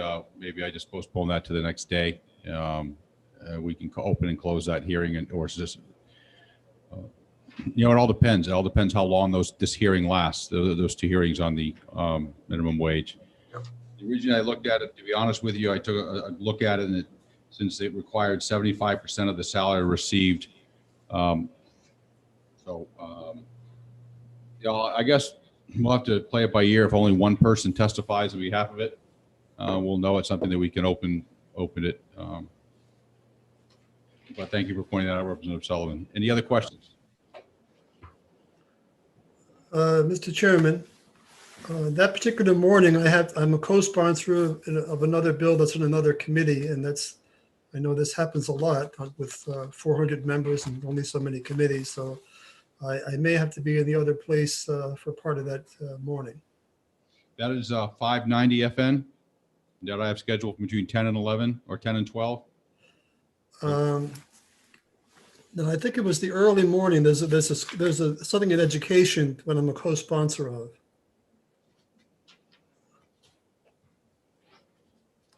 So I just want to let you know, as far as my tech backup, I may not be available for the first bill or so. Understood. Thank you. All right, a little late here till 3:02. Oh, unless I missed anybody. Everyone else is good. All right, it is 3:02. Hearing for House Bill 231 relative to workplace lactation rights. And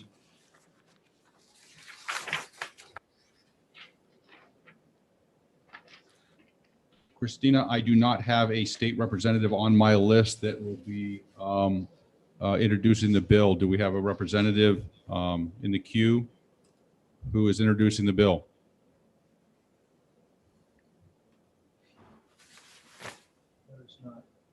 I do not see anyone.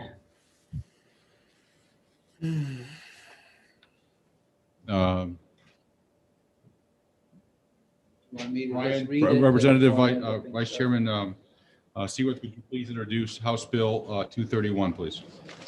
Thank you, Mr. Chairman. For the record, my name is Representative Brian Seaworth. I represent Pembroke and Chichester, and I would like to introduce HB 231 relative to workplace lactation rights.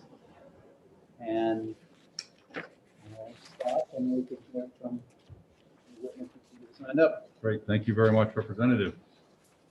So we'll now hear from the next person who has signed up to speak. If they are available, Christina Ani Malashi, New Hampshire Commissioner of Human Rights. I apologize for mispronouncing your name.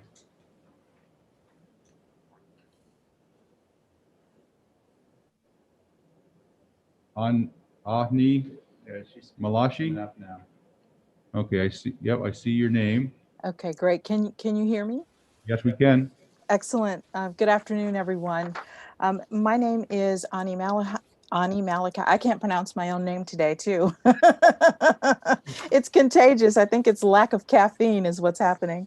So I'm the executive director for the Commission for Human Rights, and I'm here for informational purposes. While just a little background about the Commission. We're not taking a specific position on this bill, but there could be some items for thought, and there could also be questions that the group may have relative to how this bill would, and the changes connected within could, what the changes could do to RSA 354-A. For a bit of context, the Commission for Human Rights is a state agency. We were established in 1965, as I said, by RSA 354-A for the purpose of eliminating discrimination against people who have been historically victimized by discrimination. Thus, this has created protected classes. We also have jurisdiction over the areas of employment, public accommodations, housing, and education was recently added to our RSA as of 2019. And the Commission is a neutral entity, and we have the power to receive, investigate, and pass upon complaints of illegal discrimination in the areas that I mentioned before. And relative to HB 231, there are some areas towards the end that would have statutory language changes. And there was a Senate bill earlier this week, and I believe it was Senate Bill 69. I'm sorry, Senate Bill 60. Yes, Senate Bill 69 that deals with pregnancy. The language contained in that bill is a bit more clear and more concise, and would be more in lines with the work that we are currently doing. Senate Bill 69, it just restates in a very clear way the work that the commission currently does, whereas the specifics here make it a bit more confusing. And if there are any additional questions that you might have for me, I will certainly be here for the length of the hearing to answer any questions. And if it's possible, if I have something to interject, I would hopefully be able to raise my hand and at some point be recognized. Thank you all. Thank you. Do I have any questions for the speaker? Anyone on Zoom have any questions? Seeing none, anyone here in the committee room? I do have a question for you. And you may have, I apologize, I was getting a text from the legislature here, and I missed a couple sentences of what you said. The bill that was heard 2 days ago in the Senate, that I believe the hearing went a couple hours, and then if the information I read was correct, they actually did exec and ought to pass. Is that an identical bill to 231? So and thank you for the question. So a bit of history. Last session, Senator Martha Fuller Clark had a bill that was SB 618, and that went through quite a few hearings, and with COVID, everything changed. And there's and just bear with me just one moment, because there are two bills that are so similar, and I apologize because I believe I'm getting the two confused. Okay. I am as well, and that's why I asked. And yeah, so I'm looking at my notes right now. Okay, so the two bills are Senate Bill 68, and there's also Senate Bill 69. Okay, Senate Bill 69 is there were and of course the hearings for both were also on Tuesday, and they were back to back. So I apologize for not having all of that ready. So Senate Bill 69 is the complete version of this House Bill 231. And what I mean by that is Senator Marcia Fuller Clark, she's the chair, or was the chair, of the Lactation Council. On that council, there are quite a few agencies, as well as New Hampshire businesses that have a seat at the table.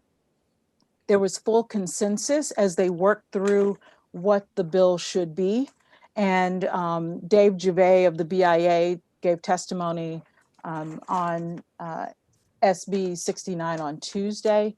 And on the Lactation Council, which has since been dissolved, the commission has two seats. So one of our investigators participated with the council, and also a local attorney who practices before the commission was in participation as well. So there are some other state agencies that participated in creating SB 69. And that one is certainly, the language is something that it doesn't involve RSA 354A, which would be preferred. And the language is something that a group of people worked together, and there was consensus along with the business community to make SB 69 what it is.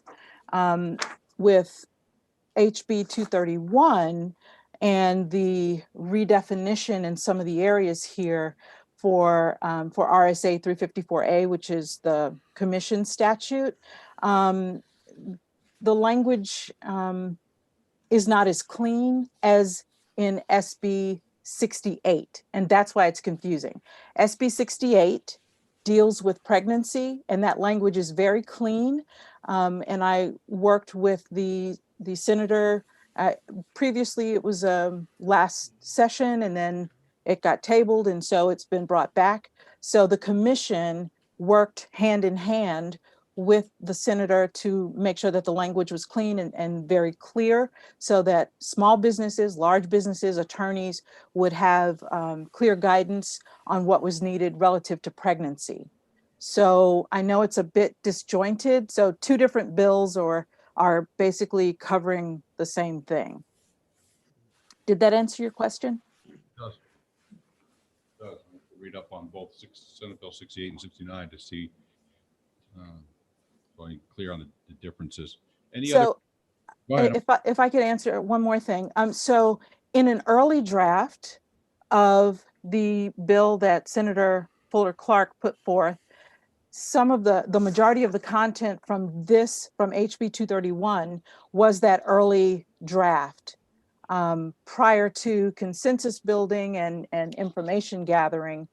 And that turned into Senate Bill 69, if that's helpful. And so with that, the commission's RSA was removed and made into a separate bill, which cleans up a lot of the confusion.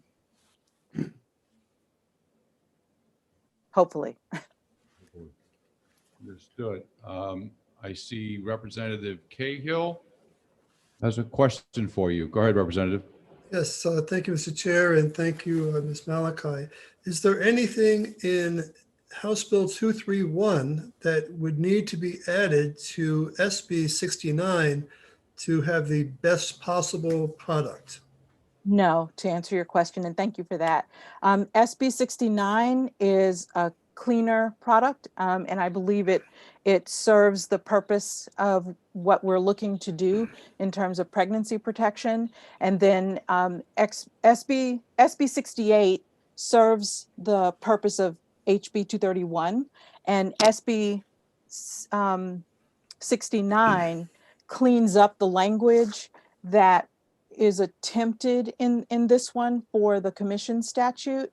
However, it's a lot cleaner, and it doesn't include language that isn't necessary, if that makes sense. Follow up, Mr. Chairman? Follow up. So if we were to retain this bill, just in case something went wrong, that wouldn't cost us anything, correct? Cost us meaning money? Well, I mean, or no, I mean, there wouldn't be any downside to doing that if we held this for next year, just in case the other bills didn't make it across the finish line. So thank you for the redirect there. If the other one did not make it across the finish line, and if HB 231 was held over, then it would need to go through the exact same changes as SB 69 has completed. So we could just as well vote to ITL this bill today on some other occasion. That would certainly be well within the purview of the legislature. I dare not tell you what to do. Thank you. Boy, nice job, Mike. Lock her in there, really.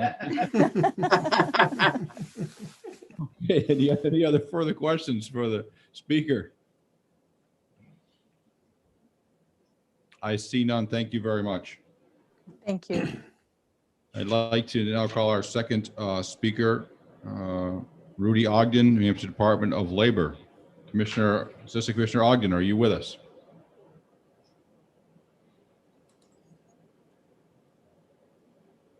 I am. I would just, being mindful of everyone's time and keeping it short, I'm happy to hear anyone's questions, but I would echo the sentiments just offered that essentially I think that you'll see Senate Bill 69 offering a cleaner product on this. Specifically, the department with this bill does have some concerns due to the lack of clarity on what break time should be provided. So again, I just echoing Director Malachi's thoughts, I think Senate Bill 69 cleans up some of the concepts for your consideration. Thank you. Commissioner Ogden, this is Will Infantine. Did I read correctly? There are 14 sponsors on the Senate bills, and that both did pass executive session on Tuesday after the hearing? Yes, my understanding is that it was exact. I'd want to confirm that, but that was what I had heard at least earlier this week. Thank you. Any questions of any members here in the LLB for Rudy Ogden, Commissioner Ogden? Seeing none online, any representatives online have any questions for Assistant Commissioner Ogden? I don't see any. Christina, if you see anyone that I have missed?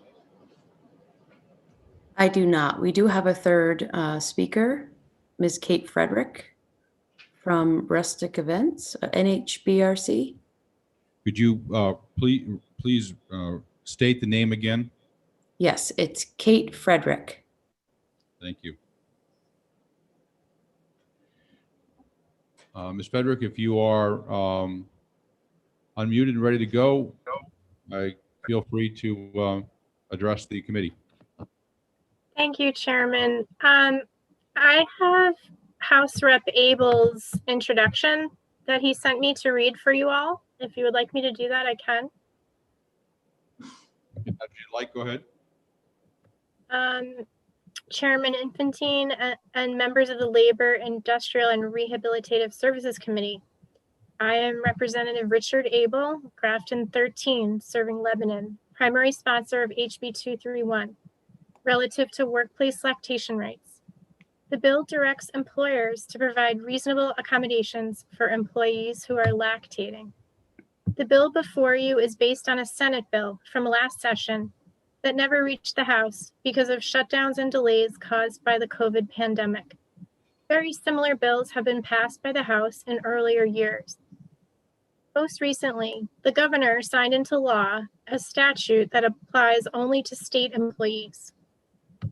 Experience with state employees shows this policy works well with positive benefits for the employer, employees, and their families. HB 231 would extend the same reasonable accommodations to private employers not already covered by federal law and to their employees. Federal law already covers large employers, but not medium and smaller workplaces where most New Hampshire employees work. Let me summarize each aspect of this bill. Workplace lactation rights, Section 1, defines key terms and coverage. Sections 2 through 6 addresses provision of reasonable accommodations. Note that the word reasonable before accommodations. Section 7 exempts places of employment of fewer than 6 employees if such requirements would impose an undue hardship. Sections 8 through 11, possibly, further describe interactions and actions. Part 2 addresses the role of the State Commission for Human Rights under RSA 354, addressing lactation and breastfeeding. Mr. Chair and committee members, I sponsored HB 231 because I strongly believe this bill is pro-business, pro-employee, and pro-family. It helps businesses recruit and retain quality employees in an important demographic. It builds loyalty in employees who appreciate their employer's reasonable accommodations. It reduces the time and cost from employee turnover and needing to find and train replacements. It's a win-win-win as working mothers are able to stay with their employer. The sponsors value the committee's work to make HB 231 the best bill it can be. We are open to making modifications to improve this legislation and move it successfully through committee and the floor of House and Senate. I would like to continue with my own testimony if that is possible. Yes, go ahead. Thank you. Just turn to the right page. So my name is Kate Frederick. I founded the New Hampshire Breastfeeding Rights Coalition. I am a former New Hampshire state employee. I worked as an instructor teaching psychology at Granite State College. I worked as a certifying officer with New Hampshire Employment Security, where I adjudicated unemployment claims. And I worked in Conway, New Hampshire as a child support officer while I was pregnant, collecting child support payments from people that were overdue. I was fired after experiencing pregnancy and lactation discrimination. This was in 2012. The Human Rights Commission was unable to take my claim. At that time, they didn't have jurisdiction. The New Hampshire Department of Labor was unable to take my claim as there are no state statutes protecting workplace accommodations for lactation. The federal US Department of Labor was also unable to take my claim.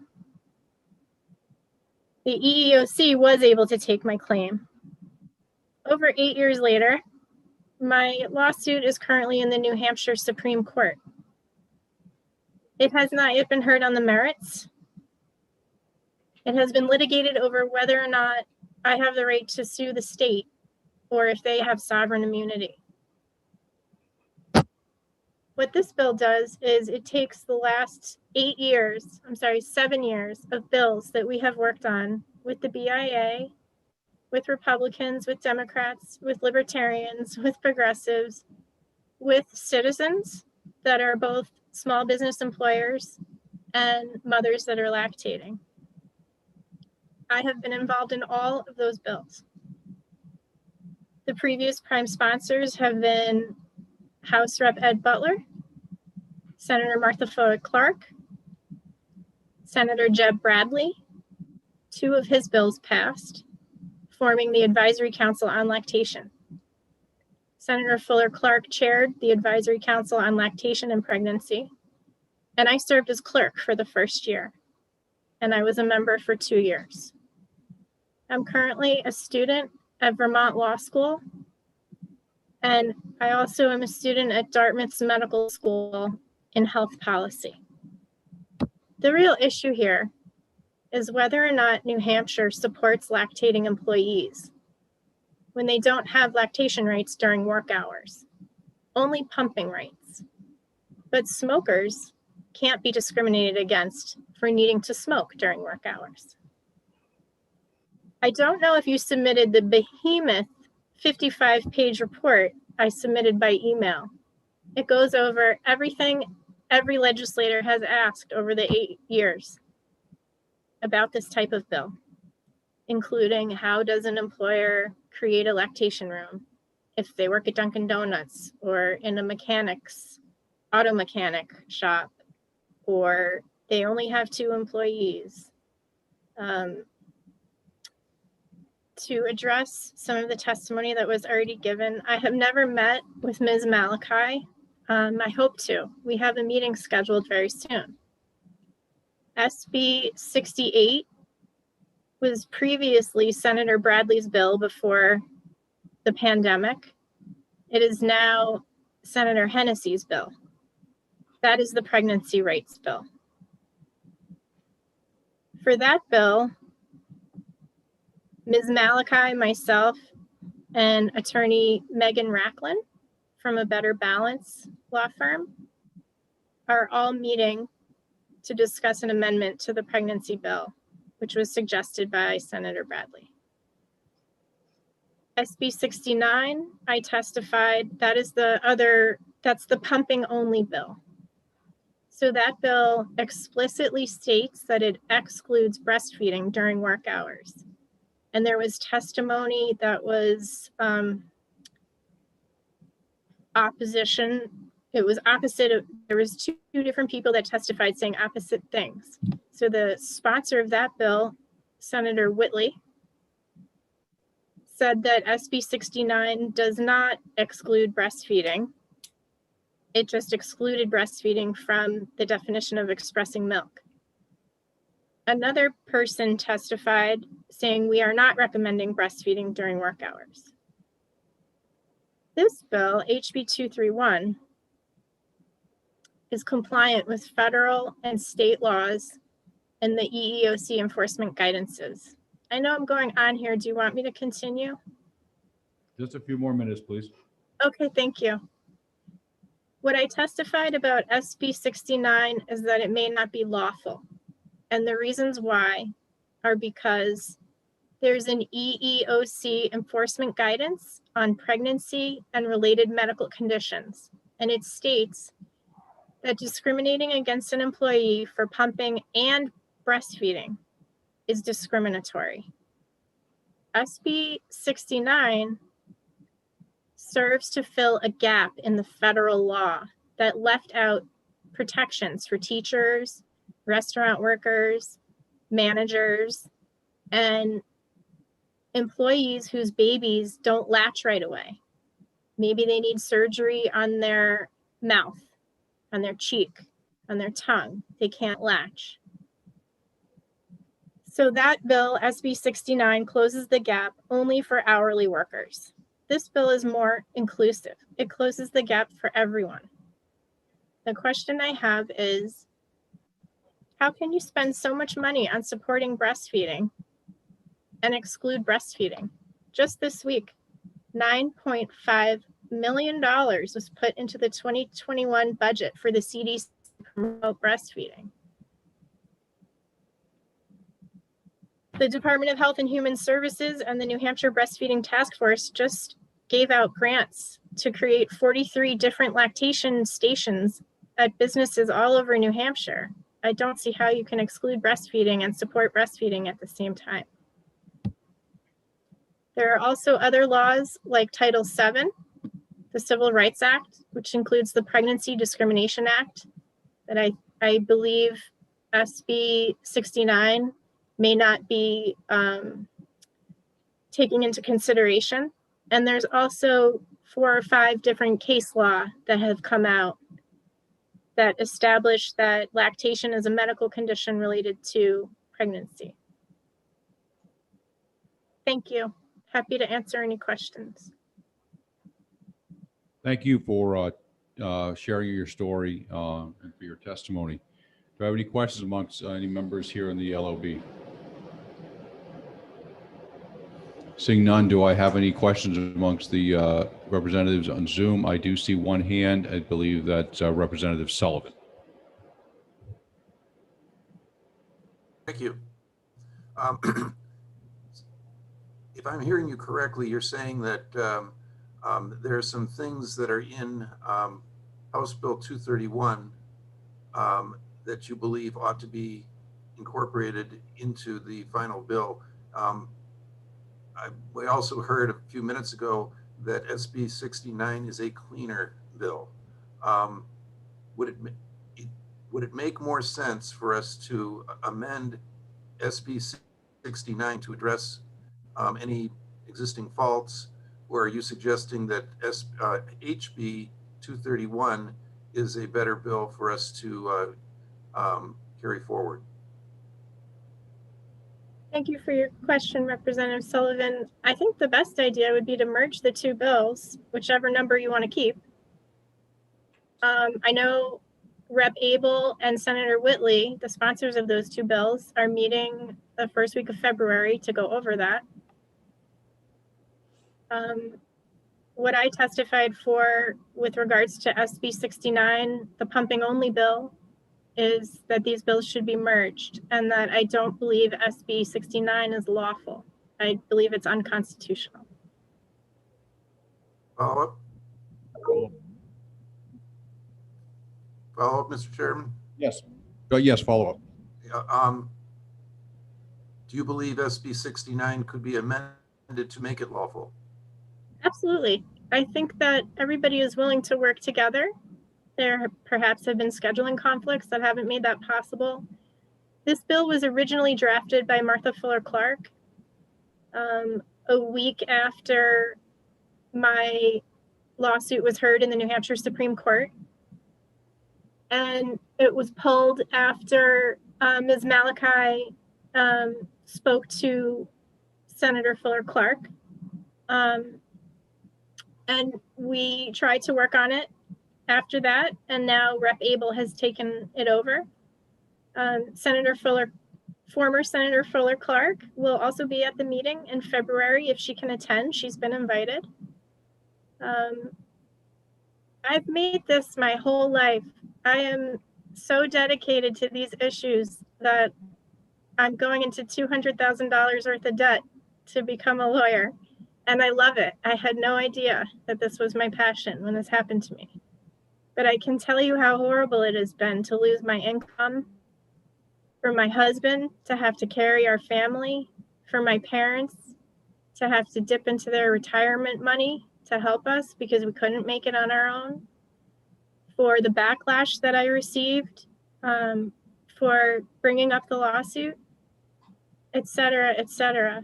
What it has done is made me more active in the legislature, and I have been able to work with legislators from every party, and it's been an invaluable experience that I've enjoyed very much. I hope to continue to do that, and I know we can find a solution. I know Rep. Abel and myself both feel we'll make any amendments necessary to get something passed. The problem is, for the last 7 years, every bill we've put forth, all the accommodations in them to actually help lactating employees have been removed.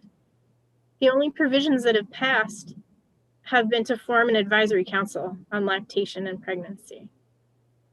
So it's time to get something passed. You know, it's a pandemic right now, as you all know, and it turns out that the World Health Organization recommends even mothers that have been infected with COVID continue direct access breastfeeding because the antibodies pass through the milk to the baby.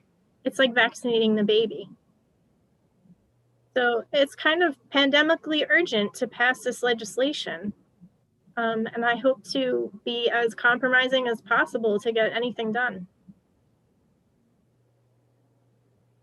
Thank you. Questions for the speaker? I see none in the legislative office building. I don't see any on Zoom. Christina, have I missed any questions to any hands raised or anything? Ms. Malachi has her hand raised in the attendees box, but other than that, no one else. Okay, I will, is Ms. Malachi asking a question of the speaker, or she'd like to testify again? I'm not sure. All I see is the hand. Okay, please acknowledge Ms. Malachi. Ms. Malachi? Thank you very much for acknowledging me. I would like to add some additional testimony, if I may. Okay, just a moment, please. Thank you. Thank you to the previous speaker, Kate. Thank you very much, Frederick, for your testimony. I will now recognize Ani Maliki for additional testimony. Thank you. I appreciate that. I wanted to say before we moved forward, it is very important, I believe, that we clarify and we compare apples to apples and oranges to oranges. And the HB 231, although Ms. Frederick worked on that, the legislative information there, what she stated was accurate, that it was something that she was a part of with former Senator Fuller Clark. The difference is that HB 231 was an initial draft and not a completed work. And so SB 69, which is moving its way through now, is the completed work. And that means that the I's have been dotted, the T's have been crossed, that the commission has been consulted regarding any changes that potentially need to be made. The commission is the authoritative body. We are the ones that will take a charge of discrimination in whatever area, in the areas, of course, that we have jurisdiction. And if a person comes to us and has a charge that they would like to file, due to confidentiality, we can't disclose what the background information of that charge is. Everyone that comes to us feels that they have a charge. They may have a charge or they may not have a charge. But that is something that has to be done. They have to meet the legal standards and the burdens that we have as we move through the process in order for for us to for us to docket a charge of discrimination. It is also important to understand that the work that was done on SB 69 previously and what has already been presented, as I said before, is the completed work. I don't have any meetings scheduled at this point. I will be reaching out to the Senator Hennessy, and I will go from there to determine who I'll need to talk to in terms of any amendments for 69. But as Mr. Ogden stated, and as I've stated earlier, that SB 69 and HB 231 do not need to be combined. Of the two, the stronger, more complete, more finished, polished, most consensus would be SB 69. And so even if the word breastfeeding is left out, it is already covered in our statute. And of the charges that we take very few in the area of pregnancy discrimination. And if one looks at our statute, they'll have a clearer understanding of what pregnancy means. I think there was a little confusion there that was shared in testimony. That's not 100% accurate as to what we cover. Breastfeeding is covered already. And the way the statute works, New Hampshire covers smaller businesses, so you have to have at least 6 employees. So that's the way the law is applied. So we don't want to be more burdensome at the commission than the state of New Hampshire is on businesses. And although we enforce the law, we certainly want to partner with businesses to help them meet whatever burden they need to meet.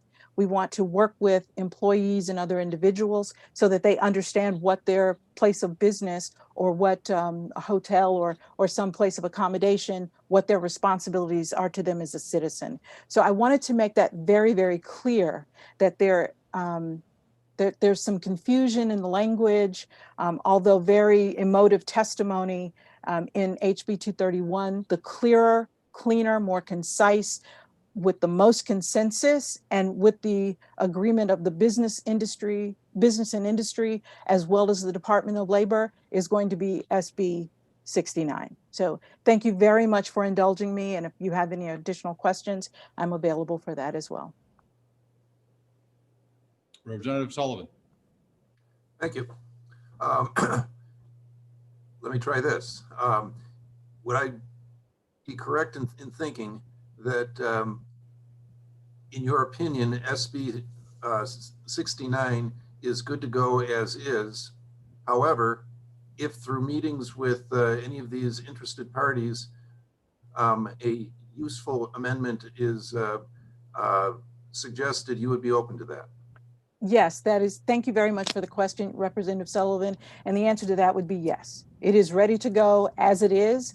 However, after meeting, if it is deemed that the senator would like to add something, then we would certainly look at that and agree to it.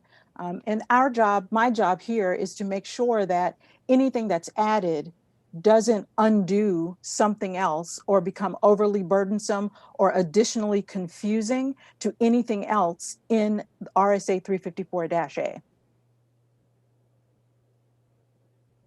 All right, thank you for your testimony. Do we have any additional questions for Ms. Malachi? Seeing none in the LOB. Seeing none on Zoom. Christina, do we have any additional questions or any speakers? I just received word that, so we have a Roberta Berner who's got a hand up, but I believe it's Rep. Abel under the name of his wife. So he has his hand up. Okay, I will recognize Representative Abel. Representative Abel, this is Representative Will Infantine. We did have someone call in. We did introduce the bill on your behalf. Representative Seaworth did that. And then we had some testimony, written testimony that was read on your behalf. Yes, thank you. Can you all hear me? I experienced at the last minute, some technical problems that I couldn't connect the appropriate way. You have heard then how I would have introduced the bill.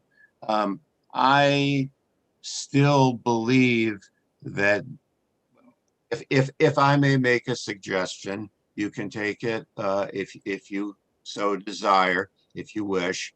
I believe that the best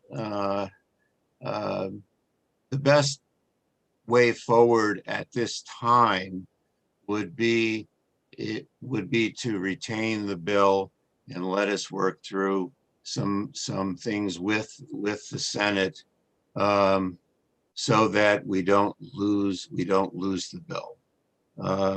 I disagree with the previous speaker that the Senate bill is necessarily clearer than this. But the point is to get legislation through so that we're helping the people of New Hampshire, and the employers and the employees and their families. So I would hope you would not ITL this, but instead retain it, so work on it for you. I don't know if we lost you, Representative Abel. It's cut off on a sentence. You're still there? I am still here. I'm sorry. I was saying thank you very much, Mr. Chair. I was saying that I hope you will consider retaining the bill so that we can continue to work on it in case there's a problem with the Senate bill, and find a solution to the few issues that still need to be clarified. Were you able to hear that, sir? Yes, I am. Thank you, Representative. Thank you. Any questions from the members here in the LLB to Representative Abel? Seeing none, any members of the committee on Zoom have any questions for Representative Abel? Seeing none, thank you very much, Representative. Thank you, sir. All right, with no other hands, no other questions, no other comments, going once, going twice, I'm going to close the hearing on House Bill 231 after reading just a few here. Bear with me. Individuals who have signed in, Representative. Mr. Speaker, just to be fair, you permitted Ms. Ani Malaki to speak twice, and on my board, I see Ms. Kate Frederick's hand still raised or re-raised. I don't know if that's intentional or not. You know, I expected this to happen, and I have a answer for you. Miss Christina, is Miss Frederick available? Is she there? She is. Okay. Ms. Frederick, I'm going to let you testify and provide some additional testimony. Please bear with me. I do not want to have I'm not going to let anyone else speak of you and Ms. Malaki afterwards. I don't want to get into an argument, the debate between the two of you. I respect both of your opinion. I'm going to let you speak as well. About anything that you feel appropriate. All righty? Thank you, Chairman. I'm actually, what I wanted to do was read you testimony from other New Hampshire employees that have been discriminated against. It's in the report I sent you. However, I'm sort of sensing that maybe it would be best if I didn't just read it to you. You have it.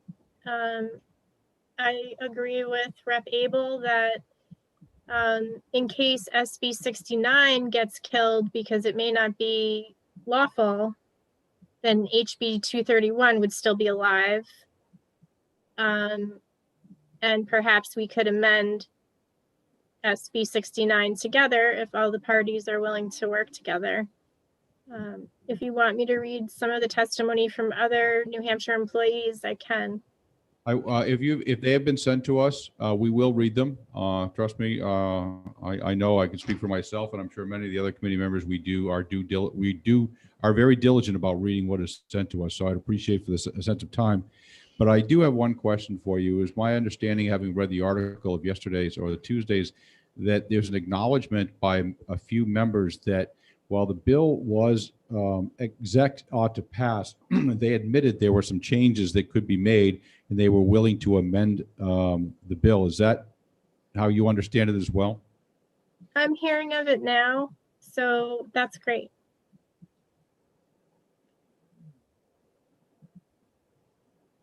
I'm sorry, did you cut off? I said I'm just hearing of that now from you, but I think that's great.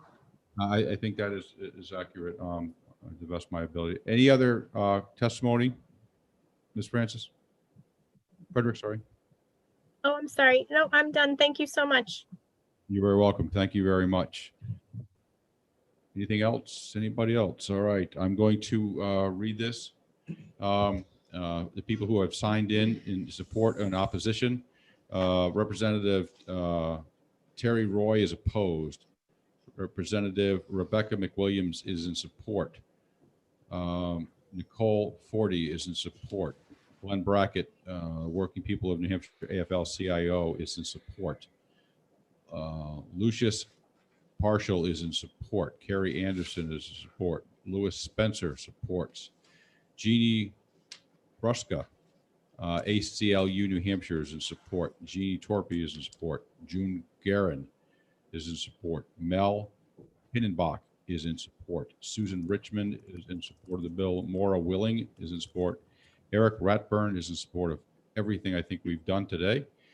Catherine Spielman is in support. James Spielman is in support. Maureen Ellerman is in support.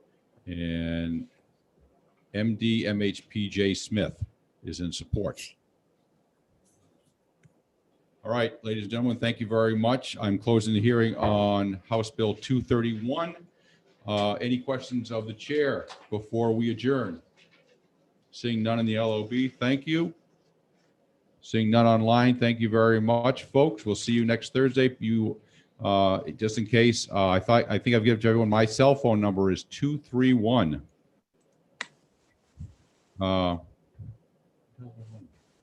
That's not even my phone number.